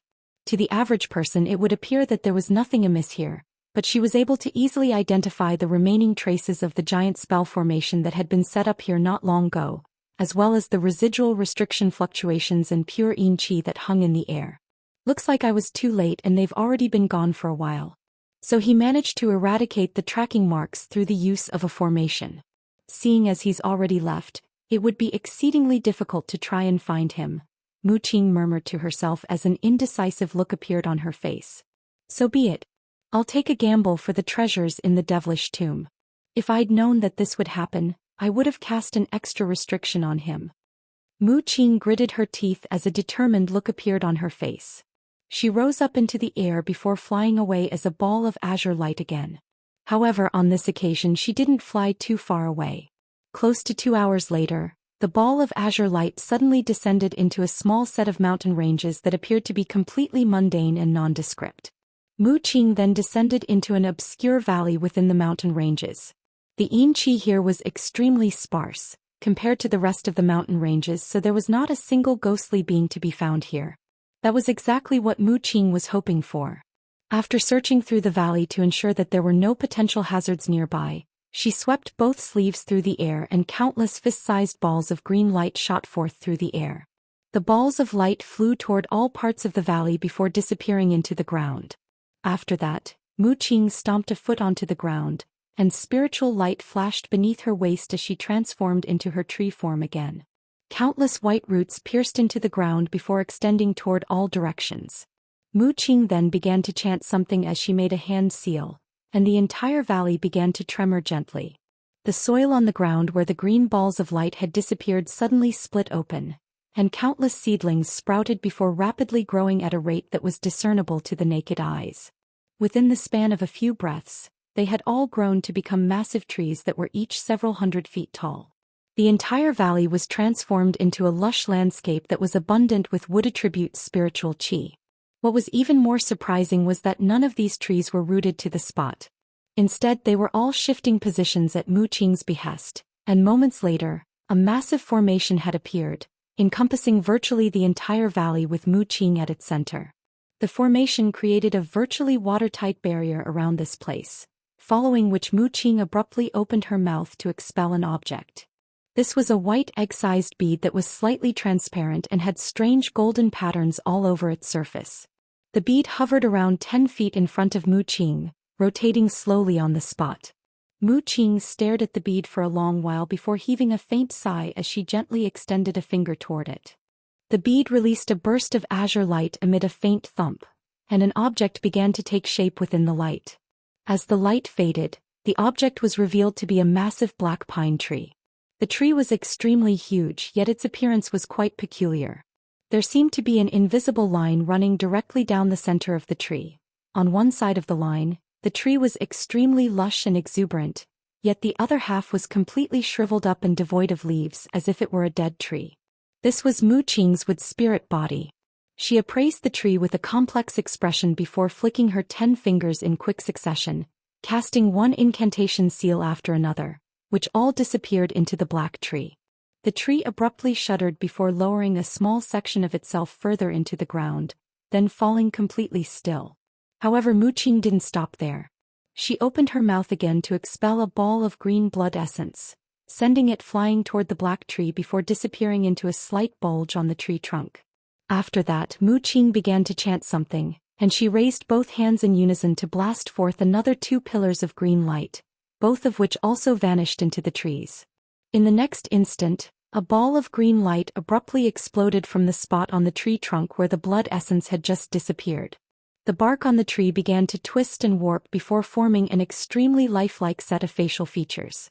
The face on the tree trunk was squirming incessantly and scrunched up in pain as if it were a living being.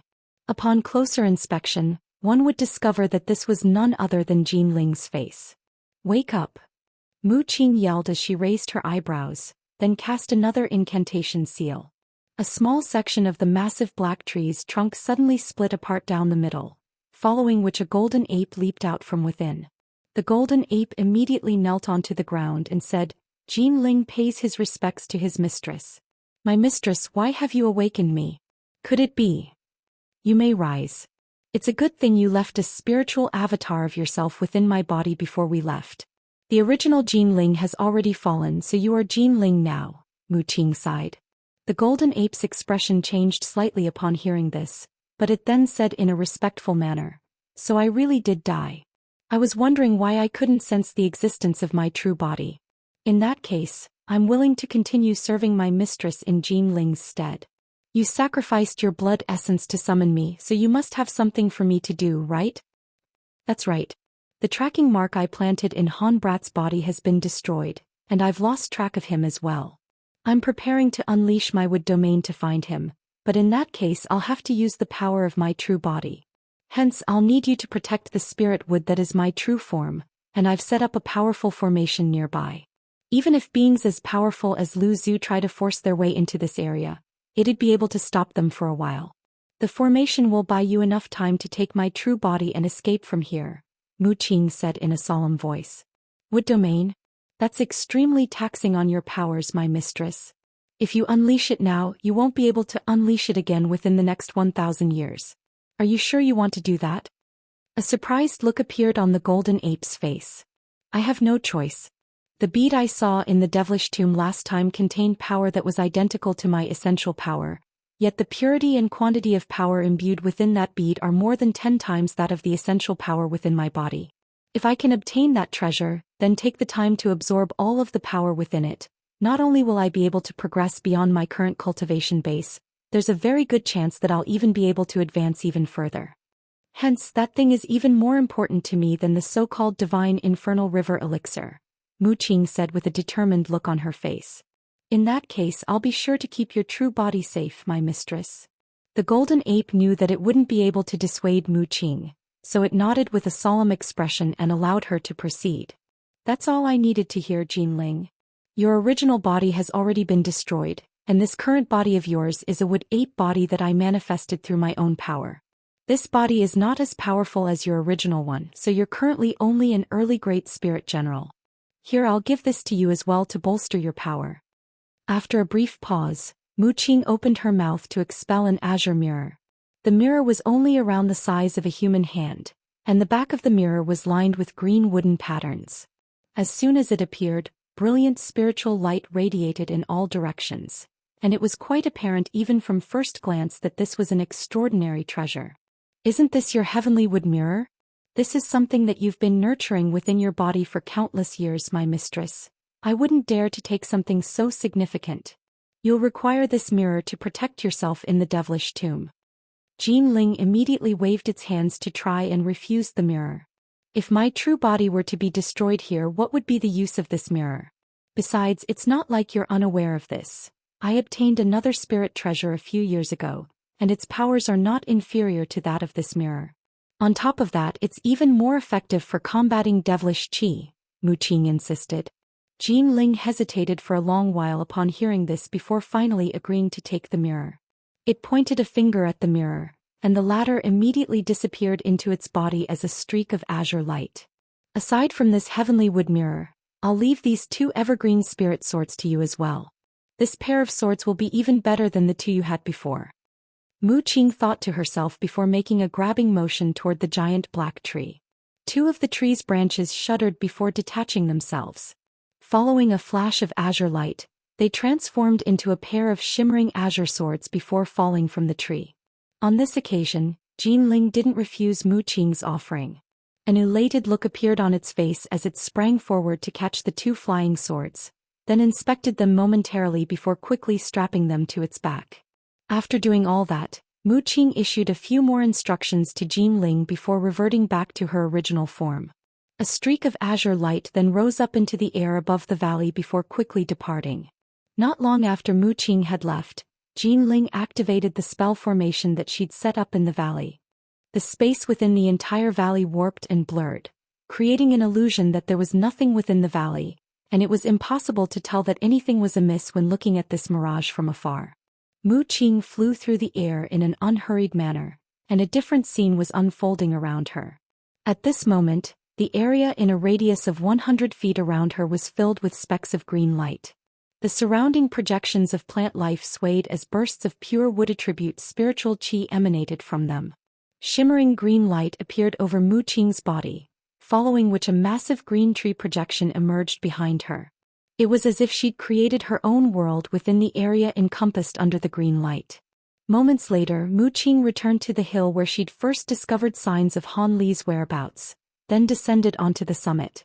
She raised her hands into the air, and the green light around her suddenly expanded toward all directions, encompassing the entire hill in the span of just a few breaths. The projections of plant life all manifested into actual living entities in that moment, taking root on the ground below and swaying in the wind. The entire hill had been transformed into a lush forest, and at the same time, the roots of the giant tree behind Mu Qing suddenly transformed into countless azure threads that shot forth through the air. Some of them disappeared into the bushes while others vanished into the ground in a flash. Mu Qing closed her eyes with a solemn expression and her brows tightly furrowed, seemingly trying to concentrate intently on something. After about 10 minutes she suddenly opened her eyes and murmured to herself, "So he managed to eradicate the tracking marks by borrowing the powers of those two women. Looks like the secret technique they used is something that isn't known even to the ghost hag herself. However, now that I've managed to determine the direction that they've traveled in, I'll be sure to find them eventually." After that brief monologue, Mu Qing abruptly made a hand seal, and the green barrier of light shrank once again. As the green light receded, the plant life that it had manifested all began to vanish on the spot. In the moment that everything returned to normal on the hill, Mu Qing rose up into the air and flew toward the direction that Han Li had departed in. Han Li was naturally unaware of the fact that all of the demon monarchs were targeting him at once. However, as a safety precaution, he was constantly changing direction as he flew through the air after departing from the hill with the two women. In his mind, there should have been no way for the demon monarchs to track him down again, but he'd clearly underestimated their abilities. At present, Han Li was flying over a vast expanse of yellow sand with the two women, and he was saying something to Yuan Yao and Yen Li during their flight. "What? You're planning to find a spatial node to return to the spirit realm?" A cry of surprise escaped Yen Li's mouth, and she seemed quite stunned to hear this. "Indeed. Through my research of space both in the human world and the spirit realm, I discovered that no matter the size of a space, spatial nodes will always exist, and the smaller a space is, the easier such spatial nodes are to find. Those so-called spatial rifts are actually just an alternative form of spatial nodes. If we can find the spatial node within the infernal river, then take a small risk, then there's a very good chance that we could return to the spirit realm," Han Li replied in a calm voice. "But Brother Han, my senior martial sister, and I have both heard much about the perils of spatial nodes. Not only are there spatial storms to contend with, we won't be able to control the location of the exit either. Isn't that a little too dangerous?" Yuan Yao asked in a hesitant voice. "There will be some risk involved, but with me leading the way we'll have at least a 70% to 80% chance of passing through the spatial node safely. After all, this infernal river is only a slightly larger space that is a subsidiary to the spirit realm, and not an actual realm in itself. That is, unless the two of you don't want to leave and wish to stay permanently within the infernal river instead," Han Li said with furrowed brows.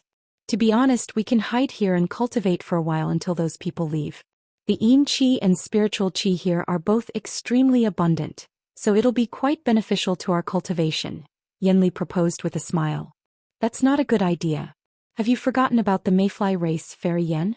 We don't know when those Mayfly race reinforcements will arrive, and even the demon monarchs were extremely fearful of the Mayfly race, so they're definitely not something that we can contend with.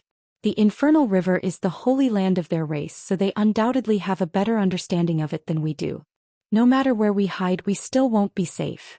On top of that, are the two of you giving up on returning to the human race in order to find a way to recover your human bodies? Han Li analyzed in a slow voice. Yuan Yao and Yan Li exchanged a glance upon hearing this, and both of them could see their own indecision mirrored in each other's eyes. The two of them naturally weren't going to give up on recovering their human bodies, and after a brief moment of contemplation, a wry smile appeared on Yan Li's face and she said, "It looks like I was too naive about our situation. From the sounds of it, you seem to have traveled through a spatial node before, Brother Han. In that case, if we can find a relatively stable spatial node, then my junior martial sister and I would naturally also like to leave this place. However, the two of us have no idea how to find spatial nodes. Rest assured, fellow Daoists, I have a few tricks to find spatial nodes, but we'll have to wait for a while before we begin our search. At least until after the demon monarchs give up on searching for us. Regardless of whether they've obtained what they came here for, they won't stay in the infernal river for too long, as they'll be wary of Mayfly race reinforcements as well. The time period after they leave the infernal river and before the Mayfly beings arrive will be the ideal window for us to search for a spatial node and make our escape. What we should do now is find an extremely obscure location to hide for a while first," Han Li analyzed in a confident manner. Yuan Yao and Yan Li both nodded emphatically in response, seemingly in agreement that this was quite a sound plan. Thus, following the conclusion of their discussion, they continued onward, disappearing into the distance in a flash.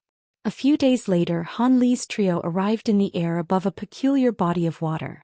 The water down below was black and green, and there was a layer of thin black mist hovering over its surface. What was even more peculiar was that there were many islands of different sizes sitting on top of this vast body of water, which Han Li was unable to determine whether it was a sea or a lake. Han Li's trio traveled deeper into the area for a day and a night, yet they were still seemingly nowhere near reaching the conclusion. Let's hide here for now. This body of water is most likely not inferior in size to an ocean.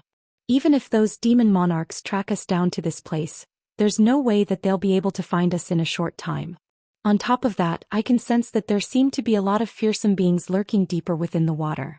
With those things there, the demon monarchs wouldn't dare to search through the area recklessly with their spiritual sense, so they can act as a smokescreen of sorts for us," Han Li said in a slow voice as he surveyed their surroundings with blue light shimmering in his eyes. They were currently situated in the air above a dense cloud of mist, and they had seen many such clouds of mist on the way here. Through the use of his spirit eyes, Han Li was able to determine that there was an island hidden beneath the mist. Yuan Yao and Yan Li were unable to see through the black mist, but they immediately followed Han Li's lead without any hesitation as he descended toward the mist down below. However, the events that unfolded next came as quite a surprise to all three of them. The black mist appeared to be quite ordinary, but as soon as the trio flew into it, they felt the black mist converge toward them, following which the spiritual qi around their bodies instantly dissipated. Arg! Yuan Yao and Yan Li both let loose cries of alarm. Even though they were trying to stay aloft with all their might, they were still plummeting deeper into the mist. Han Li was also stunned by this development, but thankfully he'd encountered countless unforeseen incidents in the past, so he was able to keep a level head as he instantly switched between several cultivation arts.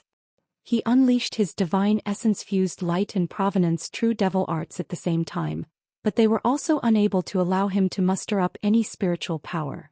In the end, he unleashed the Kuan Ping transformation among his 12 awakening transformations, and after transforming into a massive azured bird, he recovered all of his magic power.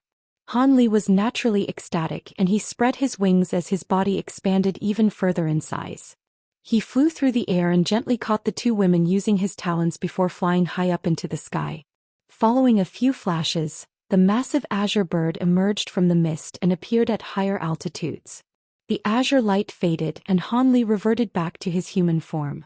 Yuan Yao and Yan Li had both recovered their magic power, but both of them still wore expressions of lingering fear as they hovered in midair. What is that terrifying black mist? If Brother Han hadn't saved us, we would have been in big trouble, Yan Li murmured. Yuan Yao's face was also quite pale, but a peculiar look slowly crept onto her face. Han Li clasped his hands behind his back and appraised the black mist down below with a contemplative look on his face. This mist is indeed quite bizarre, but this feeling. Fellow Daoist Yuan, do you find it to be a little familiar as well? Han Li asked as he turned to Yuan Yao. Indeed, Brother Han. I've suffered a similar ordeal once before in the human world. In the scattered star seas, I was swept up by a similar type of ghostly mist right before I entered the Umber realm.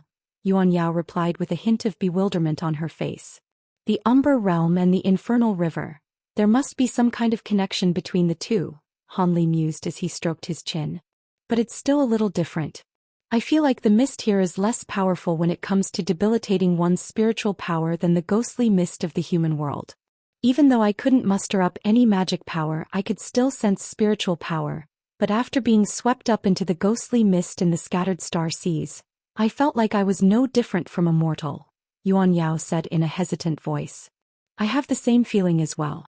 It could be the case that the ghostly mist here is inferior to that of the human world, or perhaps we're simply better equipped to deal with it due to our superior cultivation bases. However, I can say for certain that the ghostly mist in the human world seems to possess more spiritual nature and will take the initiative to engulf nearby cultivators, whereas the mist here. Han Li shook his head as his voice trailed off. Indeed, Brother Han, the black mist here didn't try to sweep us up before we'd entered it. Speaking of which, the ghostly mist of the human world draws one into the Umber realm. Will this mist lead to another space or realm as well? Yuan Yao's eyes lit up with excitement. I'm not particularly sure about that. After all, I've never been able to ascertain the origins of the ghostly mist and the Umber realm in the human world, Han Li sighed. I can see many other clouds of similar black mist nearby. Do they all have the same effect? Yan Li suddenly asked as a hint of curiosity flashed through her eyes. Han Li faltered slightly upon hearing this before raising an eyebrow as he said, That's a good observation. Wait here for me for a moment. I'll be back soon. Thus, azure light flashed from his body and he transformed into a massive azure bird again. With each flap of his wings he covered a distance of over 100 feet, and he flew into the distance, leaving Yuan Yao and Yan Li to look on in amazement. Junior martial sister Yuan, fellow Daoist Han sure has cultivated many abilities. To think that he's even learned the transformation secret technique of the flying spirit race, Yan Li said as she clicked her tongue with wonder. Have you forgotten that Brother Han has entered the earth abyss as a flying spirit race holy disciple, senior martial sister? It's no surprise that he's mastered such a secret technique, seeing as that's the case, Yuan Yao replied with a smile. You may not be aware of this, junior martial sister, but not just anyone can become a flying spirit race holy disciple. I've heard some information about this in the past. Not only are holy disciples of the flying spirit race required to have the true spirit blood of their respective branch in their bodies, there are also other types of stringent conditions that have to be met, and even for beings from the flying spirit race, it's extremely difficult to become a holy disciple. I wonder how fellow Daoist Han managed to achieve this and learn all these abilities, Yan Li chuckled. I see. Yuan Yao nodded, and her eyes had remained fixed on the direction that Han Li had disappeared in this entire time. A peculiar look flashed through Yan Li's eyes upon making this observation, and she smiled as she said, In comparison, I'm actually more curious about why Brother Han becomes immune to this ghostly mist after transforming into his bird form. I'm quite perplexed about that as well. Could it be that the transformation secret technique of the flying spirit race contains some other type of unknown elements? Yuan Yao was distracted by this question, and she withdrew her gaze as a confused look appeared on her face. It's no use speculating about this. Why don't we ask fellow Daoist Han when he gets back? He should know something about this. Yan Li pursed her lips with a smile. Is that a good idea? Wouldn't it be rude for us to inquire directly about his abilities and cultivation arts? Yuan Yao was feeling rather hesitant about this. With the relationship that the two of you share, surely it's not too much to ask of him. I just think that ghostly mist is quite bizarre and I wanted to see if we can devise some kind of method to counteract it. However, I'm not all that familiar with fellow Daoist Han after all, so it's best that you asked him in my stead, Yan Li replied in a nonchalant manner. Yuan Yao's brows furrowed upon hearing this, and she only nodded after a moment of contemplation. An hour later, azure light flashed in the distance and the massive azure bird returned. Following a few flashes, gusts of fierce winds were swept up as the bird arrived before the two women. Immediately thereafter, the azure light faded, and Han Li reverted back to his human form. Did the other patches of black mist have the same properties as this one? Yanli asked. Not all of them. Only some of them have that debilitation effect, and most of those patches of mist are quite large in area and also very dense, Hanli replied with a serious expression. Both women were rather surprised to hear this. Should we enter the black mist again to investigate? Yanli asked. Theoretically, we've already got enough on our plates, so it would be rather unwise to investigate such things, but this black mist is able to cut off one's spiritual power and spiritual sense, so if we can hide in it, there's no way that the demon monarchs will be able to find us. My only concern is whether there are any hazards lurking deep within the mist, Hanli replied in a hesitant voice. If we can avoid detection from the demon monarchs, then it's worth taking the risk. In any case, you're immune to the effects of the ghostly mist after transforming into your Kunping form, right, Brother Han? Yanli said with a smile on her face. Hanli also smiled in response, yet before he had a chance to reply, Yuan Yao suddenly interjected, Brother Han, your transformation secret technique comes from the flying spirit race, right? Do you know why it is that you gain immunity to the ghostly mist after your transformation? Will my senior martial sister and I be able to do something to also retain our magic power in there? Hanli pondered the question for a moment before replying, My Kunping transformation technique does indeed come from the Tianping race, but I'm not sure why I'm immune to the effect of this mist after taking on this form. I considered this question on my way back and came up with a theory, but I'm not sure if it's a reliable one. You can tell us what you think, Brother Han, there's no need to keep secrets from us, Yanli chuckled. A slightly awkward look appeared on Han Li's face before he continued. Seeing as the two of you once cultivated in the Umber realm of the human world for so many years, you're most likely aware of some of the legends surrounding that place. Are you referring to legends of the Netherworld and the Rahu Beast, Brother Han? Yuan Yao asked as her expression changed slightly. Indeed. The Netherworld has always been the stuff of legends, and no one has actually been able to verify its existence, but I witnessed the Rahu Beast in person in the human world once. Even though I only saw an extremely tiny portion of the beast, the phenomenon that it triggered with its emergence was very similar to the ghostly mist leading to the Umber realm, Hanli replied. So you're saying the Umber realm of the human world is actually the body of the Rahu Beast? Yuan Yao's mouth gaped open in astonishment. I don't have any other evidence to support that notion, but I think it's very much possible. The true spirit Kunping is the mortal enemy of the Rahu Beast, so perhaps I'm able to draw upon some of the Kunping's power after adopting my Kunping form. If the mist here really does have something to do with the ghostly mist of the human world, then everything would make sense, Hanli speculated. Could it be that this so-called infernal river is the body of the Rahu Beast? In that case, why is the mist here slightly different from the ghostly mist in the human world? Yanli asked with her brows furrowed in confusion. Hanli didn't give a direct answer to this. Instead he smiled and responded with a question of his own. Are you under the impression that this Rahu is the same as the Rahu of the human world? Are you saying that these are two different Rahu beasts? That does explain the differences in the mists. It said that the Rahu beast is unfathomably massive and is capable of devouring celestial bodies like the sun and the moon. This infernal river is clearly far larger than the Umber realm, so we must be inside the body of a Rahu beast that's far larger than the one in the human world. Yanli's face paled slightly as that realization dawned on her. That's probably not the extent of it. Hanli shook his head with a grim expression. Do you have something else to add, Brother Han? Yuan Yao asked with a curious expression. The mist in this place feels quite dead in comparison to the ghostly mist in the human world. I've seen some records that mention that when Rahu beasts reach the ends of their lifespans and pass away, the space within their bodies won't collapse and can actually continue to exist forever. Are you saying we're currently in the space within the carcass of a Rahu beast? Yuan Yao faltered upon hearing this. I'm merely speculating. As for what the actual situation is like, that's yet to be verified. Hanli chuckled in response. I think you're very close to the truth if not spot on in your speculation, Brother Han. In that case, everything can be explained. It's due to fact that this Rahu beast has already passed away that the Yin Qi within its body is far more abundant than in the Umber realm, thereby giving rise to so many high-grade ghostly beings. I wonder if the demon monarchs already know this or have figured it out at this point yet. The only thing that I'm still confused about is the existence of spiritual qi and spirit veins here. There's no spiritual qi at all in the Umber realm, and magic power can't be used there either, Yanli mused. Who knows?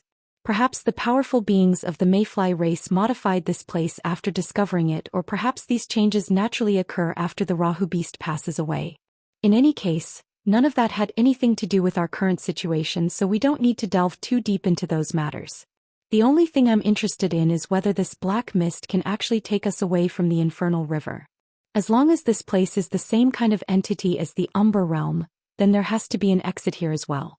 If this really is the exit, then it's a lot safer than having to go through a spatial node, Hanli said with a hint of excitement in his eyes. You're right, Brother Han. Did you find anything amiss within the clouds of mist that you explored earlier? Yanli asked. No. Aside from the fact that the black mist can also seal away one's magic power and abilities, there were no other noteworthy discoveries. Of course, I only searched through a few patches of mist in the nearby area. Seeing as this black mist exists here, the exit should be somewhere in this body of water as well. Should we try and search for the exit right away or hide here for a while as we originally planned? Hanli asked. Seeing as the exit could be nearby, let's spend some time to try and find it. Perhaps we'll be able to come across it rather quickly.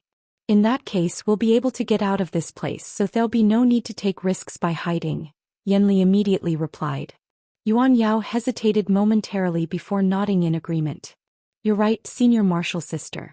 If we hide here as we originally planned, we could be tracked down by the demon monarchs anyway, or perhaps even hunted by the Mayfly race if their reinforcements arrive earlier than expected. In either of those scenarios, we'd be as good as dead. Hanli fell into deep thought upon hearing this. The proposal raised by the two women was quite reasonable, but he couldn't shake this feeling of uneasiness that had plagued him during the past few days. He could sense that something wasn't quite right, but he couldn't quite put his finger on it, and it was making him quite hesitant about how to proceed. After pondering the issue for a long while, he finally said, All right, let's search for the exit here, but we can only spend 2 days in our search at most. After that, we have to hide right away. I think we should be safe during this period of time. Hanli offered a compromised course of action. Yuan Yao and Yanli exchanged a glance upon hearing this before nodding in unison. All right, let's search through the black mist below us first. Even if we can't find the exit here, let's set up a temporary base that we can hide in if any unforeseen circumstances arise. Seeing as my Kun Ping power is immune to the effects of the mist, I have a way to temporarily grant you 2 immunity to its effects as well, Hanli said with a smile. Is that true, Brother Han? Yuan Yao and Yanli were ecstatic to hear this. Hanli smiled as a loud thunderclap suddenly erupted behind him, and a pair of wings appeared on his back. He flapped the pair of wings, and their color changed drastically, with one wing taking on an azure hue while the other wing was flashing incessantly with 5-colored light. Both wings were glittering and translucent, and presented a glorious sight to behold.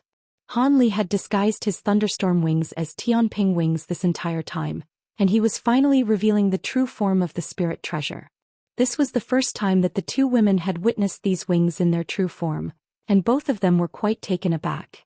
Not only had the appearance of these wings changed drastically, the astonishing spiritual pressure emanating from them also came as quite a shock to the two women. Right at this moment, Hanli flapped his azure wing, and 2 translucent azure feathers shot forth before stopping in front of the two women.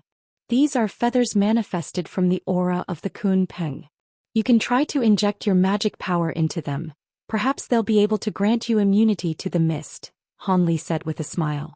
Yuan Yao and Yanli glanced at one another and both of them were a little skeptical. However, Yanli then immediately made a grabbing motion to draw one of the azure feathers into her grasp, then injected her magic power into it as Hanli had suggested. A ball of azure light dispersed around her following a dull thump, enshrouding her entire body. Oh, it does indeed seem to be working. I'll go first. If I fall, make sure to catch me, Brother Han, Yanli chuckled. Hee, of course. I'll be right beside you, Fairy Yen, Hanli replied as he transformed into the massive azure bird again, then flew ahead into the black mist first. Yanli held the azure feather in her hand and prepared to follow suit. Be careful, Senior Martial Sister. Yuan Yao couldn't help but caution. Don't worry, I'll be fine with Brother Han looking after me, Yanli replied with a smile before slowly descending into the mist. Yuan Yao looked on as Yanli departed while Hanli was waiting for her to descend into the mist. Soon, Yanli finally entered the black mist. Following her elated voice rang out from within. It really does work. I still can't draw on most of my spiritual power, but it's more than enough for flight and using normal treasures. Hanli seemed to have predicted this already and he chuckled. Hee hee, that's good to hear. Come on down, Fairy Yuan, we'll search through this mist together. Yuan Yao heaved a long sigh of relief after hearing their voices, and she also injected her magic power into the remaining azure feather before descending as well. However, right at this moment, a sudden turn of events abruptly unfolded. The peaceful black mist suddenly began to tumble and surge violently, following which a gust of ferocious winds erupted from down below. All of a sudden, the black mist transformed into a massive vortex that howled with fury. Hanli was stunned by this sudden development. The winds erupting from the vortex were quite fierce, and there was an enormous suction force attempting to draw his body into the vortex, but it wasn't enough to completely trap him. The suction force was only potent enough to slow him down slightly, yet he was still able to fly over to Yanli in a flash, grabbing her in his talons before attempting to fly out of the black mist. However, loud thunderclaps suddenly erupted within the entire vortex as countless bolts of inky black lightning appeared. Han Li's heart sank upon witnessing this familiar scene. The black arcs of lightning were hurtling through the air extremely quickly, yet Han Li was unable to move as fast as he'd normally be able due to that immense suction force. Black light flashed and both he and Yanli disappeared into the vortex. Yuan Yao was stunned to see this as she looked on from above. Yet before she had a chance to do anything, the black vortex abruptly expanded in all directions. Yuan Yao was unable to evade the rapidly expanding vortex as she also disappeared amid flashes of black lightning. In the instant that the black lightning struck Han Li, he felt his surroundings blur before he was teleported away amid a rush of dizziness. Thankfully, he was extremely familiar with teleportation at this point, and as soon as he reappeared he forcibly suppressed his vertigo and discomfort as he made a hand seal to revert back to his human form. Gray light then erupted from his body, instantly creating a protective barrier around himself as well as Yan Li, who was still yet to return to her senses. Only then did he carefully inspect his surroundings, upon which he discovered that they were situated on a tall platform constructed from beautiful jade. There were a dozen or so azure stone pillars around the platform, all of which were extremely intricately carved with countless runes flashing over their surfaces. This platform was a small spell formation. As these stone pillars flashed, a film of murky white light was created, enshrouding the entire platform beneath it. Outside the light barrier was a vast expanse of black mist that made it impossible to see what was going on outside. Thankfully, all of the mist had been kept out by the barrier. Han Li's brows furrowed upon seeing this. "Brother Han, what is this place?" Yan Li finally recovered from her rush of dizziness, and her face paled slightly as she took in her surroundings. "Looks like we've been teleported elsewhere by the ghostly mist." Han Li was quite calm in comparison. "Does that mean we're no longer in the infernal river?" Yan Li was elated to hear this. "I'm not so sure about that. Judging from the teleportation experience I've accrued in the past, that didn't seem like long-distance teleportation across realms to me. So we should still be in the infernal river," Han Li replied with a shake of his head. Yan Li was quite disappointed to hear this, but a thought then suddenly occurred to her, and her expression changed drastically as she exclaimed, "Junior Martial Sister Yuan is outside out of the black mist, and she hasn't been teleported here. Doesn't that mean we've been separated from her?" "Not to worry, fellow Daoist Yen. With Fairy Yuan's resourcefulness, she'll be fine even if she's on her own. What we have to focus on is determining where we are first. As long as we're all still in the infernal river, it shouldn't be a difficult task to find fellow Daoist Yuan again," Han Li said in a calm voice. Yan Li's anxious expression eased slightly upon hearing this and she said, "Apologies for letting my emotions get the better of me there, Brother Han.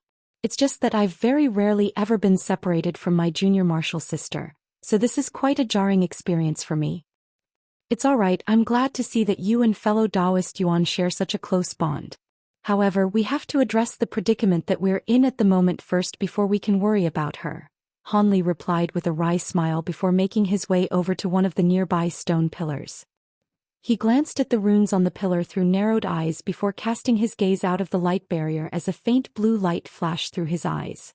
The black mist around here was quite dense, but Hanli was still able to pierce through it with his spirit eyes to assess their surroundings.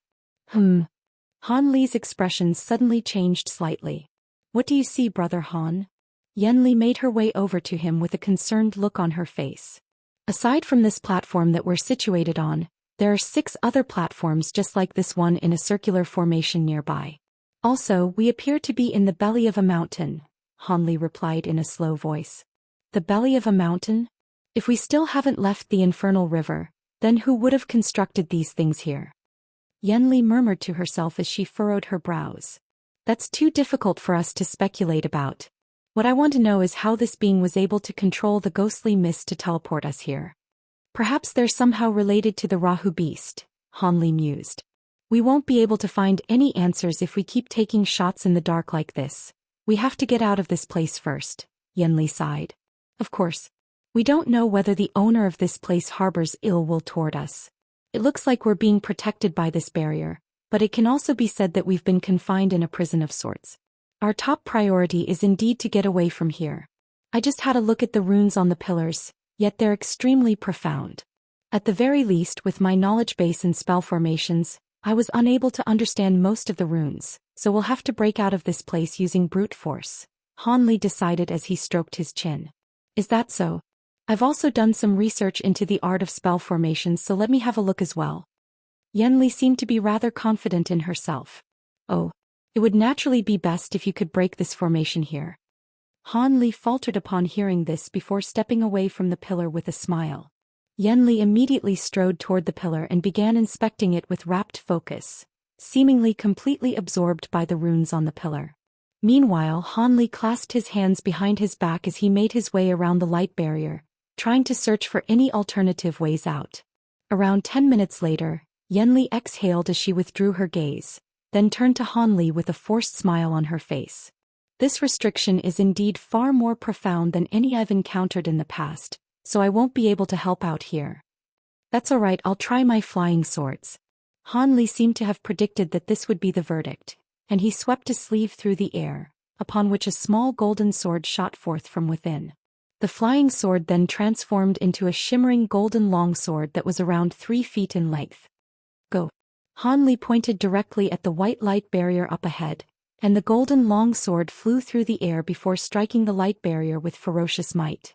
White and golden light flashed amid a dull thump, following which the golden longsword was repelled with ease.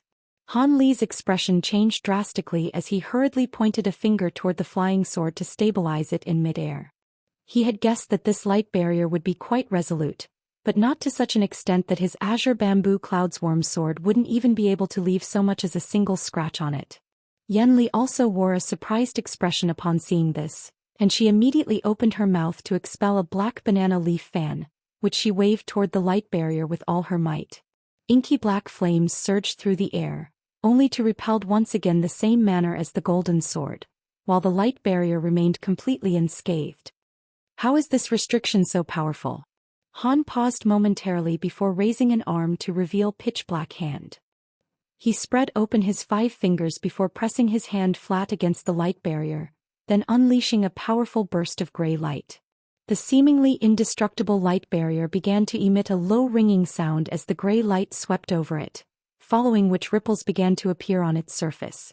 A faint smile appeared on Hanli's face upon seeing this. It was just as he'd expected. As long as this restriction contained any 5 elemental power, then there was no way that the divine essence-fused light wouldn't be able to do anything to it. With that in mind, Hanli began to circulate his magic power, and the gray light surging from his palm became more and more dazzling while the white light barrier began to tremor more violently. The entire light barrier began to warp and twist with Hanli's hand at the epicenter. Yanli's eyes widened with surprise and elation upon seeing this. She'd seen Hanli unleash his divine essence-fused light on multiple occasions, so she was aware of just how powerful it was, but she didn't think that it'd be so effective against restrictions as well. Moments later, a dull thump rang out as the light barrier was finally twisted to the point of shattering by the divine essence-fused light. The black mist outside immediately swept toward the white jade platform as a result.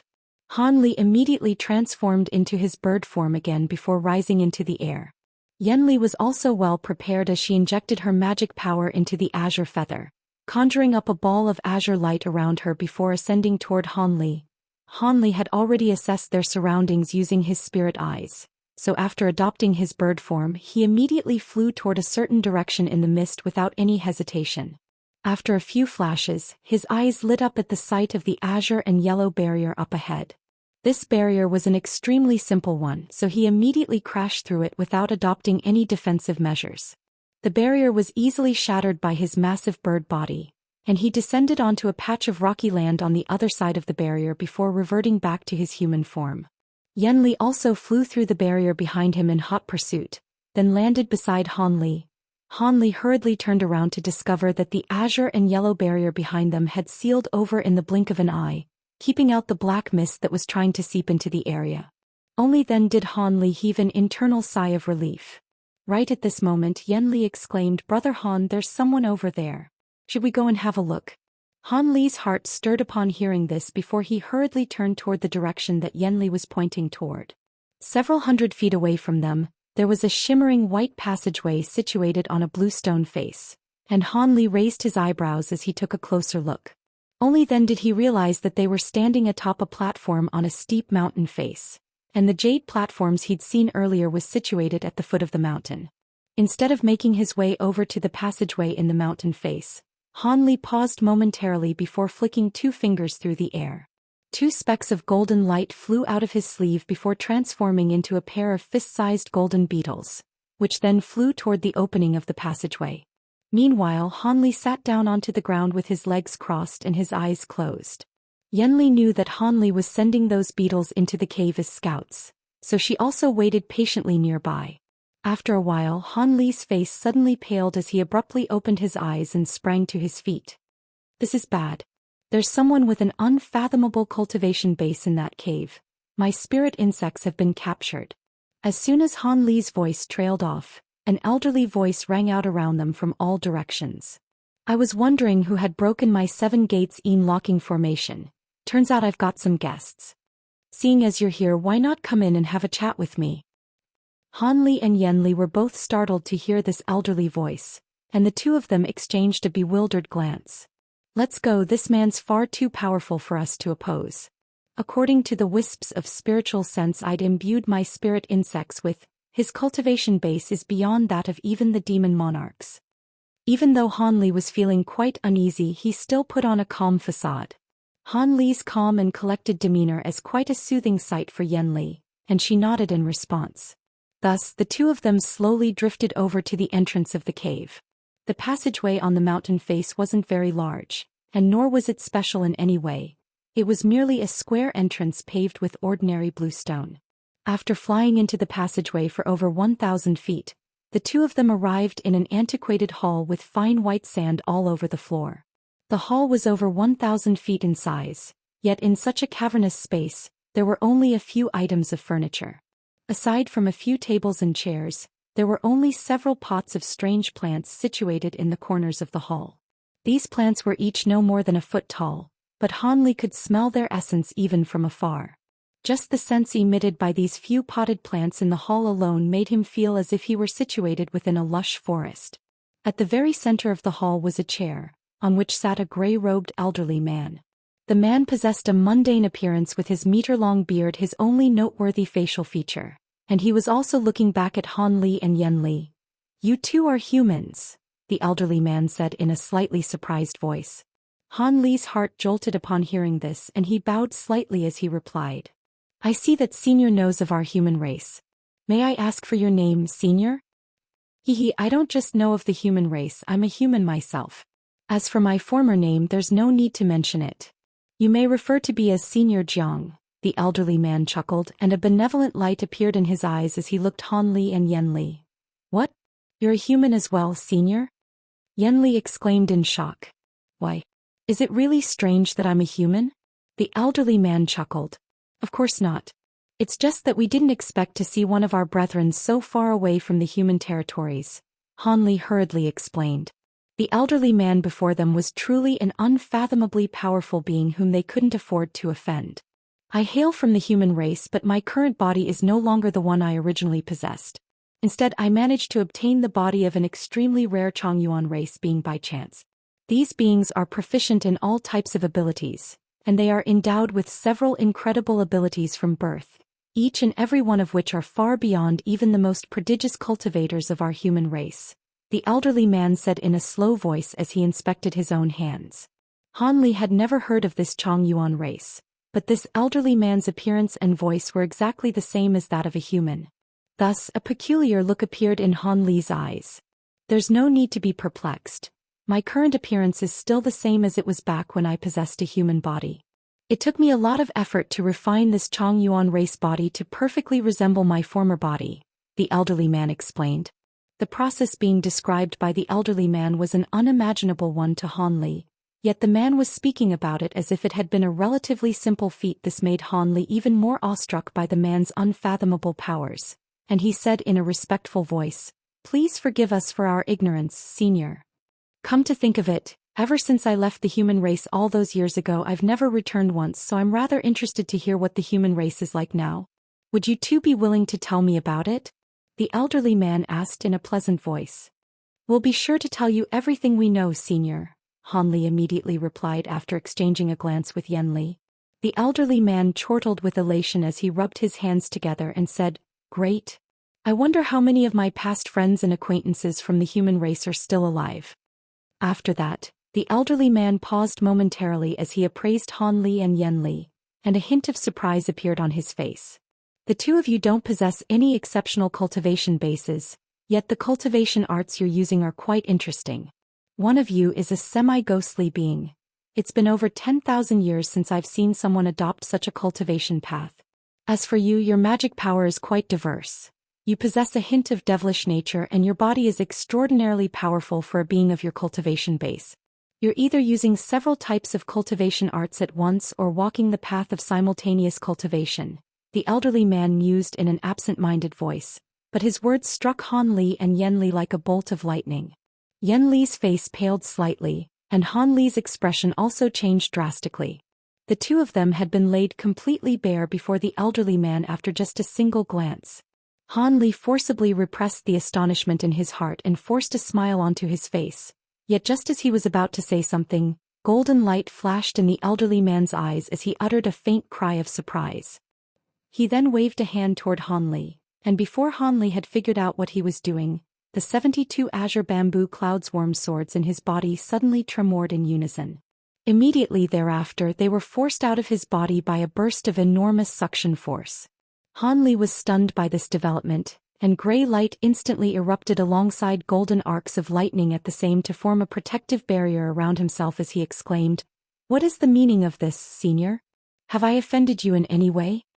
At the same time, azure light flashed within one of his sleeves, and a dozen or so lightning beads fell soundlessly into his hands.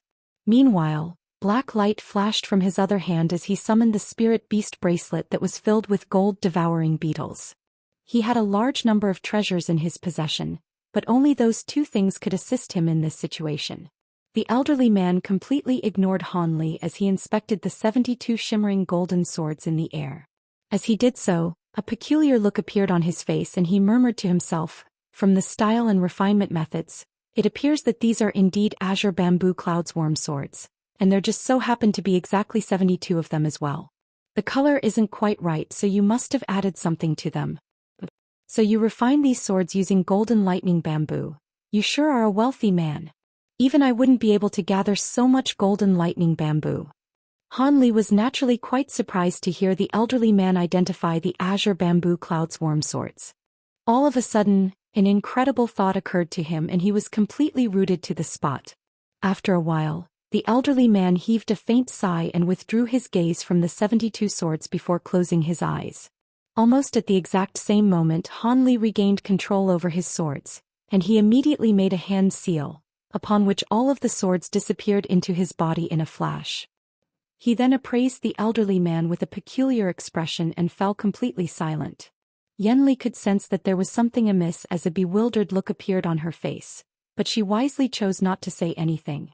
After a while, the elderly man opened his eyes again and turned to Han Li with a smile as he said, "Hee hee, looks like the Azure Essence sword art I left in the human world fell into your hands. You must be a cultivator who ascended to the spirit realm from the human world, right? I wasn't able to perfect this sword art, yet you were still able to refine all 72 Azure Bamboo Clouds Worm swords as your bonded treasures and infuse golden lightning bamboo into them. That's quite a remarkable feat." The elderly man clicked his tongue in wonder as he spoke, and he was appraising Han Li as if he were some kind of precious treasure. "I did indeed come into possession of the Azure Essence sword art, and it's also true that I'm an ascended cultivator. So that means you really are Senior Qin Yuanzi." Han Li faltered slightly before extending another respectful bow. The Azure Essence sword art had been the main cultivation art he had used throughout his time in the human world, so he was naturally awestruck now that he was seeing Qin Yuanzi in person. "Qin Yuanzi? I kind of am, I guess. To be accurate, I'm only half a Qin Yuanzi." The elderly man smiled in response. Half. Han Li didn't know what to make of that bizarre statement. Back when Qin Yuanzi was traveling the other continents, he was attacked by several powerful enemies at once. He managed to survive the battle, but his physical body was destroyed and his soul was also on the brink of falling apart. In that dire situation, he encountered a Chong Yuan being, and he forcibly took over that being's body, then fused their souls together in order to repair his own soul. Hence, half of my memories belong to Qin Yuanzi while the other half belongs to that Chong Yuan being. That's why I was able to progress so rapidly in my cultivation and scale to these heights. So it's not entirely incorrect to call me Qin Yuanzi, the elderly man explained. Han Li blinked in a speechless manner upon hearing this. Back when I obtained the body of this Chong Yuan being, I wasn't able to inherit all of Qin Yuanzi's memories, but I retained all of his memories about the Azure Essence sword art. By infusing golden lightning bamboo into your swords, you've created the ideal wood attribute flying swords. It's a pity that you were too impatient later on and refined it with a bunch of other materials, thereby making the spiritual nature of these swords so chaotic. Otherwise, you'd have forged a far stronger connection between your heart and your swords, and you'd be able to dominate all beings of the same cultivation base with just a set of flying swords alone.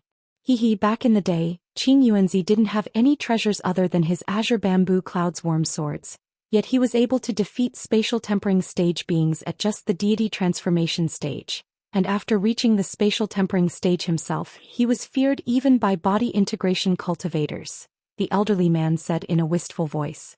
Han Li stroked his chin as a wry smile appeared on his face. Perhaps this elderly man was right, but back when he was in the human world he was constantly in severe danger, so how could he not have been impatient?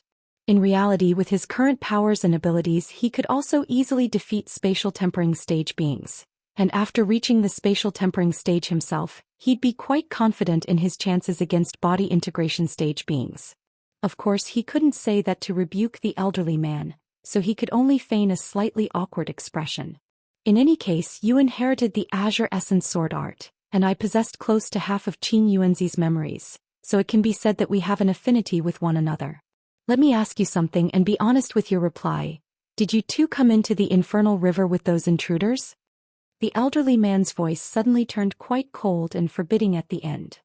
Han Li's heart jolted upon hearing this. Even though he'd already suspected this to be the case, the man's question clearly indicated that they were still situated in the infernal river. Han Li paused for a moment to prepare a response before replying, "The two of us were forced to enter the infernal river with those intruders. Thankfully, we were able to escape from them, and it would be nothing short of disastrous for us if we were to encounter them again."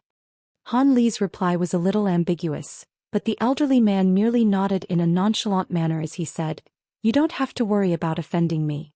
I'm only residing here as I made a deal with the elders of the Mayfly race, so as long as this space isn't under threat, I won't do anything to intervene. However, I'm rather interested in those intruders, seeing as they were able to enter the infernal river through another space and defeat all of the puppets stationed here by the Mayfly race. They must be quite powerful in their own respects, right? Your wisdom is unmatched, Senior. All of them are demon monarchs at the mid-body integration stage or late-body integration stage, so they're certainly all immensely powerful," Han Li replied with a wry smile. "Those people must have forced you here because they want to make use of your divine Devilbane lightning. Seeing as they've already secured the divine infernal river elixir yet still aren't willing to release you, then they must also intend to raid the devilish tomb. Their greed will spell their deaths. The elderly man chuckled coldly with a derisive sneer on his face. Is there something wrong with the devilish tomb, Senior? Hanli asked carefully. Very much so. Those intruders are in for a nasty surprise once they enter the area where the devilish artifacts are being stored. Not long ago, one of the devilish artifacts there managed to cultivate a human form and devoured all of the other devilish artifacts, thereby attaining a paramount devilish body. Even I wouldn't be able to defeat that thing, let alone those intruders. In fact, they may not even be able to escape alive, the elderly man explained with a hint of a smile on his face. Paramount devilish body. Han Li's lips twitched upon hearing this. If he recalled correctly, that was the peak of cultivation that all devilish cultivators strove toward. That thing is hidden in the deepest part of the devilish chi within the devilish tomb and is focused wholeheartedly on cultivation, so without your divine devilbane lightning, those demon monarchs may not even be able to get to it. Of course, if they're too stubborn and insist on infuriating that thing, then that would be a whole different story. By the way, the two of you have another companion, right? The elderly man suddenly asked. I have a junior martial sister who was separated from us. How do you know of this, Senior? Yanli hurriedly replied. Aside from the two of you, there was someone else who was also swept here by my seven gates unlocking formation. However, she's elsewhere at the moment, but I'm guiding her over to this place so you'll be able to reunite with her soon, the elderly man replied. Thank you, Senior. I've been so worried about her this entire time. Yanli was overjoyed. Han Li hesitated momentarily before asking, Senior Jiang, why did your seven gates unlocking formation draw us to this place? I used the power of the formation to set up a few measures in the places within the infernal river where Yin Qi most frequently erupts, and that allows me to easily gauge the level of Yin Qi in the entire infernal river. In doing so, I can prevent extreme imbalances or excessive Yin Qi from erupting in this infernal river, thereby causing this entire space to collapse. The three of you were drawn here as you just so happened to be situated close to the spirit-devouring mist right as I was activating the formation, the elderly man explained with a smile. I see. Han Li was enlightened upon hearing this. He actually wanted to ask about the relationship between the black mist, this space, and the Rahu beast, but he decided against it in the end. He didn't stand to gain anything from this knowledge, and asking too many questions about this space could irk the elderly man, so it simply wasn't worth it. Just as they were conversing with one another, azure light suddenly flashed from the stone face on one side of the hall, and another passageway appeared there. A lithe and graceful beauty then emerged from within amid a cloud of Yin Qi. It was none other than Yuan Yao. In the instant that she appeared in this space, she wore an alert and wary expression, but that quickly gave way to surprise and elation as she caught sight of Han Li and Yan Li. Brother Han, Senior Martial Sister Yan, I'm so glad to see you too. Yuan Yao immediately flew over to the two of them with a wide smile on her face. Another cultivator using a ghost Dao cultivation art, I see. Actually, it's a little strange. A bewildered look suddenly appeared in the elderly man's eyes as he appraised Yuan Yao. Yuan Yao glanced at the elderly man with a perplexed look. She was unable to ascertain his cultivation base, but she knew that he was an unfathomably powerful being. However, the words that were coming out of his mouth were quite puzzling to her. Han Li and Yan Li also exchanged a confused glance.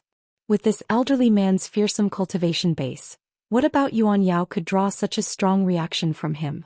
Right at this moment, a thought seemed to have occurred to the elderly man, and he pointed a finger toward Yuan Yao with an elated look on his face. A beam of azure light flashed through the air from his fingertip, disappearing into Yuan Yao's body before Han Li and the others could even react. Arg.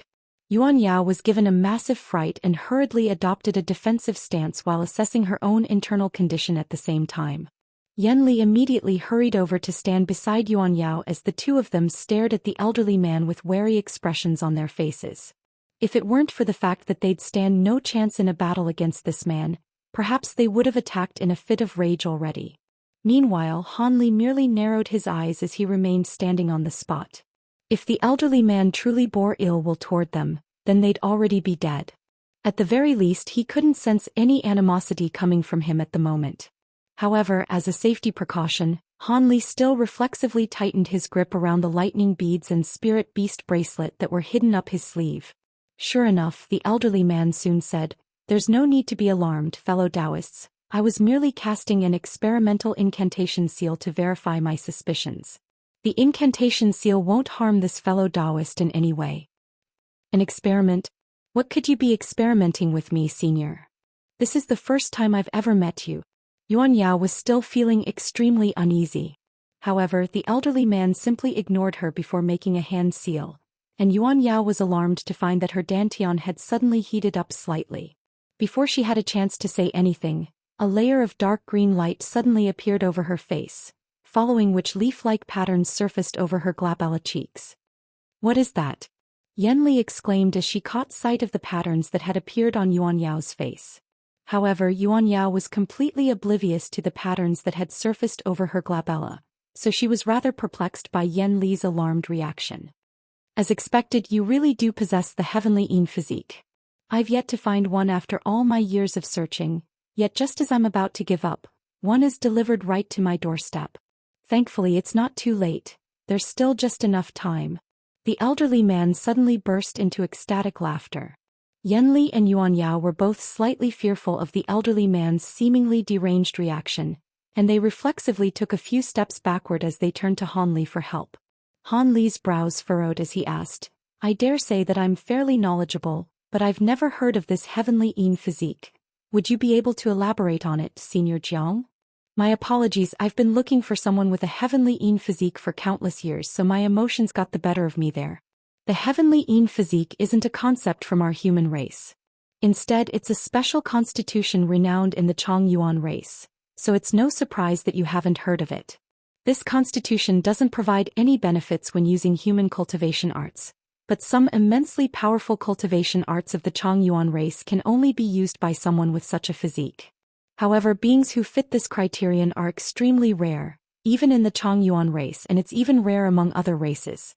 At the very least, I've spent close to 10,000 years searching for one, all to no avail. Fellow Daoist Yuan, right? Would you be willing to become my disciple?" The elderly man suddenly asked with a smile. Yuan Yao stunned upon hearing this. "You want to take junior martial sister Yuan as your disciple, senior?" Yen Li was also completely flabbergasted. "Indeed, but rest assured I bear no ill will.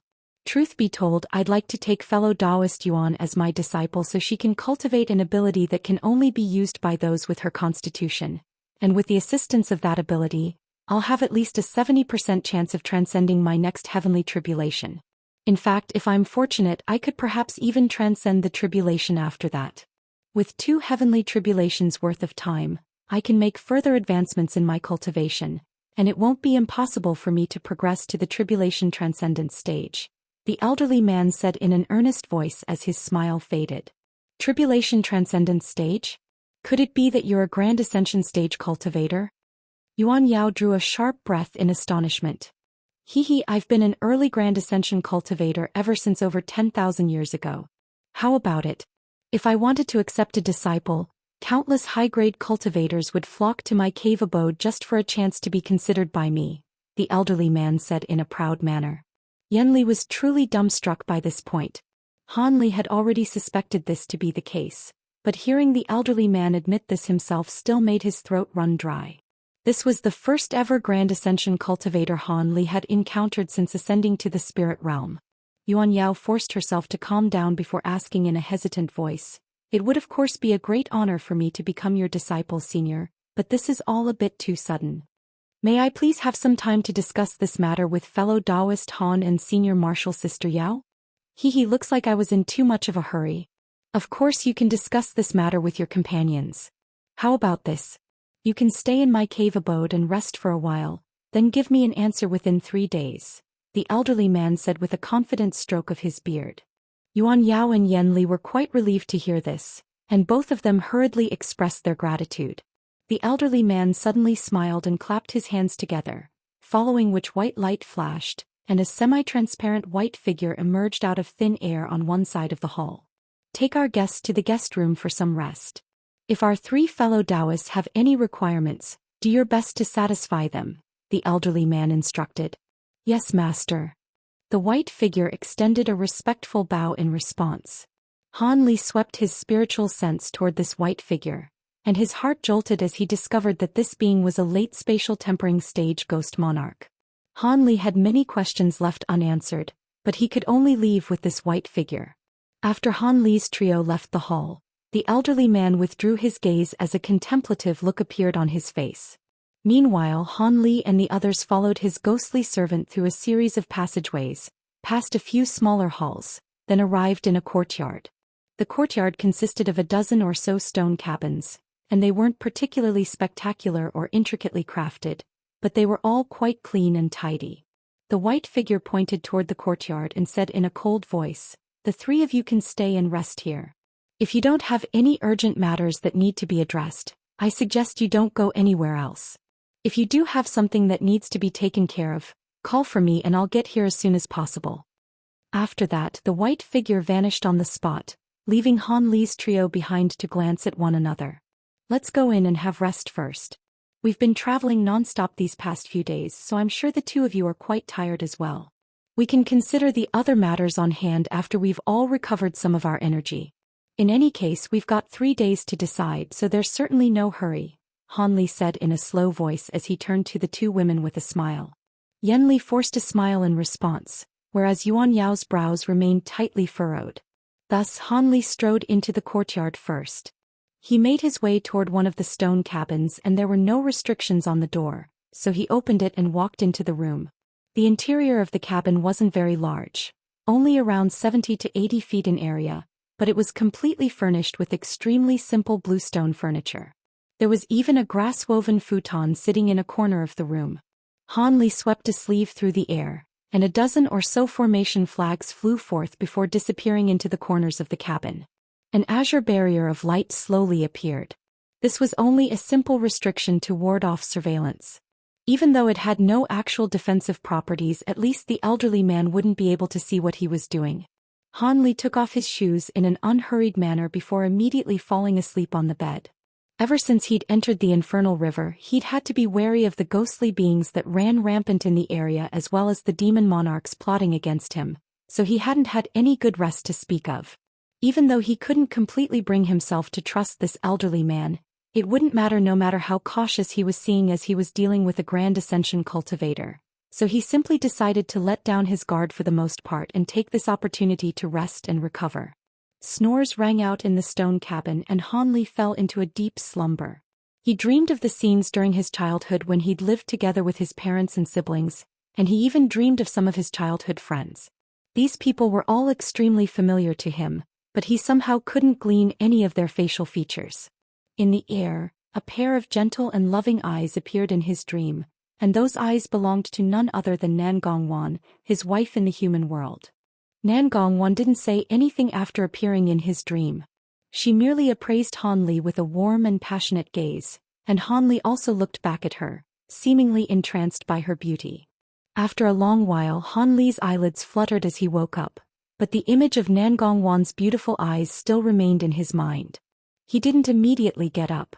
Instead, he lay on his bed, basking in the warmth that the dream had brought to his heart.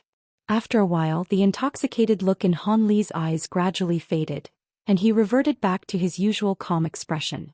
Perhaps it was a coincidence, but right at this moment, Yen Li's delightful voice sounded outside his door. "Are you up yet, Brother Han? If so, please come to discuss the matters at hand with my junior martial sister and myself." Yen Li was speaking in quite a polite manner. "Please wait for a moment, I'll be coming soon," Han Li replied as he sat up on his bed. "We'll be waiting in the stone cabin in the middle for your visit, then, Brother Han." Yen Li chuckled before departing. Han Li calmly put on his shoes, then raised a hand to conjure up a burst of azure light that revolved around his entire body. The creases on his robes were instantly smoothed out as a result, and Han Li was also feeling more alert as he strode out of his stone cabin. Yuan Yao and Yen Li had lived in the same cabin the night before, so they had most likely had a preliminary discussion already. With that in mind, Han Li made his way into the stone chamber at the very center of the courtyard. This cabin was around twice as large as the one he was residing in, and there was a stone table as well as a few stone chairs inside the room. Yen Li and Yuan Yao were sitting at the table discussing something in a slightly heated manner. There was a black flag standing on each of the four corners of the hall, enshrouding the entire cabin in a layer of gray light. It appeared that they'd set up a restriction in the cabin as well. I'm glad you're here. Brother Han, Junior Martial Sister Yuan and I have been racking our brains, trying to come up with the best solution here. Yanli immediately rose to her feet with a seductive smile as Han Li entered the cabin. Yuan Yao also stood up to greet him. Oh, so it looks like the two of you have indeed already discussed this matter. If you trust me, then feel free to tell me your opinions. My cultivation base may be rather lackluster, but I'm not bad at coming with strategies and ideas here and there, Han Li chuckled. Thus he also made his way over to the table and all three of them took a seat. It's actually quite simple. It's naturally a brilliant opportunity for me that Senior Jiang is willing to take me as his disciple, but I'm more interested in returning to the human race to find whatever secret technique or cultivation art that would allow me to recover my human body. No matter how powerful that Chong Yuan race ability is, it won't be able to resolve my current predicament. However, Senior Martial Sister Yen thinks that this is an opportunity that's not to be missed, and she wants me to stay here under Senior Zhang's tutelage. Yuan Yao sighed in a resigned manner. Why are you in such a hurry to recover your human body, Junior Martial Sister Yuan? You can cultivate under Senior Jiang for a while, and when you master the ability that he mentioned, you can then return to the human race to find a way to recover your human body.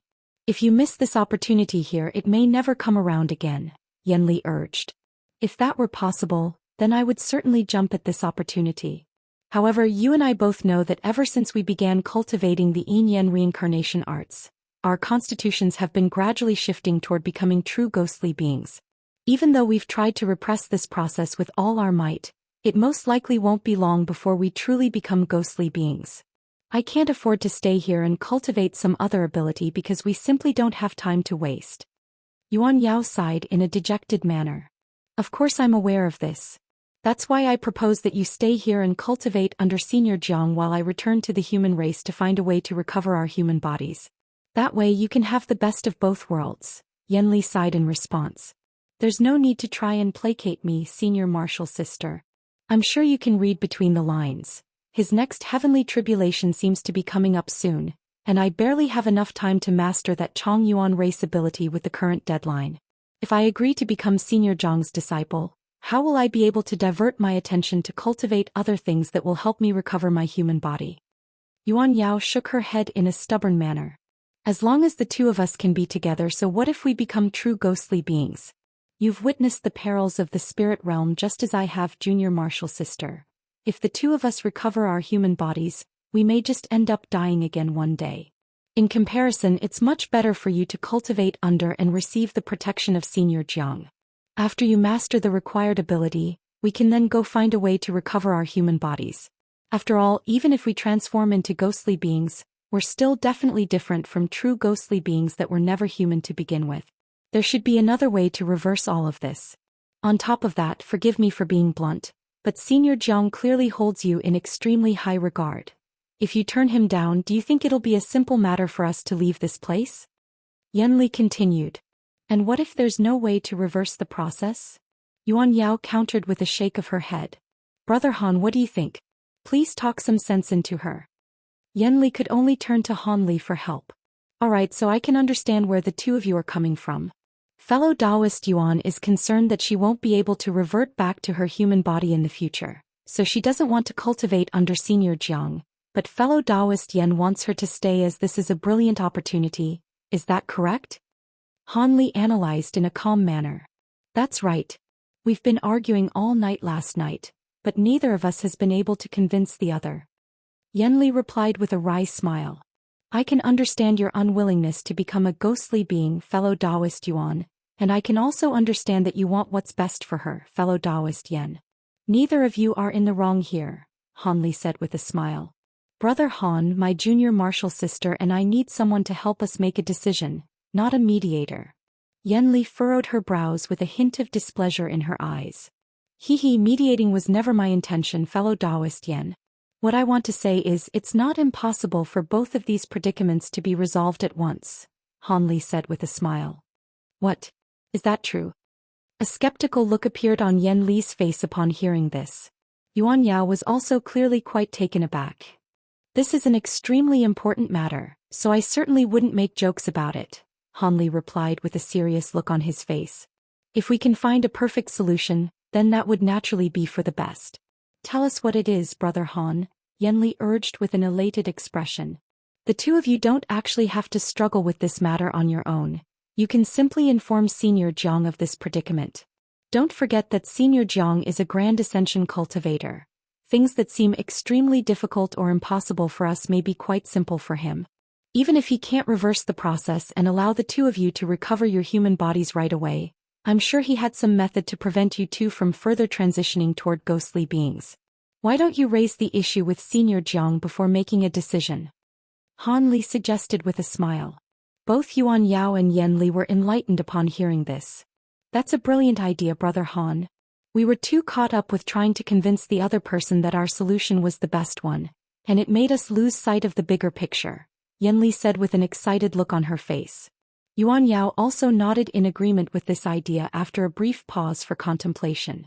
In all honesty, I have some other concerns that I'd like to raise, Han Li suddenly continued after a brief hesitation. Please do tell Brother Han, Yan Li prompted. Yuan Yao also turned to appraise Han Li with an unblinking gaze.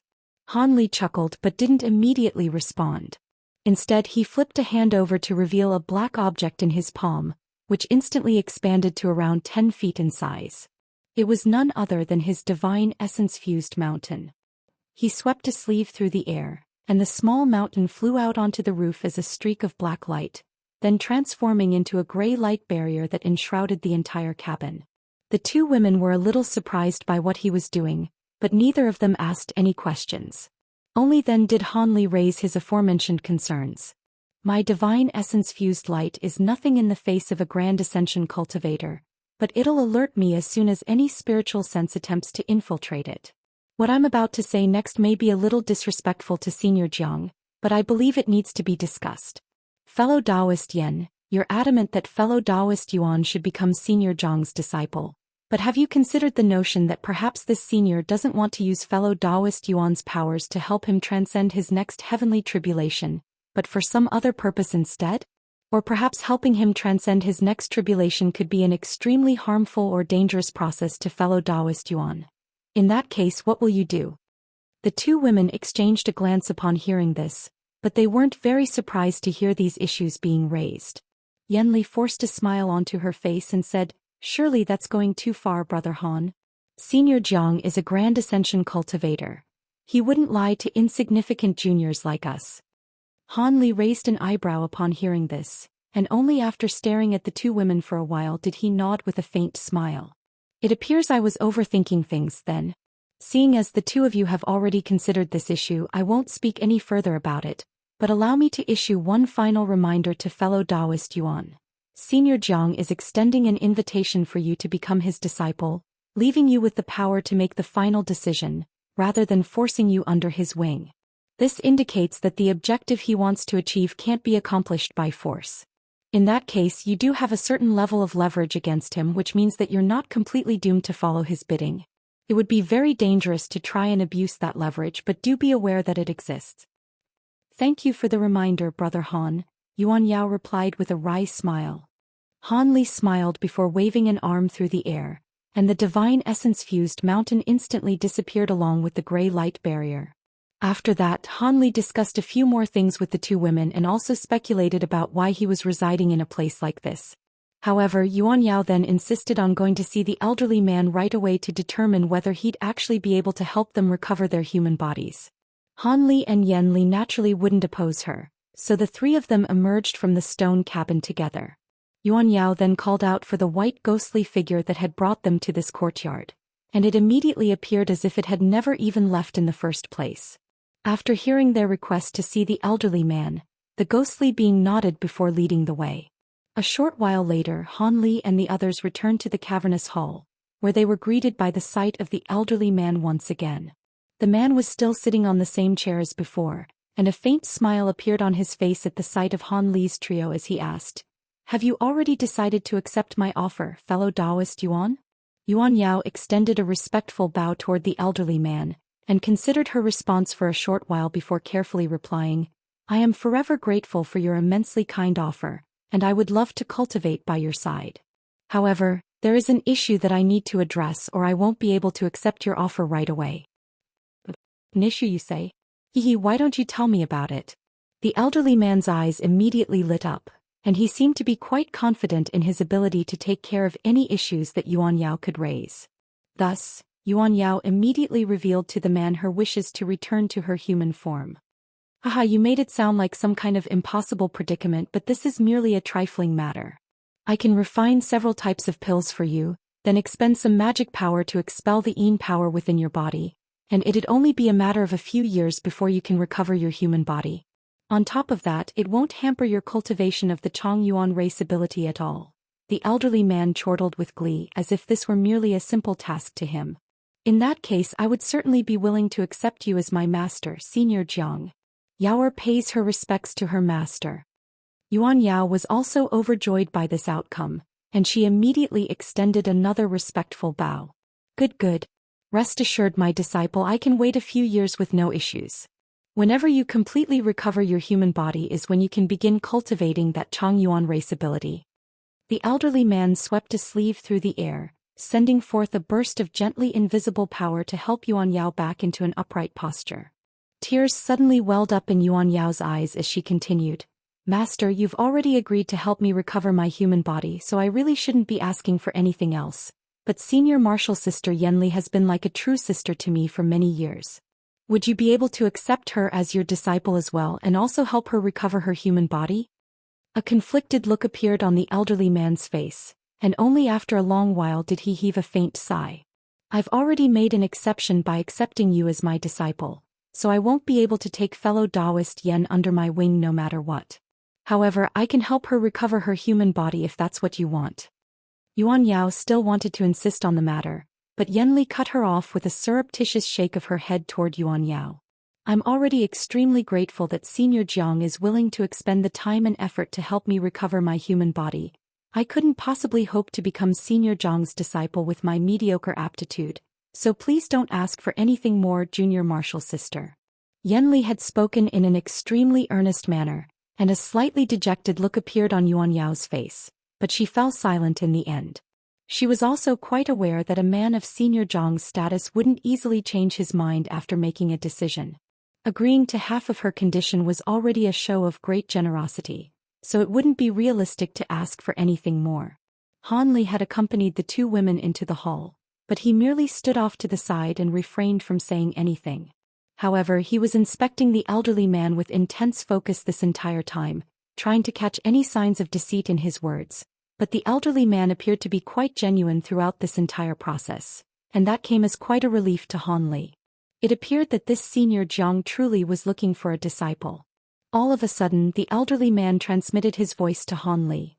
Fellow Daoist Han, I have something that I'd like to speak to you about alone. Would you be willing to hear it? Han Li was slightly taken aback, but he quickly transmitted his voice in reply. I'd be more than glad to hear it, Senior Jiang. Yuan Yao and Yan Li could see Han Li and the elderly man's lips moving, but no sounds came out, so they were aware that the two were clearly conversing through voice transmissions. The two women glanced at one another before wisely waiting in silence. In all honesty, if I hadn't discovered that this female companion of yours possesses the heavenly Yin physique, I'd originally intended to take you as my disciple and inherit everything I have. However, I've taken Yaoer as my disciple now, and I also have to prepare for my next heavenly tribulation, so I simply don't have the spare capacity to take you under my wing as well. That's quite regrettable to me as I'm very interested in your simultaneous cultivation, the elderly man said in a forlorn voice. Han Li was completely taken aback to hear this, and only after a while did he reply in a respectful voice. That is indeed quite unfortunate for me, but such is life. However, seeing as you obtained the sword art left behind by Qin Yuanzi in the human world and used golden lightning bamboo to refine your 72 azure bamboo clouds worm swords, you're technically half a disciple of mine. If you're still interested in the new azure essence sword art and refining your azure bamboo clouds worm swords again, I can bestow those methods upon you. However, you're not a true disciple of mine after all, so you'll have to offer me something in exchange, the elderly man continued. The new azure essence sword art? Han Li's heart stirred upon hearing this. That's right. The sword art that Qin Yuanzi left behind in the human world was only half complete, and he only finished the second half after entering the spirit realm. With both halves, the sword art can support your cultivation all the way up to the early body integration stage. Only after taking over the body of this Chongyuan being did I switch to a Chongyuan race cultivation art. But if you can master this sword art, then refine your flying swords again to rid them of their impurities. The sword formation you set up will allow you to fight on even terms with late body integration stage beings, the elderly man said with a smile. But I'm only a mere deity transformation cultivator. What could I possibly offer that would catch your interest, senior? Han Li was very tempted by this offer, but he still retained a hint of clarity and calmness in his mind. You may not have anything else, but surely you have some spare golden lightning bamboo left over, right? The elderly man asked with narrowed eyes. Golden lightning bamboo? Han Li was quite surprised to hear this. That's right. If you can give me enough of this material to refine 3 flying swords, I'll pass this new sword art on to you. If you have more than that, I can even help you refine your 72 flying swords, the elderly man chuckled. How are you so sure that I have leftover golden lightning bamboo, senior? Han Li asked with a peculiar look on his face. I can't be absolutely sure, of course, but seeing as you were able to refine 72 flying swords with the materials, there's a good chance that you'll have some spare golden lightning bamboo, which is why I mentioned it, the elderly man replied. I'm afraid I'll have to let you down, senior. I don't have any spare golden lightning bamboo. I came across the golden lightning bamboo I used to refine my swords by chance, and there was only just enough of it to refine these 72 flying swords, Han Li sighed. You don't have any left? The elderly man furrowed his brows, seemingly slightly taken aback by this. That's right. I really do want the new sword art as well as to refine my flying swords again, but I'm afraid I simply don't have the resources to facilitate this exchange, Han Li replied with a wry smile. He was telling the truth here. Even though he had that mysterious small vial and a spiritual root of the golden lightning bamboo, the divine devilbane lightning contained within the 72 flying swords had always been sufficient for him, and there were countless other things that he had to use that small vial for. As such, he didn't nurture any additional golden lightning bamboo. He was quite tempted by the exchange that the elderly man was proposing, but he could only decline. The elderly man stared at Han Li for a long while before determining that he didn't seem to be lying, and only then did he continue. If you don't have any golden lightning bamboo left, then I won't be able to give you the sword art. Actually, when you were harvesting the golden lightning bamboo, you must have obtained a lot of its leaves as well, right? A thought suddenly occurred to the man, and he inquired about the leaves of the golden lightning bamboo instead. Han Li faltered slightly upon hearing this before replying, I did indeed procure a lot of these leaves. Those leaves were quite peculiar, seemingly not wooden nor metallic in nature. I never managed to find a use for them, but they didn't seem like ordinary items, so I kept all the leaves in a safe place. Great. If you don't have golden lightning bamboo, then I can give you the sword art and the refinement method for your flying swords in exchange for those leaves. However, I won't be helping you refine your swords. What do you think? The elderly man asked as a hint of elation appeared in his eyes. That would be fantastic. Han Li replied without any hesitation.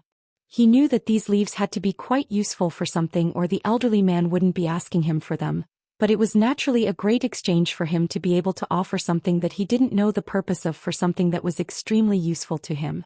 Thus Han Li immediately swept a hand over his storage bracelet, and azure light flashed as 2 faint green wooden boxes appeared in his hands. He then tossed both of wooden boxes toward the elderly man, and a faint light flashed through the man's eyes as the 2 boxes drew to a halt, hovering in midair before him. The lids of the boxes were then lifted amid flashes of white light, and stacks of shimmering golden bamboo leaves were revealed. There's no mistaking it. These are indeed golden lightning bamboo leaves. The elderly man was able to instantly ascertain the authenticity of these leaves, and a pleased expression appeared on his face. He swept a sleeve through the air and boxes disappeared after the lids were placed back onto them. He then flicked a finger to send a streak of white light hurtling directly toward Han Li. Han Li caught the streak of white light in his grasp to find that it was a white jade slip. I've put the new sword art and the refinement method of the flying swords into that jade slip. You can have a look at it to make sure that I'm not swindling you, the elderly man said with a smile. I wouldn't dare to think that. Han Li stowed the jade slip away without so much as a second glance at it. The elderly man nodded upon seeing this. Senior Jiang, Would you be able to enlighten me and tell me what those leaves can be used for? Han Li couldn't help but ask. You must still have some of these bamboo leaves left in your possession, right, fellow Daoist Han? Rest assured, these leaves will be enough for me, so I won't make you hand over the rest. The purpose of these leaves is something that's known to very few people in the human race, but it's common knowledge in the Chongyuan race, so there's no harm in telling you. These leaves can be used for two purposes. The first is to refine them into a type of divine lightning known as golden devil vanquishing lightning. In terms of potency against devilish beings, this type of lightning is superior even to divine devilbane lightning. It's a powerful weapon for Grand Ascension cultivators like me against extra-realm heavenly devils. They can also be fed to some spirit insects, and there's a very good chance that a mutation could occur. Of course, a considerable amount of these leaves must be fed to the spirit insects for that to happen, the elderly man revealed. Extra-realm heavenly devils? What are those? Han Li was perplexed. The elderly man was clearly in a very good mood, and he was a lot more talkative as he explained. How do I say this?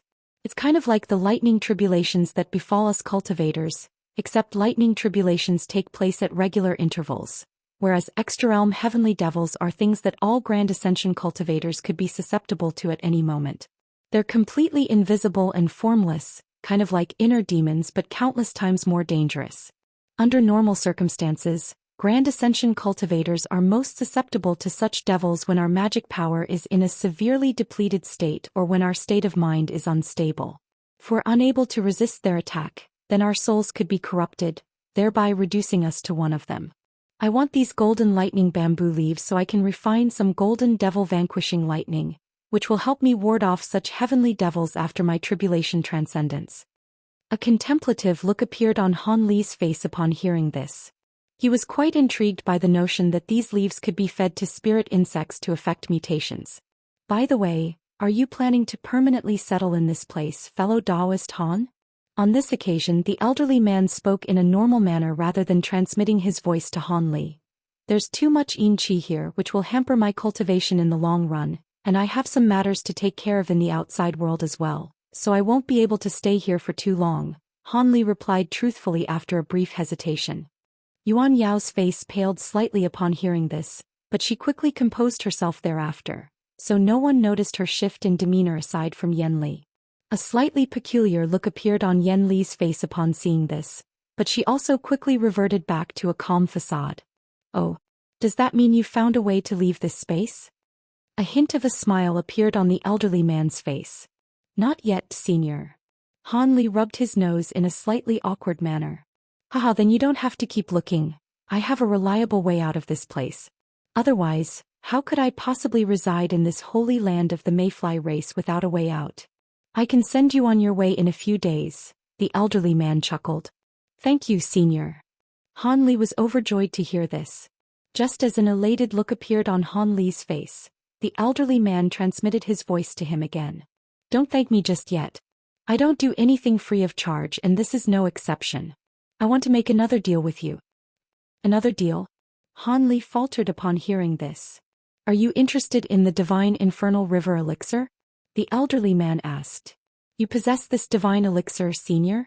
Han Li was truly astonished this time. I've lived for so long in this infernal river. It'd be an absolute joke if I hadn't secured some divine infernal river elixir by this point, the elderly man chuckled coldly. Does the Mayfly race know of this? Aren't there 2 infernal lightning beasts guarding the divine elixir? Han Li asked in bewilderment. Do you really think 2 infernal lightning beasts can stop me? I have countless ways to secure the divine elixir without being detected by them. On top of that, I only extract a small amount of elixir every time. Even if those infernal lightning beasts come to realize what I'm doing, what are they going to do? Come and challenge me in battle to recover the elixir? The elderly man scoffed in a proud manner. Of course I'm interested in the divine elixir, but I really don't have anything that I can exchange for it, Han Li replied after a long silence. I never said I wanted something from you now, the elderly man said in a meaningful voice. Then, Han Li's expression changed slightly. It's quite simple. I can't leave this space as I'm trying to delay the arrival of my next heavenly tribulation, but I require some extremely important things. As long as you can gather those things for me, then bring them to me within the next 1,000 years, I'll exchange a vial of divine infernal river elixir for them. What do you think, fellow Daoist Han? The elderly man asked. I'll have to hear what you'd like me to collect first, senior. Rather than immediately accepting this arrangement, Hanli took a more conservative and cautious approach. The fact that Hanli was exercising such caution seemed to be an encouraging sign for the elderly man, and a pleased look appeared on his face as he swept his sleeve through the air to send another jade slip flying toward Hanli. Hanli caught the jade slip before immediately inspecting its contents, and it didn't take long before a peculiar look appeared on his face. After a while, Hanli withdrew his spiritual sense from the jade slip before raising his head with a forced smile on his face. There aren't many items listed in this jade slip, but I've never even heard of most of them. Even the ones that I do know of are extremely rare, and I could easily go 1,000 years without encountering a single one of them. Surely you're asking too much of me, senior. Do you think divine infernal river elixir is some kind of normal spirit elixir, fellow Daoist Han? It's something that even body integration cultivators are willing to risk their lives for. Besides, I didn't say you had to find everything on that list. As long as you can gather 2/3 of them, then return to this place. I'll exchange the divine elixir for those things, the elderly man replied in a calm manner. 2/3? In that case, it's not entirely impossible, Hanli murmured after a brief pause for contemplation. Then do we have a deal, fellow Daoist Han? So, I can send you out of this infernal river as my deposit. I guess I have no choice but to agree. Hanli rubbed his nose with a wry smile on his face. The elderly man smiled and said, I'll send you away from here in 2 days. 2 days passed by in the blink of an eye. At the summit of a nameless massive mountain, there was a huge spell formation that was around 1,000 feet in radius. There were 8 tall platforms around the formation, atop each of which stood a giant flag with golden and silver runes shimmering on those flags. Hanli stood at the center of the formation while the elderly man Yuan Yao and Yanli stood outside it.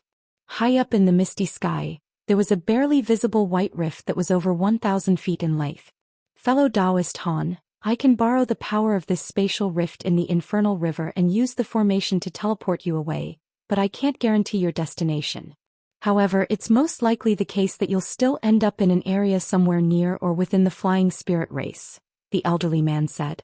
Thank you for your words of caution, senior, Hanli replied in a respectful voice. Alright, it's about time we began. I'll activate the formation and send you away from the infernal river. By the way, take this with you. When you've collected enough items, you can follow the instructions on that thing to return to the infernal river again. That thing is a disposable treasure and I only have one, so look after it well.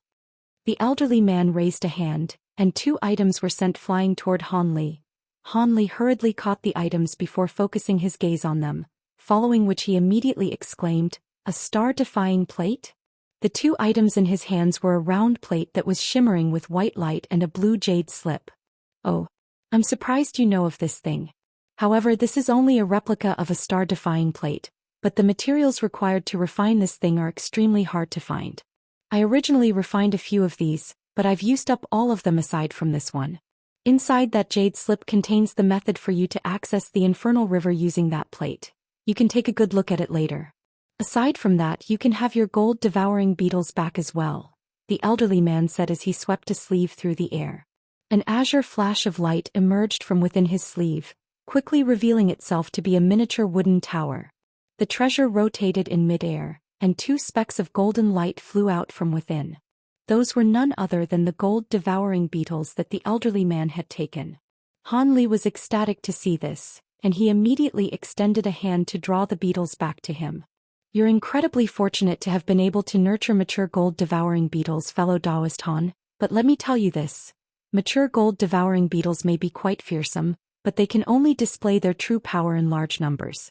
If only a few are unleashed at once, it'd be quite easy for a high-grade cultivator to trap them using a wood attribute treasure. As opposed to focusing on these beetles, it would be more beneficial to work harder on your own cultivation. Of course, if you can nurture hundreds, even thousands of these mature gold-devouring beetles, then most of the spirit realm is your oyster, as the majority of wood attribute treasures won't be able to trap so many matured gold-devouring beetles. At the same time, it's important to remember that controlling such a large number of gold-devouring beetles would be so taxing our one's spiritual sense, that even Grand Ascension cultivators like me won't be able to handle it. Hee, of course, if you can nurture a legendary gold-devouring beetle monarch, then even true immortals would most likely refrain from engaging you in battle, let alone a grand ascension cultivator like me, the elderly man chuckled. Gold-devouring beetle monarch? This was the first time that Han Li had heard of something like this. Oh, you don't know what that is? That makes sense. Only the mayfly race and other races that are closely affiliated with insects know of gold-devouring beetle monarchs, so I suppose it's no surprise that you're oblivious to them. If you ever get the chance to do so, you can go and conduct some research on your own about this matter. This beetle monarch is a legend that has been around for countless years, but I've never actually heard of anyone successfully refining, so it's not something to be overly fixated on, the elderly man explained before making a hand seal. A loud rumbling noise erupted from the sky above, and dense dark clouds began to surface as howling winds were swept up. The elderly man then began to chant something in the wind, and even though his voice wasn't very loud, it was still quite clearly audible. An astonishing scene then ensued. The elderly man didn't appear to have done anything else, but the massive flags on the 8 platforms suddenly tremored in unison. The flags flapped in the wind as the entire formation began to emit a faint buzzing sound. Spiritual threads of all types of different colors surfaced around the formation before sweeping toward the massive flags as streaks of light. As the 8 flags flashed within the spiritual light, bursts of astonishing spiritual pressure emanated from the formation as one rune after another emerged. Han Li was situated at the very center of the formation, so he could quite clearly sense just how fearsome the power imbued within these runes were.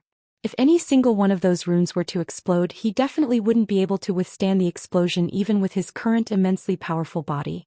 Han Li's expression changed slightly as he took a deep breath. Yuan Yao looked on from outside the formation, and a hint of concern also appeared in her eyes. The 8 giant flags rotated at once before blasting forth 8 pillars of light that were as thick as large bowls, all of which disappeared high up into the sky in a flash. The white rift overhead immediately shimmered with brilliant light, and instantly became several times more visible than before. The elderly man swept a sleeve upward upon seeing this, and a dull thump erupted in the air above the formation, following which an azure sword projection that was several tens of feet in length appeared amid a flash of piercing azure light. Sever! The elderly man yelled before pointing 2 of his fingers at the huge sword projection up above. The azure sword projection immediately adopted a vertical position before flying up toward the white rift in the sky. A loud ringing sound suddenly erupted in the surrounding sky as the air abruptly tightened, as if all of the world's origin chi nearby had been sucked away by this sword. In the instant before the giant azure sword struck the white rift, it expanded countless times further, taking up the entire sky as if it were a divine weapon. The azure sword then proceeded to slice open that white rift amid a loud tearing sound that was audible throughout the entire heavens. A thin long black rift emerged within the white rift, and the elderly man waved a hand through the air to dispel the gargantuan sword. At the same time, 8 gigantic runes, each of which was around the size of a cabin, surfaced near the black rift, shimmering with bright golden light. Han Li felt the air around him tighten, immediately following which the runes from the formation beneath his feet hovered toward him in unison.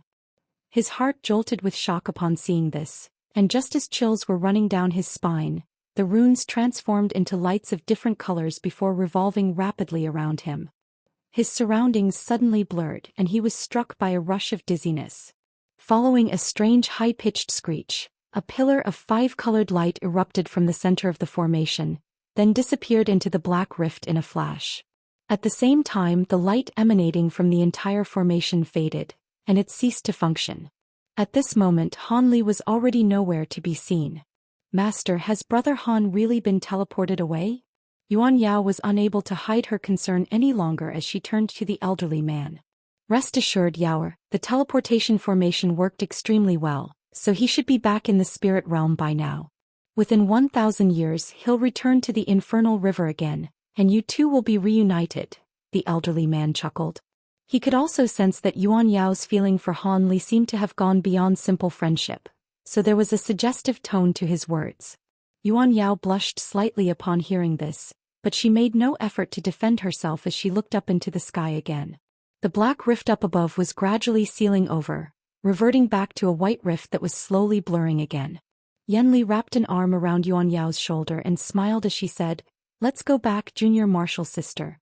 It's just as Senior Jiang says, you'll see him again if fate dictates it to be so. Your cultivation base and powers may not be able to match against fellow Daoist Hans at the moment, but with Senior Jiang as your master, I'm sure you'll have at least matched him by the time he returns." You're not wrong there. That Han brat is indeed quite an extraordinary cultivator for someone of his cultivation base, but under my tutelage you're almost guaranteed to progress to the spatial tempering stage, and there's a 40% to 50% that I'll even get you to the body integration stage, the elderly man said in a confident manner. "I'll be sure to cultivate to the very best of my abilities, master." Yuan Yao immediately rid her mind of all unnecessary thoughts and emotions as she extended a grateful bow toward the elderly man.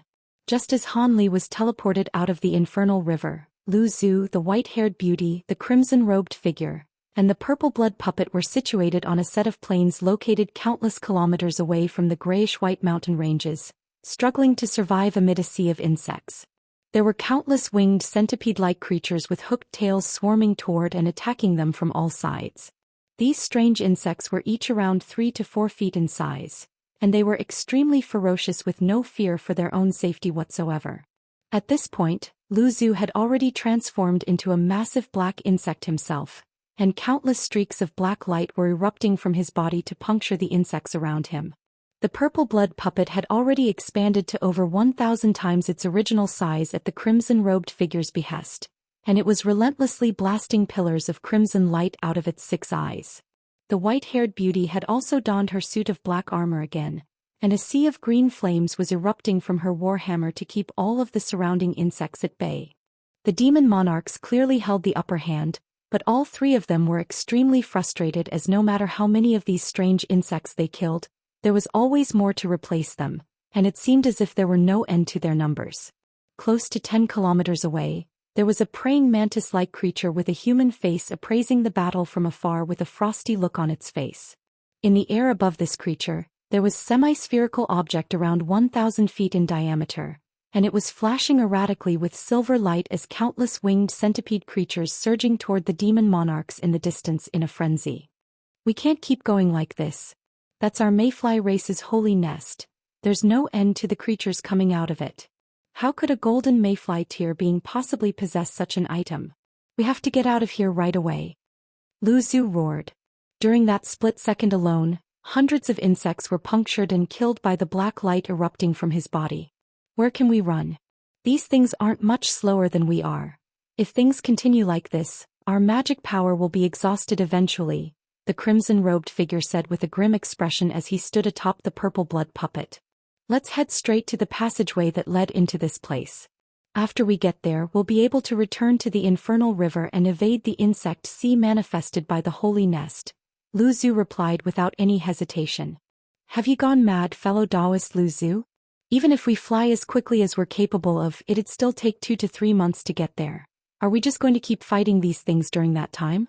On top of that, what about the devilish tomb and the devilish artifacts?" The white-haired beauty screeched in a sharp voice. What good will those devilish artifacts do us if we die here?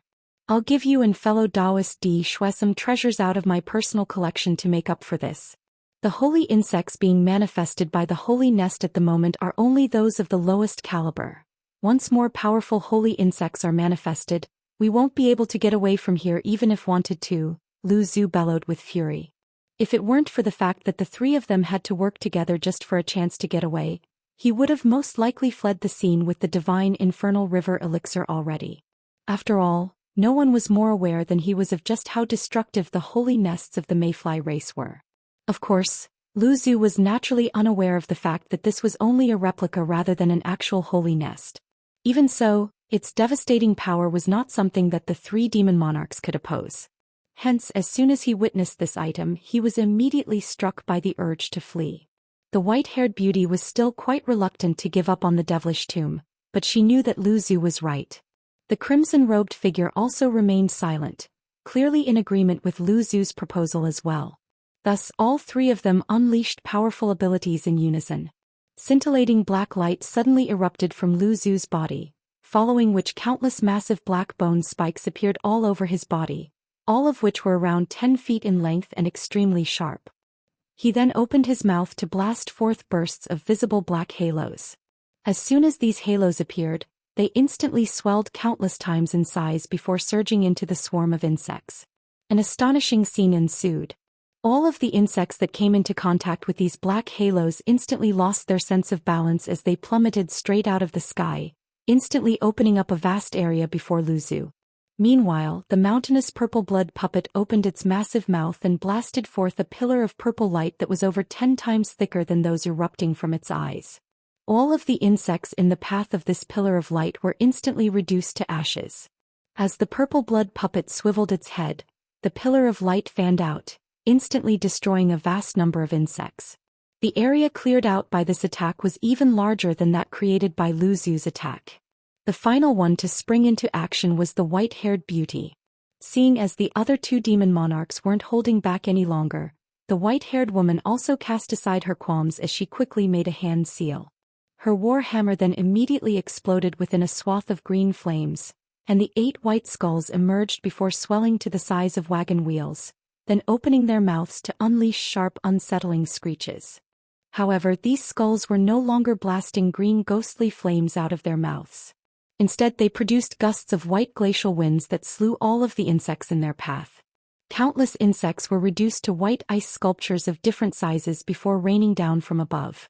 With 3 body integration cultivators attacking at once, even the relentless barrage of insects was unable to keep up, and a massive empty area was created. The praying mantis creatures in the distance harumphed coldly upon seeing this before pointing up at the silver object with one of its giant scythe-like arms. The semi-spherical object immediately began to rotate even more quickly, and the number of insects flooding out from within increased significantly. However, right at this moment, the 3 demon monarchs combined their magic powers to conjure up a massive ball of light around them, which allowed them to crash through the countless insects around them, thereby opening up a path that took them to the edge of the insect sea in just a few flashes. The ball of light then separated into 3 streaks of light again, all of which hurriedly fled into the distance. The praying mantis creature was clearly not expecting these demon monarchs to flee, and a furious expression appeared on its face before it let loose a sharp scream, sending the swarm of insects flying toward the demon monarchs in hot pursuit. All of these insects flew at a phenomenal speed, seemingly able to match the pace being set by the demon monarchs. Meanwhile, the praying mantis creature's body blurred, and he disappeared on the spot. In the next instant he appeared above the semi-spherical object, then disappeared into it. A loud buzzing sound erupted from the holy nest, and the stream of insect projections pouring forth from it was cut off before it also flew through the air as a streak of silver light, surrounded by countless insects. Thus, the insect sea and the demon monarchs vanished into the distance in the blink of an eye. Elsewhere, Mu Qing was hovering in the air above the body of water that Han Li had been situated at several days ago, looking down with a dark expression on her face. This place seems to be. Within another vast expanse of black mist, a humanoid figure was inspecting his surroundings within a swath of gray light. This man wore a set of azure robes and appeared to be in his 20s with his brows slightly furrowed. He was none other than Han Li, who just left the infernal river. As soon as he recovered from his rush of dizziness, he'd immediately found himself situated within this vast expanse of black mist. Thankfully, he had cultivated his divine essence-fused light for so long that using it was second nature to him now, and it was automatically released to protect him. Han Li looked up into the air to find that the spatial rift that had just ejected him was already sealing over, and in the instant that he cast his gaze toward it, it finally disappeared without a trace, as if it had never even existed in the first place. Even though it was only for an instant, Han Li had caught sight of wisps of black qi escaping from the spatial rift right before it disappeared, then blended into the black mist around him. Could it be that all of the mist here seeped out of that spatial rift? Han Li murmured to himself before inspecting his surroundings again, trying to ascertain his current location. However, he was only able to release his spiritual sense for around 1,000 feet before it immediately recoiled, thereby limiting his sensory range. Han Li raised an eyebrow and stroked his chin as a thought suddenly occurred to him. He brought his hands together before separating them, and azure light flashed between his palms, following which a spirit herb that was several inches in length appeared within his grasp. He raised a hand to hurl the spirit herb into the black mist, and it immediately wilted before being reduced to dust in the instant before it drifted onto the ground below. Black infernal mist. Han Li drew a sharp breath and he could finally confirm his current location. He had been teleported back to the massive island in the flying spirit race territory, and this vast expanse of black mist was the sea of black infernal mist that he'd refrained from entering when he was last on this island. He had conducted some tests on this black mist to find that the yin qi within it was extremely severe, and that it was able to absorb the spiritual qi within plant life and other living beings. At the time he was in a hurry to break through his bottleneck, and he was also quite wary of this mist's strange properties, so he never ventured into it. Now he had no choice as he had been teleported here right after leaving the infernal river. Thinking back to the black qi that had seeped out of the spatial rift, it seemed that the formation of this sea of mist most likely had something to do with the infernal river. However, the yin qi in the infernal river was definitely not as fearsome as that present in this black mist, so there had to be some other constituents that made up this mist. Han Li's eyes flashed as he made his judgment in the blink of an eye. In any case, this was most definitely not the place for a picnic, and it was best to get away from here as quickly as possible. With that in mind, azure light flashed from Han Li's body, and he immediately rose up into the air. However, after rising to altitudes of only several tens of feet, the mist around him suddenly converged toward his body, snuffing out the azure light around and forcing him to plummet toward the ground. There's a flight restriction here. Han Li's heart stirred upon making this observation. He finally understood why the Tianping beings were so wary of this sea of mist, to the extent that no one was stationed on this island. To the Tianping beings who revered the Kunping as a divine deity, a flight restriction was naturally extremely dangerous. After all, most of the abilities of flying spirit race beings hinged on their wings. If they were unable to fly, then they would immediately be severely debilitated. That was, of course, only one of the reasons. It was most likely the case that the Tianping beings avoided this place like the plague also due to the aura of the infernal river that seeped out of the spatial rift here.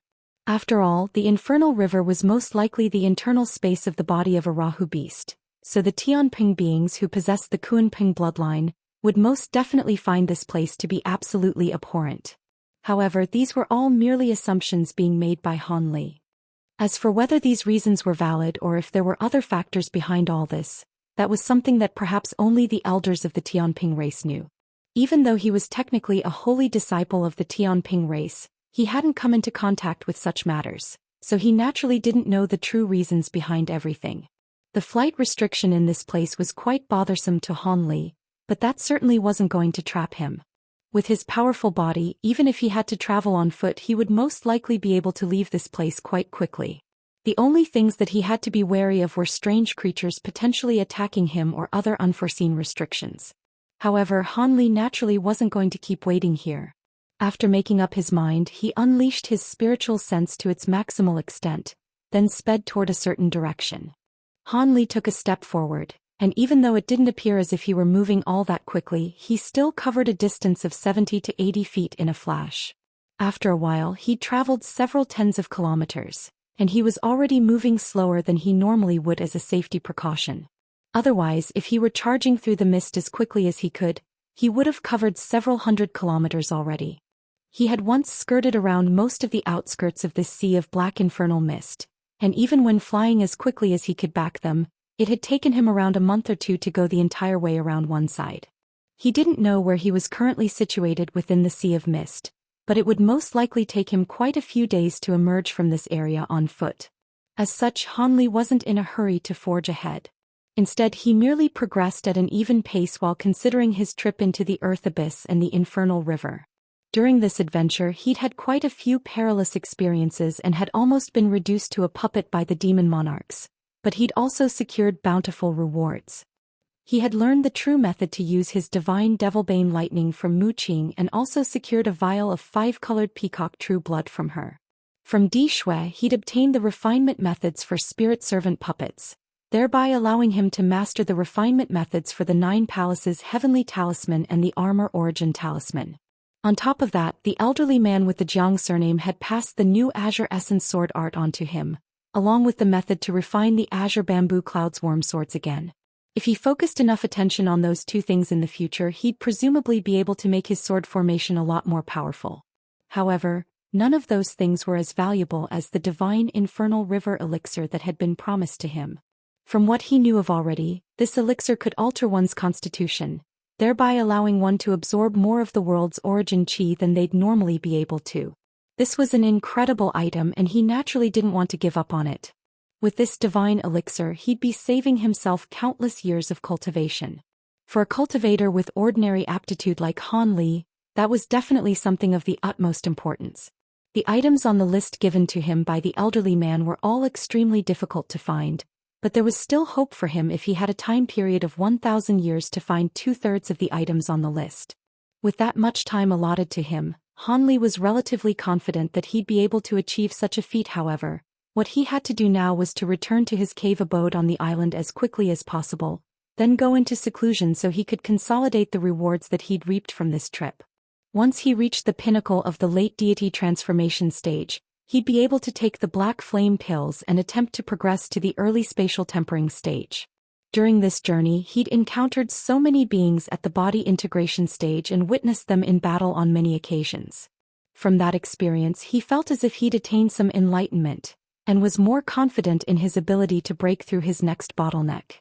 Even though the demon monarchs had refrained from giving him much guidance in cultivation, they were all immensely powerful beings, and just seeing them in action had been an invaluable experience for Han Li. After all, how many deity transformation cultivators could witness battles between body integration stage beings in person? All of these thoughts were rapidly racing through Han Li's mind, and it only took him mere moments to establish his future cultivation plan. He then swept a hand over his storage bracelet, and a jade slip immediately appeared over his palm. This was none other than the jade slip that the elderly man had given him, and within it was recorded the new Azure Essence sword art. Han Li instantly split his spiritual sense into two, with a small portion of it controlling his body in its advancement and inspecting his surroundings, which most of his spiritual sense seeped into this jade slip. Initially, his expression remained quite calm, but as he furthered his understanding this sword art, his expression gradually became more solemn, and his brows were tightly furrowed by the end. After a while, he heaved a long sigh and flipped his hand over, upon which the jade slip disappeared amid a flash of azure light. A contemplative look then appeared in Han Li's eyes. He had roughly read through the contents of the sword art and committed it to memory. It was quite clear that this so-called new sword art hadn't really brought many changes to the original 13 layers of the cultivation method, and the insignificant changes that had been made didn't impact him in any way. The main difference was the 5 additional layers of the sword art after that. These layers of the sword art corresponded to the 3 tiers of the deity transformation stage, as well as the early and mid tiers of the spatial tempering stage. If he were to cultivate the sword art in its entirety, it'd support him to the late spatial tempering stage. If Han Li hadn't cultivated the Provenance True Devil arts, he would perhaps truly be quite interested in this cultivation art. As things were at present, he could only pick a few useful secret techniques and abilities from the last 5 layers of the sword art to cultivate. After all, he was walking the path of simultaneous cultivation, so it certainly wouldn't be wise for him to spend so much time on this cultivation art. Of course, he was only able to achieve these things as he'd mastered the first 13 layers of the sword art in advance, and he was also a late deity transformation cultivator himself. Otherwise, even if other high-grade cultivators were to obtain this sword art, they wouldn't be able to make use of it at all. The things enclosed in the final 5 layers of the sword art that Han Li was most interested in was a pair of new sword formations, one of which was named Spring Dawn, while the other was called Azure Coil. These 2 sword formations used in conjunction with the final 5 layers of the sword art would be immensely powerful, and allow him to challenge beings of a higher cultivation base than himself. Even without cultivating the final 5 layers of the sword art, those 2 sword formations could still be unleashed, but the requirements on the flying swords used in that case were extremely stringent. They had to be extremely pure wood attribute flying swords that had been nurtured to an extremely high level. Han Li's current 72 Azure Bamboo Clouds Worm swords couldn't satisfy this condition, so he had to refine them again.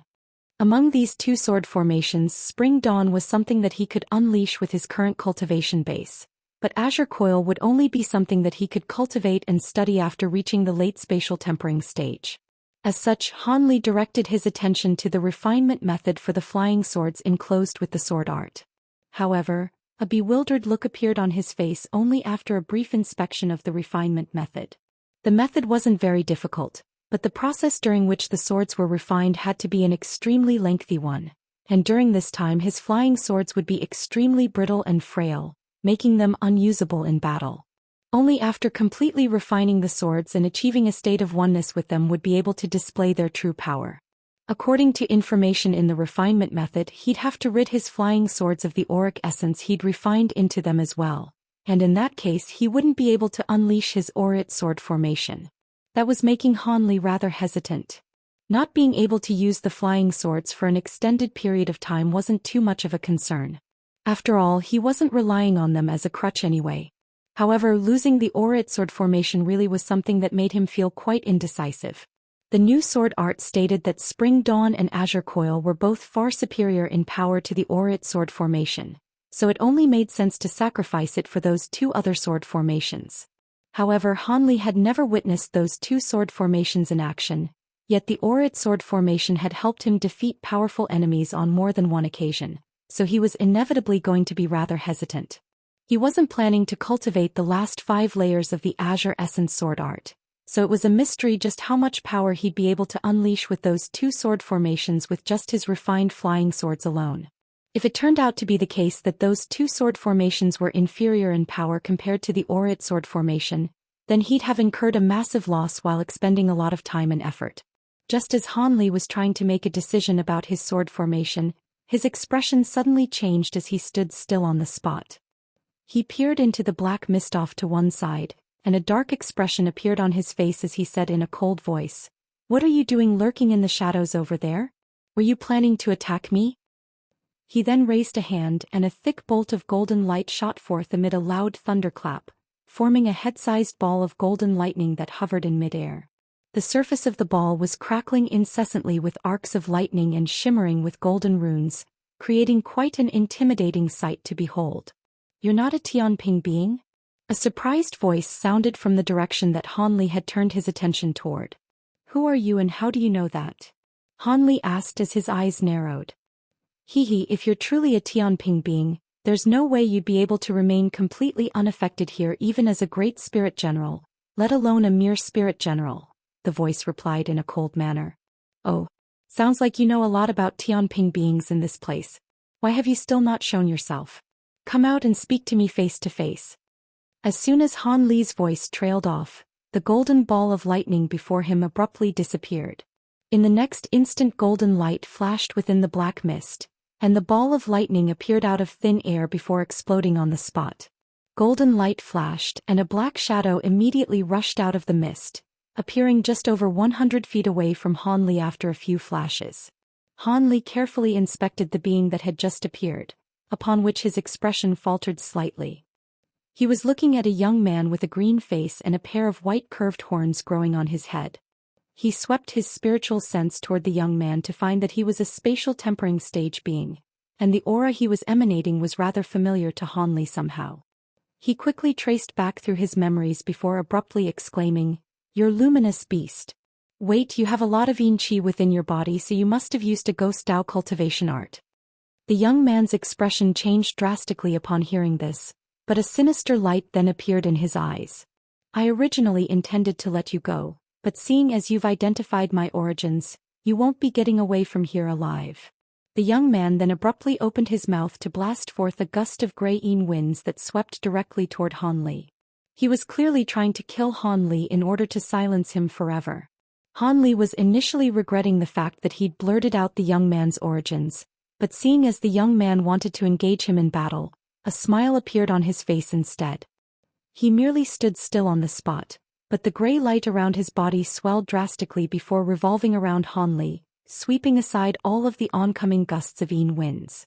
A flash of astonishment appeared in the young man's eyes upon seeing this, but he immediately slapped a hand onto his own head, upon which his twin horns detached themselves from his body, then transformed into a pair of shimmering white scimitars that landed in his grasp.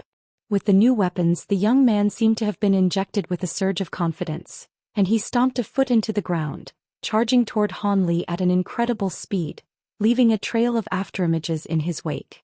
The young man was seen to be intent on challenging Han Li in melee combat, and a peculiar look flashed through Han Li's eyes upon seeing this. Instead of taking any evasive measures, brilliant golden light suddenly erupted from his body as he stood still on the spot. A layer of golden scales appeared over his skin, and at the same time, a golden projection with 3 heads and 6 arms surfaced behind him. The young man faltered slightly upon seeing the projection and scales that Han Li had conjured, but he didn't slow down in the slightest as he slashed his twin sabers through the air toward Han Li. A pair of black saber formations instantly hurtled forth in a cross formation. As soon as these saber projections appeared, all of the nearby black mist surged toward them in a frenzy. The 2 saber projections instantly swelled to around twice their original size before reaching Han Li in the blink of an eye. Han Li's eyelids twitched as his hands blurred slightly, and a pair of golden longswords suddenly appeared in his grasp. With a flick of his wrists, he slashed his long swords toward the saber projections in a merciless manner. A loud thunderclap erupted as golden arcs of lightning coiled around the long swords. As soon as the black saber projections clashed with the golden lightning, the former was instantly vanquished, much to the shock of the young man. In contrast, a cold smile appeared on Han Li's face. The saber projections unleashed by his opponent clearly contained a lot of devilish chi. Otherwise, even his azure bamboo cloudsworm swords wouldn't have been able to take care of them so easily. Seeing as this was the case, this young man was essentially committing suicide through his decision to challenge Han Li. With that in mind, Han Li flapped the 5-colored translucent wing on his back, sending forth a burst of 5-colored light before the young man had recovered from his astonishment. The light was extremely bright and piercing, as if a 5-colored sun had surfaced from within Han Li's body. Arg! The young man reflexively closed his eyes in the face of such scintillating light, and at the same time he knew that he was in a perilous situation, so he stomped both feet violently into the ground and shot back like an arrow, retreating even faster than he'd come. At this moment, a thunderclap erupted from within the 5-colored light, following which an arc of azure and white lightning flashed behind the young man, and Han Li abruptly appeared out of thin air. He then slashed his 2 long swords toward his opponent with devastating force.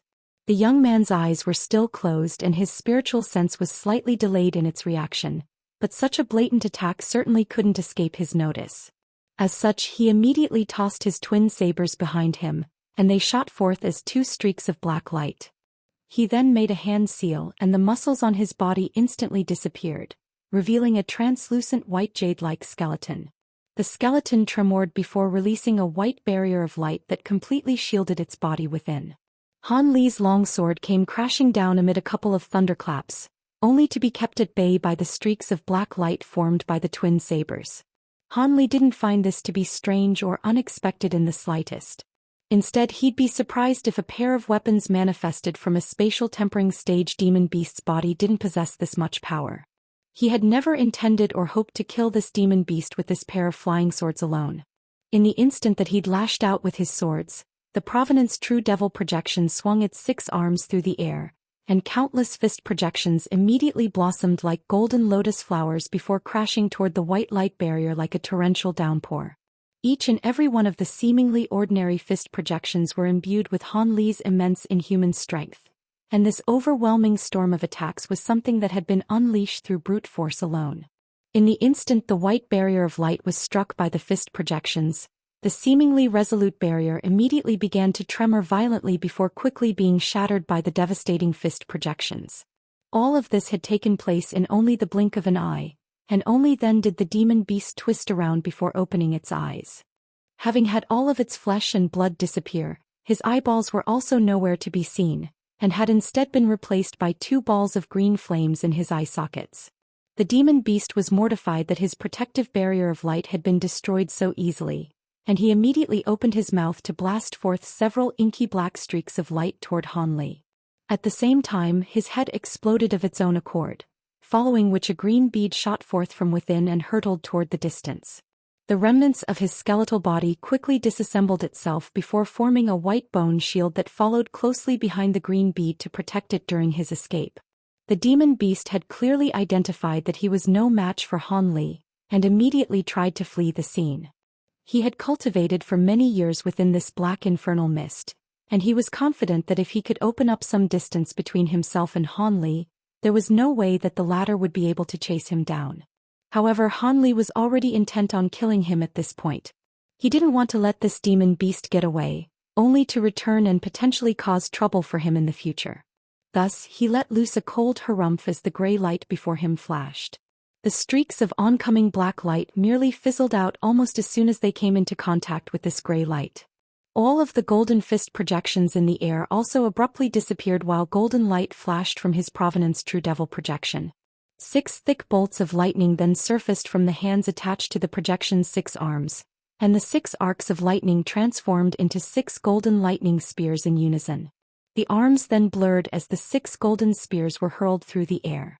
The golden spear streaked through the air before crashing viciously into the white bone shield. To the credit of the shield, it was able to withstand the first 3 spears, but after being struck by the 4th spear, it finally exploded.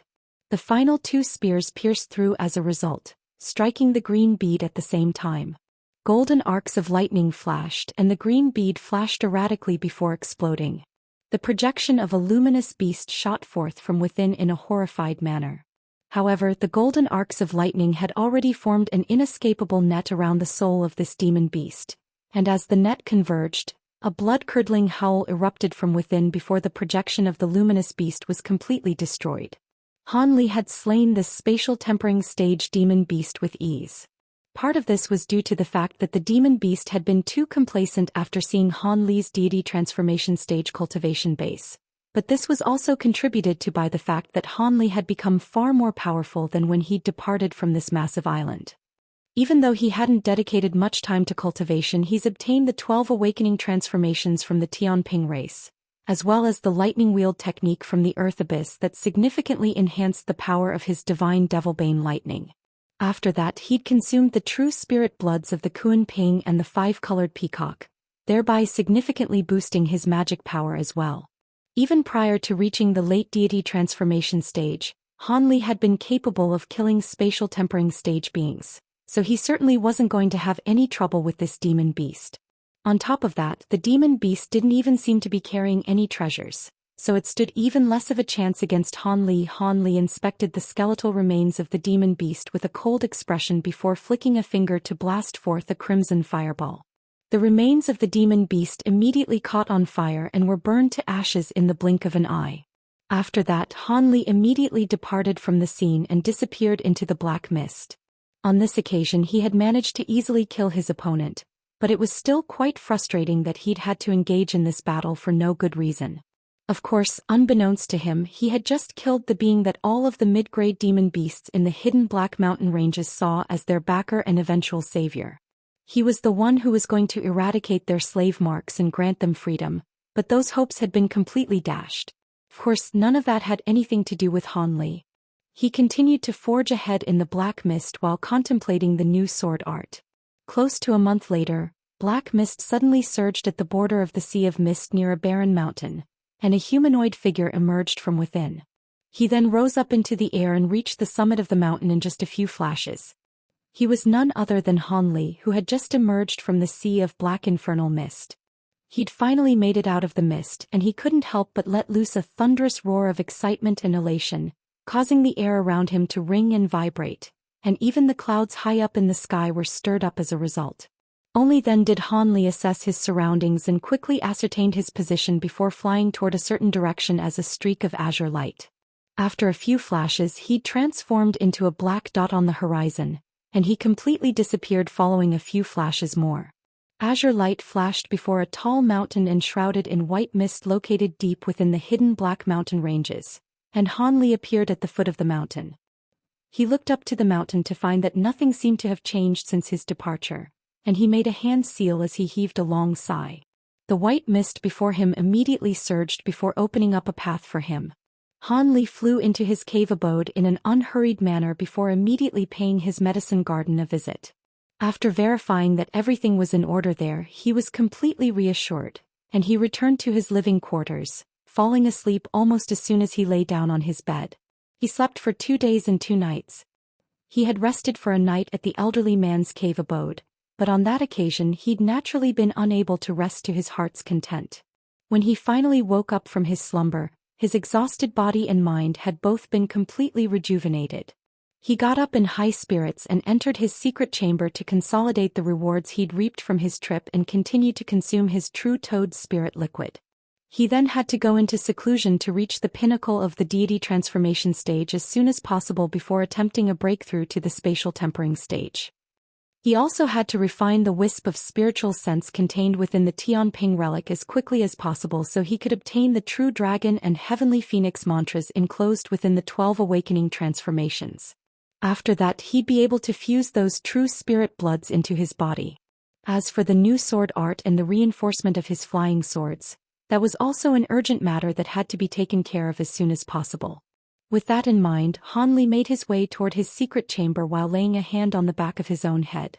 A ball of black light immediately shot forth from the back of his own head before transforming into a miniature black humanoid figure that was several inches tall. It was none other than his second nascent soul. He then rustled both sleeves to summon his weeping soul beast and leopard Kirin beast. Han Li waved a hand toward the three of them with a smile on his face, then tossed the mysterious small vial toward the second nascent soul before departing on his own. The second nascent soul caught the small vial, also with a smile on its face, and only after Han Li had disappeared around the corner did it deliver a few instructions to the two beasts, then slowly fly away toward another direction. Moments later, Han Li entered his secret chamber before sitting down with his legs crossed. His pupils then contracted slightly as he inspected his surroundings and caught sight of 3 grayish-white stone blocks in one corner of the secret chamber. Those were none other than the chunks of the stone block he'd obtained from the underwater cave abode belonging to that blue W. Back then he'd used his gold-devouring beetles to split the stone block into 3, but he was too busy with cultivation to pay any heed to this treasure. The material was extraordinarily heavy, and Han Li had originally intended to refine it into some kind of treasures, but all of the gold-devouring beetles that had consumed some of this material then began to mutate, and that made Han Li rather hesitant. The fact that this thing was able to make fully matured gold-devouring beetles mutate again was a sign of just how precious it was.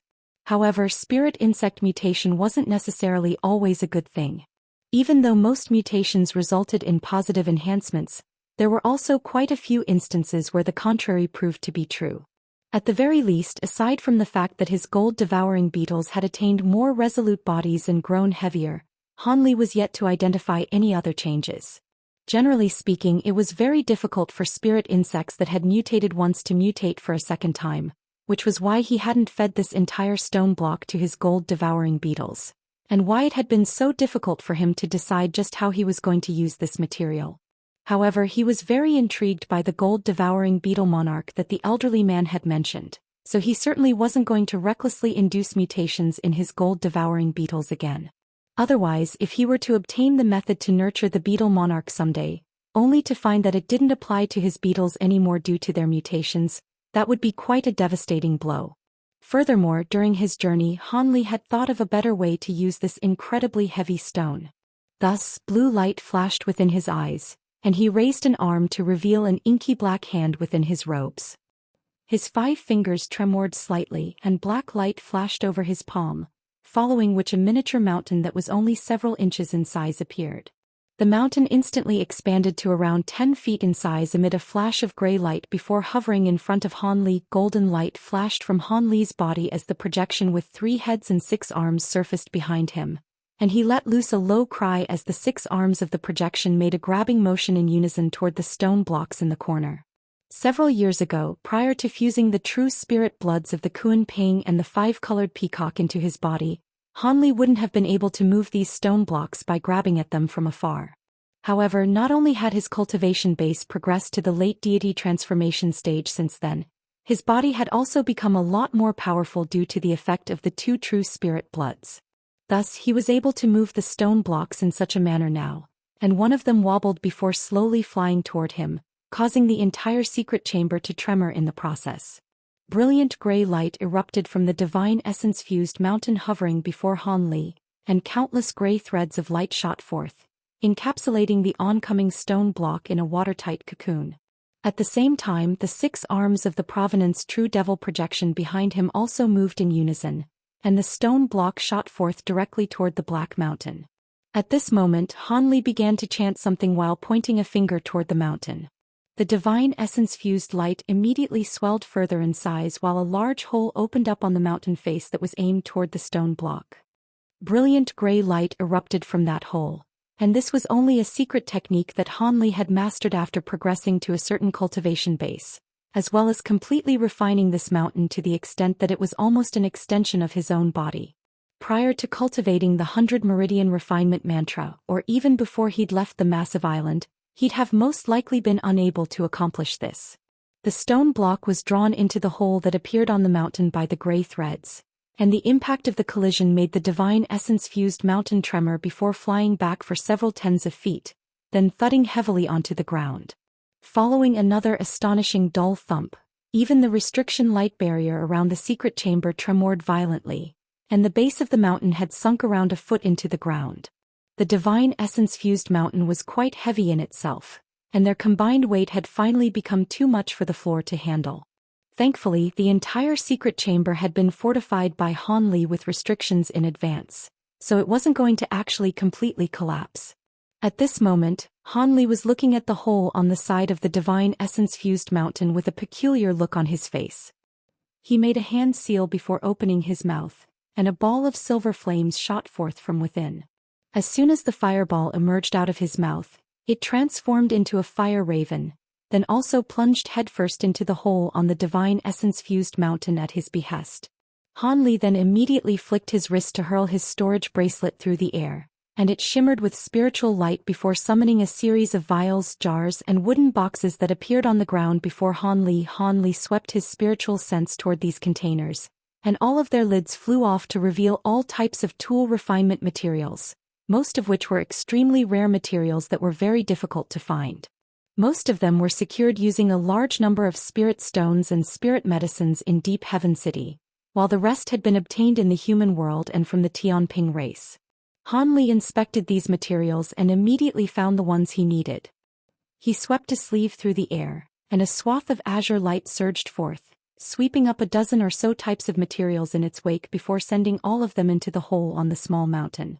A delightful cry then erupted within the hole, following which silver light flashed from within along with a burst of scorching heat, causing the nearby air to warp and blur. Han Li adopted a serious expression as he raised a hand, and a burst of gray light appeared at the center of his palm. The divine essence-fused mountain seemed to have resonated with him as it also lit up with gray light, and the hole on the side of the mountain slowly sealed over while the scorching heat also disappeared. Han Li was using the divine essence-fused mountain as a hearth, while deploying the spirit-engulfing fire raven to completely melt that grayish-white stone into the mountain. Han Li was looking forward to what properties the stone block could contribute to the divine essence-fused mountain. If it could become indestructible and as immensely heavy as the stone block, then its destructive power would be significantly enhanced. Of course, even with his spirit-engulfing heavenly flames, it wouldn't be a simple matter to melt these stone blocks. Otherwise, Han Li would have thrown in all three at once rather than only one. However, even with just this one stone block, it would take around 3 or 4 decades to melt it into the mountain. If he'd done all three at once, then it'd at least require a century. If Han Li had to use his own nascent soul flames to refine the stone blocks, then he naturally wouldn't engage in such a time-consuming activity. However, he could afford to do this now, seeing as he could use the spirit-engulfing heavenly flames instead. He would just have to leave the divine essence-fused mountain here for over 100 years. With that in mind, Han Li chanted something and cast an incantation seal onto the small mountain while the 6 golden hands on the projection behind his back all made a grabbing motion in unison. The small mountain instantly swayed before shrinking down to around a foot in size, then slowly flying over to a corner of the secret chamber and slowly descending. Before the stone block was fused into the mountain, Han Li wouldn't be able to withdraw it back into his own body, so he could only set it aside like this. After that, Han Li paused for a brief moment of contemplation before grabbing the air toward the storage bracelet, and a white jade box immediately flew out from within before landing on his palm. He swept his other hand over the lid of the box, and the lid immediately flew off to reveal a thumb-sized crimson fruit core. At the same time, an extremely rich medicinal aroma wafted toward him. This was none other than the azure shifting fruit core that Han Li had obtained during his time in the Tianping race. With this item he'd be able to nurture azure shifting fruits through the use of his small vial, then refine the legendary heaven shifting pill. He'd consume the heaven shifting pill with his black flame pills, and if the former's enhancement effect were to activate, then the chances of him breaking through his bottleneck would be significantly increased. Han Li held the fruit core between two fingers and carefully inspected it through narrowed eyes, then instantly cast his spiritual sense out of the secret chamber. Moments later, the azure barrier of light around him tremored, and a ball of black light flew in. It was none other than his second nascent soul. Han Li placed the lid onto the jade box containing the fruit core before tossing toward the second nascent soul without even uttering a single word. The second nascent soul waved a little hand through the air to catch the box in an extremely rehearsed manner, then disappeared into the light barrier behind it again. Having done all that, Han Li heaved a sigh of relief before slowly closing his eyes. What he had to do next was to work on the new sword art he obtained to see if this Spring Dawn sword formation truly was as lethal as the sword art proclaimed it to be. After that, he'd be able to decide whether to give up on his Aurit sword formation and refine his Azure Bamboo Cloud Swarm swords again. The Spring Dawn sword formation just so happened to be something that could be used by late deity transformation cultivators, and it was indeed far more complex and profound than the Aurit sword formation. Time passed by slowly, and 3 months later, Han Li opened his eyes to awaken from his meditative state. However, there was a peculiar look in his eyes and a hesitant expression on his face. So that's what Spring Dawn means. I was wondering why such a strange name had been given to it. Turns out it's a sword formation that primarily draws on the power of an illusionary technique. That's quite surprising. In that case, won't the effectiveness of this formation depend on the power of the enemy's spiritual sense and whether the cultivation arts they're using are potent against illusionary techniques? How am I supposed to make that judgment call? Han Li's brows furrowed with indecision. He pondered this issue for a long while, weighing up the benefits and the drawbacks, before finally making a decision. Back when Qing Yuanzi created this Spring Dawn sword formation, he would have had to give up on the Aurit sword formation as well, so it had to have some properties that placed it well above the Aurit sword formation. At present, the Aurit sword formation definitely had no issues against cultivators of the same cultivation base, but it was quite difficult for it to do much against body integration stage beings. Most importantly, the Azure Coil sword formation after the Spring Dawn sword formation could also only be set up using the refined flying swords. As such, Han Li finally decided to give up on the Aurit sword formation in the end. As for refining a brand new set of flying swords, that was something that Han Li didn't even consider. After all, with things like flying swords, it wasn't a case of the more the better. He only needed enough to set up his sword formations, and too many flying swords would make it too difficult to nurture all of them at once. Han Li didn't want to ruin his bonded treasure due to his greed. Having made his decision, Han Li naturally no longer hesitated. He flipped a palm over, and the jade slip that the elderly man had given him appeared in his hand. On this occasion he was going to study the refinement method for the flying swords before he worked on the sword art. He had already briefly read through the refinement method last time, but this was an important matter, so Han Li naturally had to read it again in detail. A short while later, Han Li withdrew his spiritual sense from the jade slip and narrowed his eyes slightly in contemplation. According to the jade slip, if he wanted to rid his flying swords of impurities, there were 3 methods he could employ. The simplest of those methods required no extra materials. He simply had to use his nascent soul flames to slowly refine all of the non-wood attribute materials in the flying swords. That was the simplest method and also one that incurred the least amount of risk. However, all of the materials in his flying swords had already fused as one, and it would take an extremely long time to refine them in such a way. In fact, even 3 or 4 centuries may not be enough. During this process, he'd have to constantly be using his nascent soul flames, so he'd be significantly hampering his own cultivation.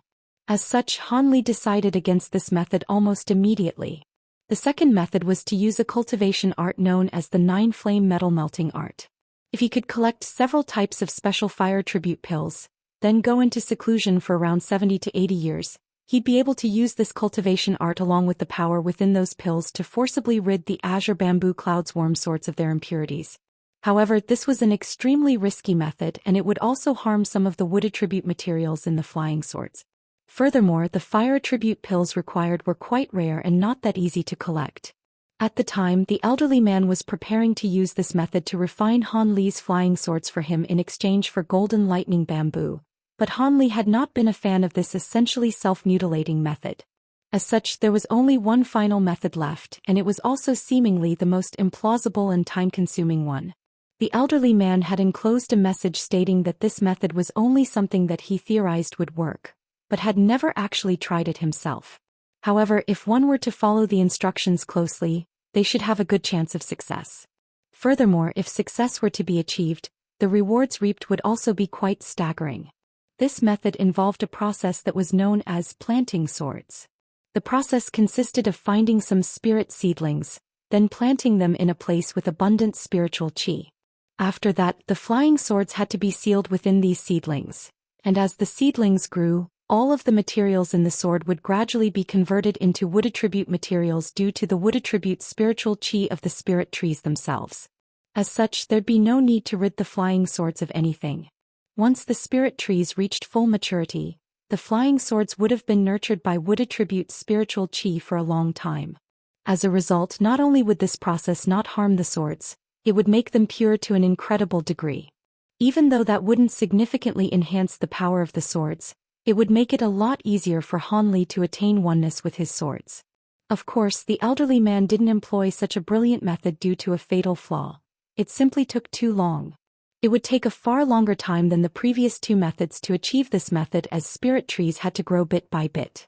Even the most ordinary of spirit trees required at least 1,000 years of nurturing care to reach full maturity. During this time, not only could these flying swords not be used at all, it also had to be ensured that none of the spirit trees died. Otherwise, all of the prior efforts would go to waste. Even if one were to replant the flying sword into another spirit tree, the damage would already be irreversible. As for how long was required for this process, there were no specific guidelines. However, one thing was for certain: the longer a sword was planted and the more precious the spirit tree was, the greater the degree of purity of the flying sword following the procedure. Han Li was ecstatic to see this method, and he immediately decided to use it. This method would perhaps be next to impossible for other people, but it was perfect for him, seeing as he could accelerate the growth of plants. With his small vial to assist him, myriad-year spirit trees could be nurtured with no issues at all. However, he was rather skeptical about whether this method was actually feasible. However, he didn't have to expend a lot of time to complete the process, so he decided to give it a try first. If it didn't work, then he could switch to one of the other two methods. Having made his decision, Han Li rustled a sleeve and a green jade box appeared. The lid of the box flew off to reveal a seemingly ordinary section of bamboo that had a few roots hanging off one end. This was none other than the small section of golden lightning bamboo that Han Li had intentionally kept after refining his flying swords. Even though this wasn't explicitly stated in instructions within the jade slip, it could only be better to plant the swords into a spirit tree that was the same as their main constituent material. Furthermore, he had learned from the elderly man that the leaves of the golden lightning bamboo could be used to refine the golden devil vanquishing lightning, so it certainly couldn't hurt to harvest some of those leaves as well. Thus, Han Li summoned his second nascent soul again before handing the wooden box and a flying sword over to it. He was going to experiment with just a single sword first. If the process did indeed prove to be viable, he'd then mass-produce golden lightning bamboo and plant the rest of his swords into them. After the second nascent soul departed, Han Li closed his eyes to meditate for a while before opening his eyes again and producing a small white vial.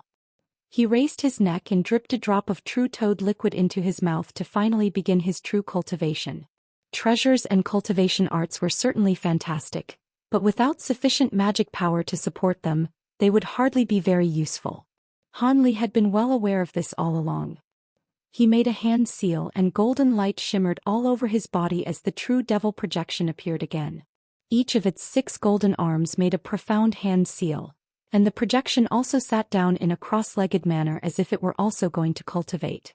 At the same time that golden light flashed from Han Li's body, a halo of golden light also appeared around the projection. This massive halo of light enshrouded the entire projection, and countless golden runes were surging forth relentlessly from the projection's hands, then disappearing into its body. Meanwhile, Han Li sat expressionlessly with a layer of golden scales over his body, and spiritual light swirling over the surface of his skin, giving off quite a mysterious image. Days turned into months and months turned into years, but the doors of the secret chamber remained firmly shut throughout this entire time. During this period, the second nascent soul would control a giant ape puppet's body to occasionally appear in the medicine garden before quickly disappearing. The mid-grade demon beasts of the hidden Black Mountains also visited on several occasions, bringing with them large amounts of precious materials exchanged for woodbud flowers. All of them wore grim expressions each time, thinking that the supply of woodbud flowers surely had to be rapidly depleting, but the second nascent soul only had to nurture some woodbud flowers from time to time in order to continue facilitating these exchanges. In the process, the weeping soul beast transformed into Han Li's appearance to placate these demon beasts, thereby managing to convince them that Han Li was seeing them in person. The demon beasts were naturally quite relieved that Han Li was able to continue supplying woodbud flowers. Time passed by in a flash and over 100 years flew by in the blink of an eye. No major events took place on the island during this time, and it seemed that this period of peace would continue for the foreseeable future. However, one day, an extremely astonishing phenomenon suddenly appeared in the air above Han Li's cave abode. Loud thunderclaps erupted overhead, following which white spiritual clouds appeared out of thin air, then converged toward the summit of the mountain. Countless specks of light of different colors also began to rise into the air from all of the mountains within a radius of thousands of kilometers. After rising to a certain altitude, these specks of light swelled before bursting like bubbles, creating swaths of five-colored light that then surged toward Han Li's cave abode. Within 10 minutes, layer up layer of dense five-colored light had enshrouded the entire mountain that Han Li was situated in, yet another phenomenon appeared in the air above. The white spiritual clouds up above converged to form a massive cloud ring, at the center of which gusts of fierce azure winds were taking shape. The five-colored light down below was swept up into the cloud ring, then torn apart before fusing together again. As the winds grew fiercer, the more and more five-colored spiritual light was swept up into the sky, and in the azure winds were converted into all types of different colors. However, the five-colored light surging from all directions didn't cease in the slightest, and the films of light around the giant mountain down below became even denser than before. Such astonishing scenes naturally attracted all of the attention of the beasts and demon beasts within the hidden Black Mountain ranges. The immense spiritual pressure from the phenomena alone was enough to force normal beasts to the ground as they trembled uncontrollably with fear, and even the normally ferocious beasts were completely petrified and powerless. Some low-grade and mid-grade demon beasts that had attained intelligence hurriedly flew toward Han Li's cave abode, yet all of them seemed to have encountered an invisible barrier thousands of kilometers away from the phenomena, thereby preventing them from advancing any further. All of them were forced to look on at the gargantuan cloud ring and five-colored mountain from afar with panic in their eyes. The cow-headed beast, the three-headed giant python, and all of the other demon beasts that had made deals with Han Li also appeared in the nearby area. All of them immediately identified where the phenomena were taking place, and all of them glanced at one another with astonishment in their eyes. Is that man making a breakthrough? Could it be that he's becoming a great spirit general? The three-headed giant python exclaimed. That's most likely the case. A less significant breakthrough wouldn't conjure up such an astonishing set of phenomena, the cow-headed beast replied in a slow voice. If that man becomes a great spirit general, then won't he also have the ability to get rid of our slave marks? The three-headed giant python exclaimed with elation. A hint of anticipation also flashed through the cow-headed beast's eyes, but that quickly disappeared as a wry smile appeared on its face. Theoretically, yes, but why would he help us? Our senior in the black infernal mist is most likely either dead or has abandoned us. In any case, we haven't been able to get in contact with him for over 100 years. If we don't give this a try, then our lives will truly be under threat, the golden ape said in a grave voice. So what do you two suggest? The cow-headed beast asked. If that man really can successfully progress, then why don't we offer him that treasure so he can lift the restrictions on us? The giant ape suggested. That item is extremely important for our future progression. Are we just going to hand it over to someone else? What if he takes the treasure but doesn't lift our restrictions? That would be a disaster, the cow-headed beast said in a hesitant voice. What's the point of having such a treasure if we're going to lose our lives? This man may not be a being of the same race as us, but he's been quite fair during the exchanges that we've had with him, so he most likely won't revoke any promises. I will admit that there's some risk involved, but we'll regret it in the future if we don't try to take this opportunity. This man is an outsider, so who knows how much longer he'll stay here for.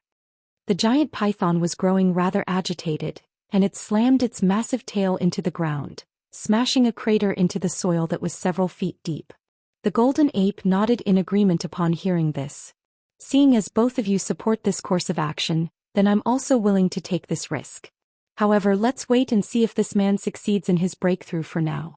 If he fails, then we won't be able to do anything anyway, the cow-headed beast sighed.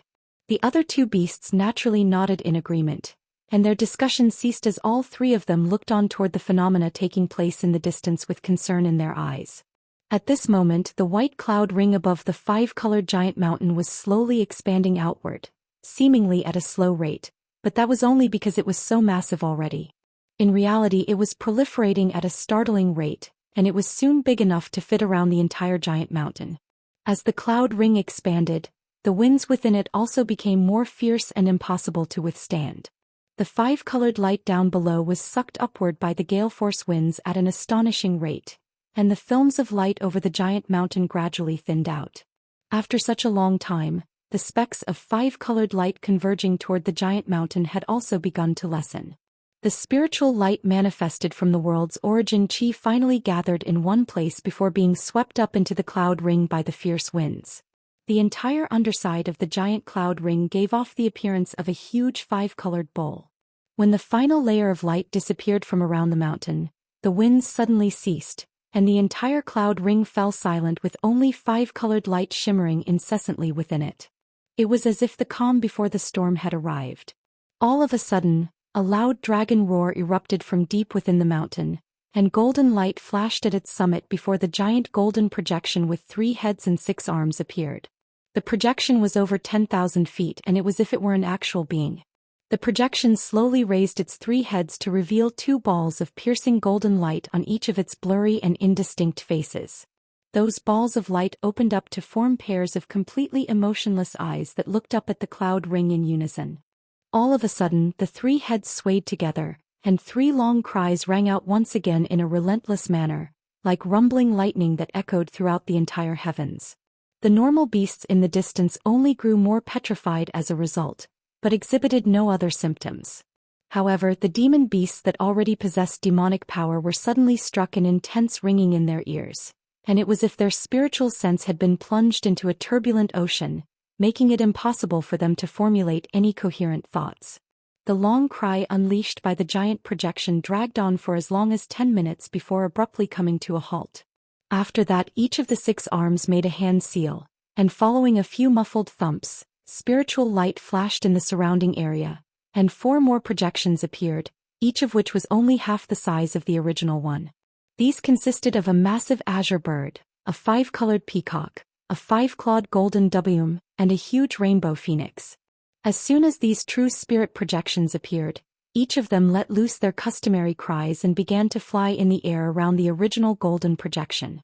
Light suddenly flashed from 2 of the projection's 3 blurry faces, and they instantly became clearer as both of them took on Han Li's set of ordinary facial features. Golden light was flashing in the eyes on those 2 faces, and both of them wore grim expressions. For some reason, the final head remained quite blurry and indistinct, making it impossible for one to glean its facial features. One of the faces let loose a loud roar, and the 4 true spirit projections faltered before flying toward the massive golden projections. Spiritual light flashed and all 4 projections disappeared in the blink of an eye. The original golden projection shuddered before swinging its 6 arms through the air, and its body began to expand drastically amid swirling golden light once again. Within moments, it had grown significantly taller than even the massive mountain beneath it, and it was almost able to reach up and extend its hands directly into the light within the cloud ring. Right at this moment, bursts of Buddhist chants rang out from one of the heads that had taken on Han Li's facial features, following which all 6 arms pointed up into the sky in unison. The cloud ring that had become completely motionless suddenly sprang to life again. Spiritual light flashed, and the giant cloud ring descended soundlessly, encircling the entire massive projection within, descending all the way down to the projection's waist before finally stopping. It then began to rotate around the projection's body. A peculiar scene then ensued. The five-colored light within the cloud ring surged into the projection in a frenzy, and as a result, the body of the projection took on a vibrant rainbow hue as opposed to its original golden color. During this process, the projection's body was trembling uncontrollably as agonized expressions appeared on both sets of its faces. It was as if the more five-colored light was being injected into its body, the more pain it had to suffer. Furthermore, the rate of influx of this five-colored light was quite astonishing. After just a few moments, all of the light within the cloud ring had disappeared without a trace. The projection then let loose a loud cry, and the white cloud ring around it also disintegrated into hundreds of balls of white light that hovered in the nearby area. At this moment, the three heads opened their mouths in unison to blast forth bursts of golden light that swept these balls of light into their stomach. After doing all that, the pain on the faces of the projections eased significantly, but its body suddenly began to shrink. In the blink of an eye, the mountainous projection had transformed into a normal-sized human being with layers of five-colored light over its body. The humanoid figure sat down in the air above the mountain with its legs crossed while making a hand seal, and he hovered there in a completely motionless manner. The astonishing spiritual pressure and phenomena had all disappeared, and it was as if everything had gone back to normal. Only then did the beasts and demon beasts in the distance slowly return to their senses. The normal beasts struggled to their feet before letting loose a few panicked cries and fleeing back to their nests and lairs as quickly as they could, not even daring to sneak a glance back at the massive mountain. All of the demon beasts also fled into the distance as if they'd just survived an extremely perilous ordeal. The trio of mid-grade demon beasts were faring slightly better than the other beasts and demon beasts, yet they were also only able to barely remain standing. At this moment, the golden ape asked in an anxious voice, "What happened? Did he succeed?" The cow-headed beast seemed to be the most knowledgeable among the trio, and it said in a slow voice, "I don't know. The breakthrough process most likely still hasn't concluded yet. The phenomenon that we witnessed earlier was just him absorbing the nearby world's origin chi. Everything appears to have settled down now, but don't be fooled. This is the key moment for his breakthrough." The three-headed giant python and the golden ape were both slightly surprised to hear this as they cast their eyes toward the giant mountain again. "Let's go. It'll take him quite a while to break through his bottleneck. At least a few days will pass and we might even have to wait months for the final result. So if we stay here for too long, we might irk him and accomplish the opposite of what we intended," the cow-headed beast continued. The other two demon beasts' hearts stirred upon hearing this, and they immediately nodded in agreement. Thus, the three demon beasts flew away into the opposite direction as gusts of demonic winds. After a while, they disappeared without a trace into the distance. Meanwhile, the humanoid figure sitting in midair atop the giant mountain had his eyes closed the entire time, as if he'd seen nothing and knew nothing. 1 day, 2 days, 5 days, 10 days. 2 months passed by, yet the humanoid figure hovering above the mountain remained completely stationary. The only difference was that the five-colored light barrier around him was growing more and more dazzling. The mid-grade demon beast had snuck back to check on Hanli on a few occasions during this time, and all of them found this to be quite intriguing. At the same time, they were all quite perplexed by what was happening. During this period, there were the occasional beasts that had forgotten about the phenomena that had taken place here not long ago and ventured within 50 kilometers of the giant mountain. All of them then disappeared amid a burst of white mist. A gargantuan restriction had been set up around the entire massive mountain, and the closer one drew to the center of the restriction, the more powerful it seemed to become. After another half a month, the humanoid figure within the light barrier suddenly shuddered, and the five-colored light around his body swirled before he finally opened his eyes. A long cry then erupted from his mouth. The cry didn't contain any power or abilities. It was merely an expression of elation. Moments later, the cry cut off, and the humanoid figure rose to his feet before swinging both arms through the air, and the five-colored light barrier around him disintegrated into specks of spiritual light. Immediately thereafter, he made a hand seal, and a pair of wings appeared on his back before he disappeared following a loud thunderclap. Deep within the giant mountain, an azure and white arc of lightning flashed within the secret chamber of the cave abode, and Hanli appeared with an elated look on his face. With the assistance of the true toad spirit liquid complementing the arduous cultivation that he'd engaged in for over a century, he had finally reached the pinnacle of the deity transformation stage and also completely refined the wisp of spiritual sense within the Tianping relic. Thus he obtained the methods to refine the true dragon and heavenly phoenix true spirit bloods.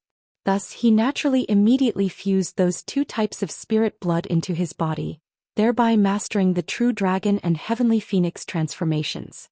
At that point, both Han Li's body and magic power had reached an incredible level that stood at the very pinnacle of what was possible for deity transformation cultivators. At the same time, the azure shifting fruit core had also been nurtured into several azure shifting fruit trees. With this fruit as the main ingredient, Han Li finally refined over 10 heaven-shifting pills after several failures.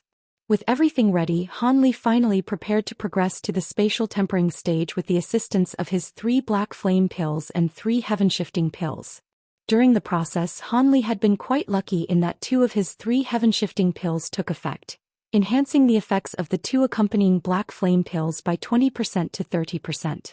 Under such optimistic circumstances, Han Li spent several months and was finally able to activate the world's origin qi in a vast area around him before injecting it into his own body, thereby progressing to the spatial tempering stage in what was an extremely smooth and flawless breakthrough. Both his magic power and spiritual sense had more than doubled as a result of his breakthrough, but that wasn't the most significant difference that Han Li was experiencing. At this moment he was hovering in midair within his secret chamber with his eyes closed, sensing everything around him. In the past, the world's origin qi had been rather indistinct and elusive to him, but it had since become extremely clear, as if he could gather it in his palm and grab it like a physical object.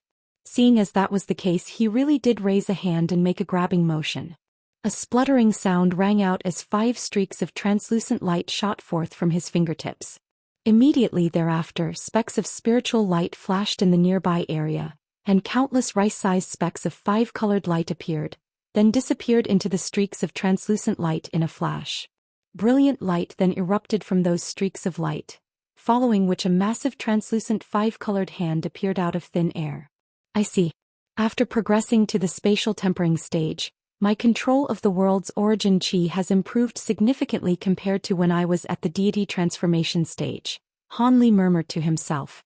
At the deity transformation stage he could only just barely sense the world's origin qi and use it for extremely basic functions. Only now had he truly mastered the world's origin qi. With this significantly improved mastery of the world's origin qi, any ability or technique that he unleashed would become a lot more powerful than before. The abilities that relied solely on borrowing the power of the world's origin qi would presumably become even more fearsome, perhaps even enhanced to several times their original power. Han Li opened his eyes as a pleased look appeared on his face. He swept an arm through the air, and the massive translucent hand before him immediately disappeared. Han Li then slowly descended onto the ground below. He cast his gaze toward a corner of the secret chamber, which was where the divine essence-fused mountain had been sitting for over 100 years. During this time Han Li had also placed the other 2 stone blocks into it in succession, and it was about time that all 3 blocks were completely refined. With that in mind, Han Li waved a hand toward the mountain without any hesitation. A loud rumbling rang out, and the small black mountain only rose up into the air before traveling toward him after a burst of violent tremors ran through the entire secret chamber. Han Li spread open his 5 fingers, and the small black mountain instantly stopped right in front of him. He carefully inspected the mountain to find that its appearance hadn't changed in the slightest. However, the fact that he could draw it so easily to himself was an indication that the stone blocks had indeed completely fused as one with the mountain. Otherwise, even with the significant improvements in his magic power, there was no way that he'd be able to control it so easily. He nodded before casting an incantation seal toward the small mountain, and azure light flashed as the incantation seal disappeared as soon as it came into contact with the mountain. Immediately thereafter, silver light flashed, and a ball of silver flames emerged from the mountain before transforming into a silver fire raven. It was none other than the spirit engulfing fire raven. The fire raven had clearly shrunk significantly, and it appeared to be rather feeble. It was quite clear that refining the stone blocks of over 100 years had depleted a lot of its essential power. Han Li's heart throbbed slightly upon seeing this, and he pointed a finger toward the fire raven, following which it immediately flew through the air before disappearing into his body in a flash. Han Li would have to nurture it in his body for a while for it to recover. A smile appeared on Han Li's face as he cast another incantation seal toward the small black mountain. The mountain revolved before disappearing amid a flash of gray light. In the next instant, Han Li flipped over his inky black hand so that the palm was facing upward, and black light flashed as a miniature mountain appeared in the air above his palm before descending straight downward. The miniature mountain then disappeared in a flash, and at the same time, the image of a small silver mountain appeared on the back of his hand. Han Li had sealed the divine essence-fused mountain back into his hand again. However, his expression then abruptly changed drastically as his outstretched arm plummeted at an alarming rate, pitching his body forward as well. Crap. Han Li hurriedly bent his knees to absorb his momentum while his other hand shot forth to catch his plummeting hand. He then swayed several times on the spot before finally managing to right himself. In the instant that the divine essence-fused mountain was sealed into his hand, his arm had become impossibly heavy, and even with his immense strength he was still almost thrown forward onto the ground, and even now he was only barely managing to stay upright. Han Li was naturally quite bewildered by this development, but he quickly understood what had happened. Even though he'd already used the 100 Meridian Refinement Mantra to completely fuse the divine essence-fused mountain with his hand, the newly added stone blocks were yet to be refined using this mantra, thus resulting in its immense weight being unaccounted for. It appeared that if he wanted to use the mountain as easily as he could in the past, he'd have to refine it with the mantra again. With that in mind, Han Li immediately began the process. He sat down with his legs crossed, carrying his arm with his other hand as golden light flashed above his head. An azure nascent soul abruptly emerged from the top of his head, wearing a solemn expression with golden and azure light shimmering around its body. The nascent soul immediately made a hand seal before opening its little mouth to expel a wisp of azure flames, which struck the hand in which the mountain was sealed. The palm was inky black and instantly enshrouded by the flames unleashed by the nascent soul. Han Li closed his eyes while golden light flashed from behind him, and the Provenance True Devil projection appeared once again. It was also seated with its legs crossed while making hand seals, but this projection was clearly a lot more substantial than what Han Li had been capable of summoning in the past. From a distance, the projection appeared to be a real golden statue. Thus, Han Li used the 100 Meridian Refinement Mantra to refine the divine essence-fused mountain again, and that took the better part of a year. Thankfully, it had already been refined once before, and this process was only to refine the stone blocks that had been melted into the mountain. Otherwise, it would have undoubtedly taken a lot more time. On this day, the flames erupting from the nascent soul's mouth ceased, following which spiritual light flashed from its body, and it disappeared on the spot. Han Li withdrew his hand seal and concluded the refinement process. It was impossible to complete the refinement process in such a short time, but at the very least his arm was no longer unbearably heavy. As for the rest of the process, that would consist of the mountain slowly being assimilated with his hand again, and that would be an extremely lengthy process. Han Li flexed his arm and set it through a range of motions without any difficulty, and a pleased look appeared on his face. Right at this moment, Han Li suddenly furrowed his brows as he rose to his feet before making his way over to the door. The heavy stone door opened of its own accord, and Han Li swayed before appearing outside the secret chamber. There was a miniature black humanoid figure hovering in mid-air outside, appraising Han Li with a smile. It was none other than his second nascent soul. Han Li didn't say anything as he made a hand seal, and the second nascent soul disappeared into his head as a streak of black light. Thus, Han Li was able to instantly get a grasp on what had happened during the past century. Those demon beasts want to see me? A peculiar look appeared on Han Li's face as he opened his eyes.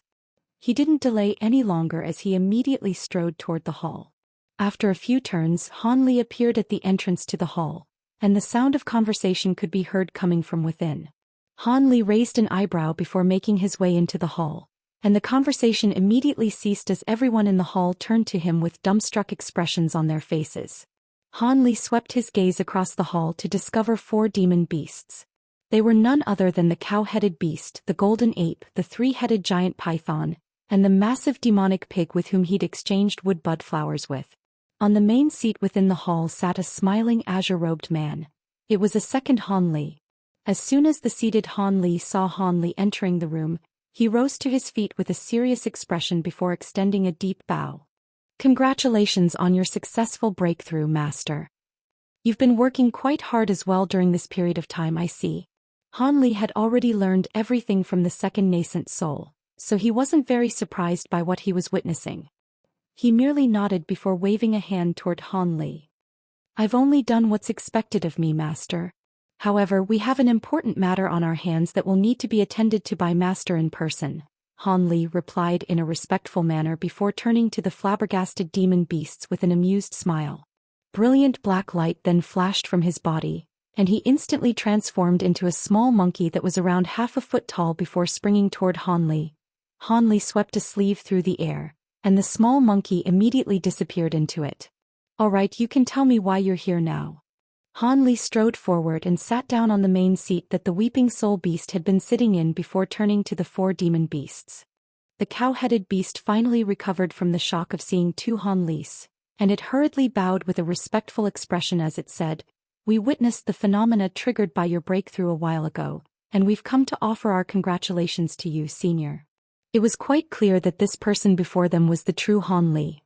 "Oh? How did you know I succeeded? What if I failed?" Han Li chuckled. "Other people may fail, but with your unfathomable power, there's no way that you'd fail, Senior," the 3-headed giant python said in a fawning manner. Han Li chuckled upon hearing this before adopting a serious expression as he said, "All right, that's enough idle chatter. I'm already aware of the reason for your visit. You say you're here to offer me a treasure? Tell me what you want. I don't have time to waste here." At Han Li's current cultivation base, he was more than twice as powerful as the average early spatial tempering cultivator.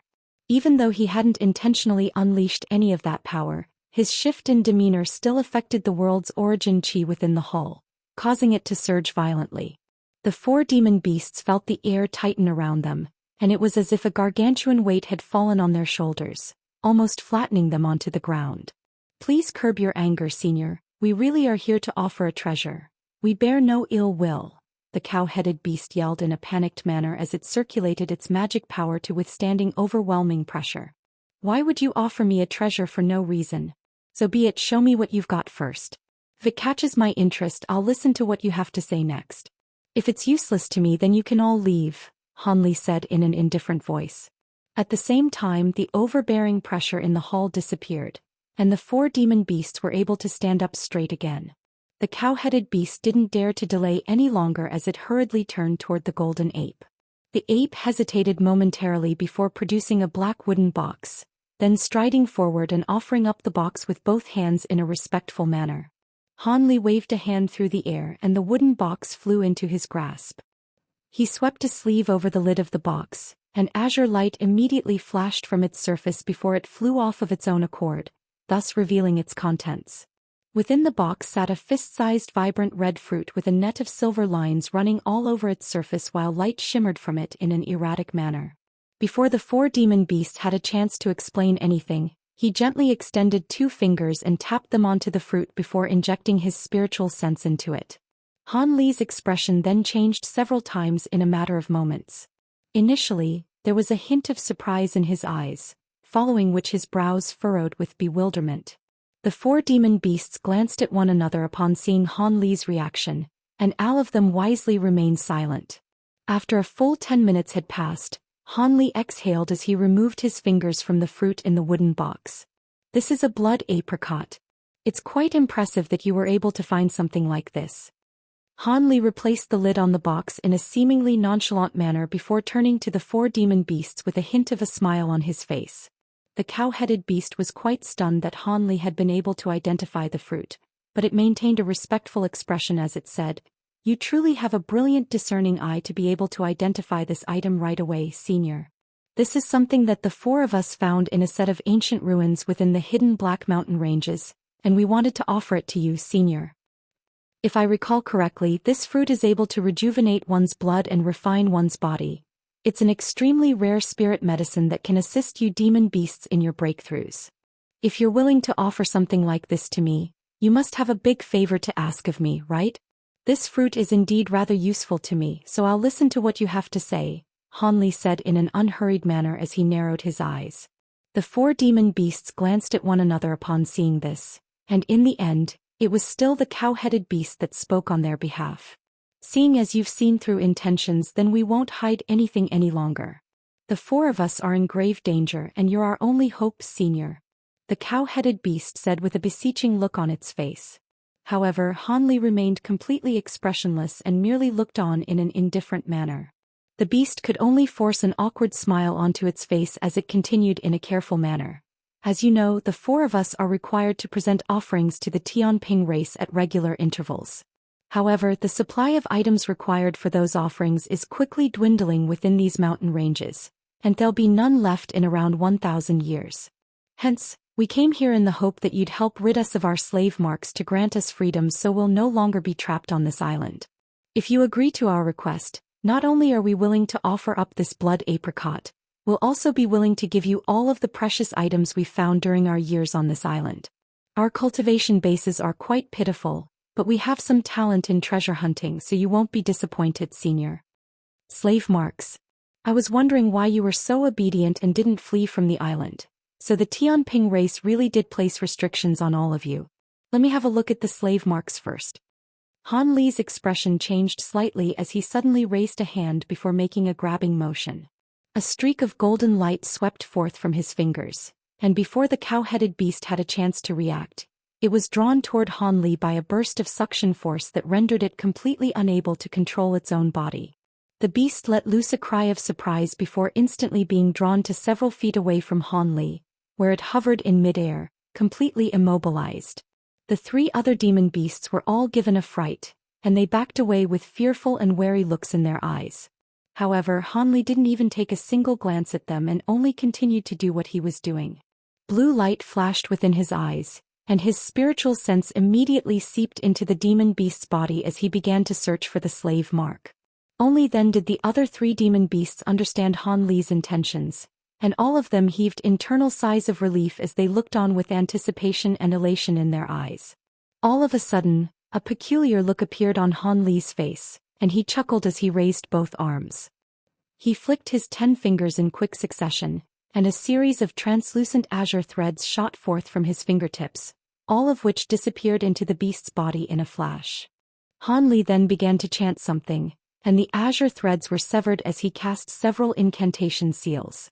The cow-headed beast shuddered violently before its body completely stiffened, and a vibrant red insect projection was forcibly dragged out of its glabella by a clump of azure threads. The insect projection was several inches in length, and after half of its body had emerged from the small beast's glabella, it refused to be withdrawn any further, despite the azure thread's best efforts. At the same time, an agonized look appeared on the beast's face. Its mouth was slightly agape, but no sound escaped from within, and it suddenly fell unconscious in the end. A contemplative look appeared on Han Li's face upon seeing this. However, he then raised an eyebrow as blue light flashed through his eyes, and he let loose a low cry. Azure light flashed in the air behind him, following which the projection of a massive azure bird appeared. As soon the projection emerged, a sharp piercing screech rang out, and the 3 other demon beasts all collapsed onto the ground in a completely feeble and powerless manner.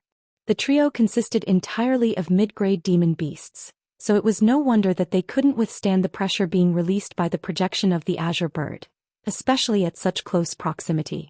Right at this moment, the massive azure bird pecked down onto the cow-headed beast's glabella like lightning at Han Li's behest.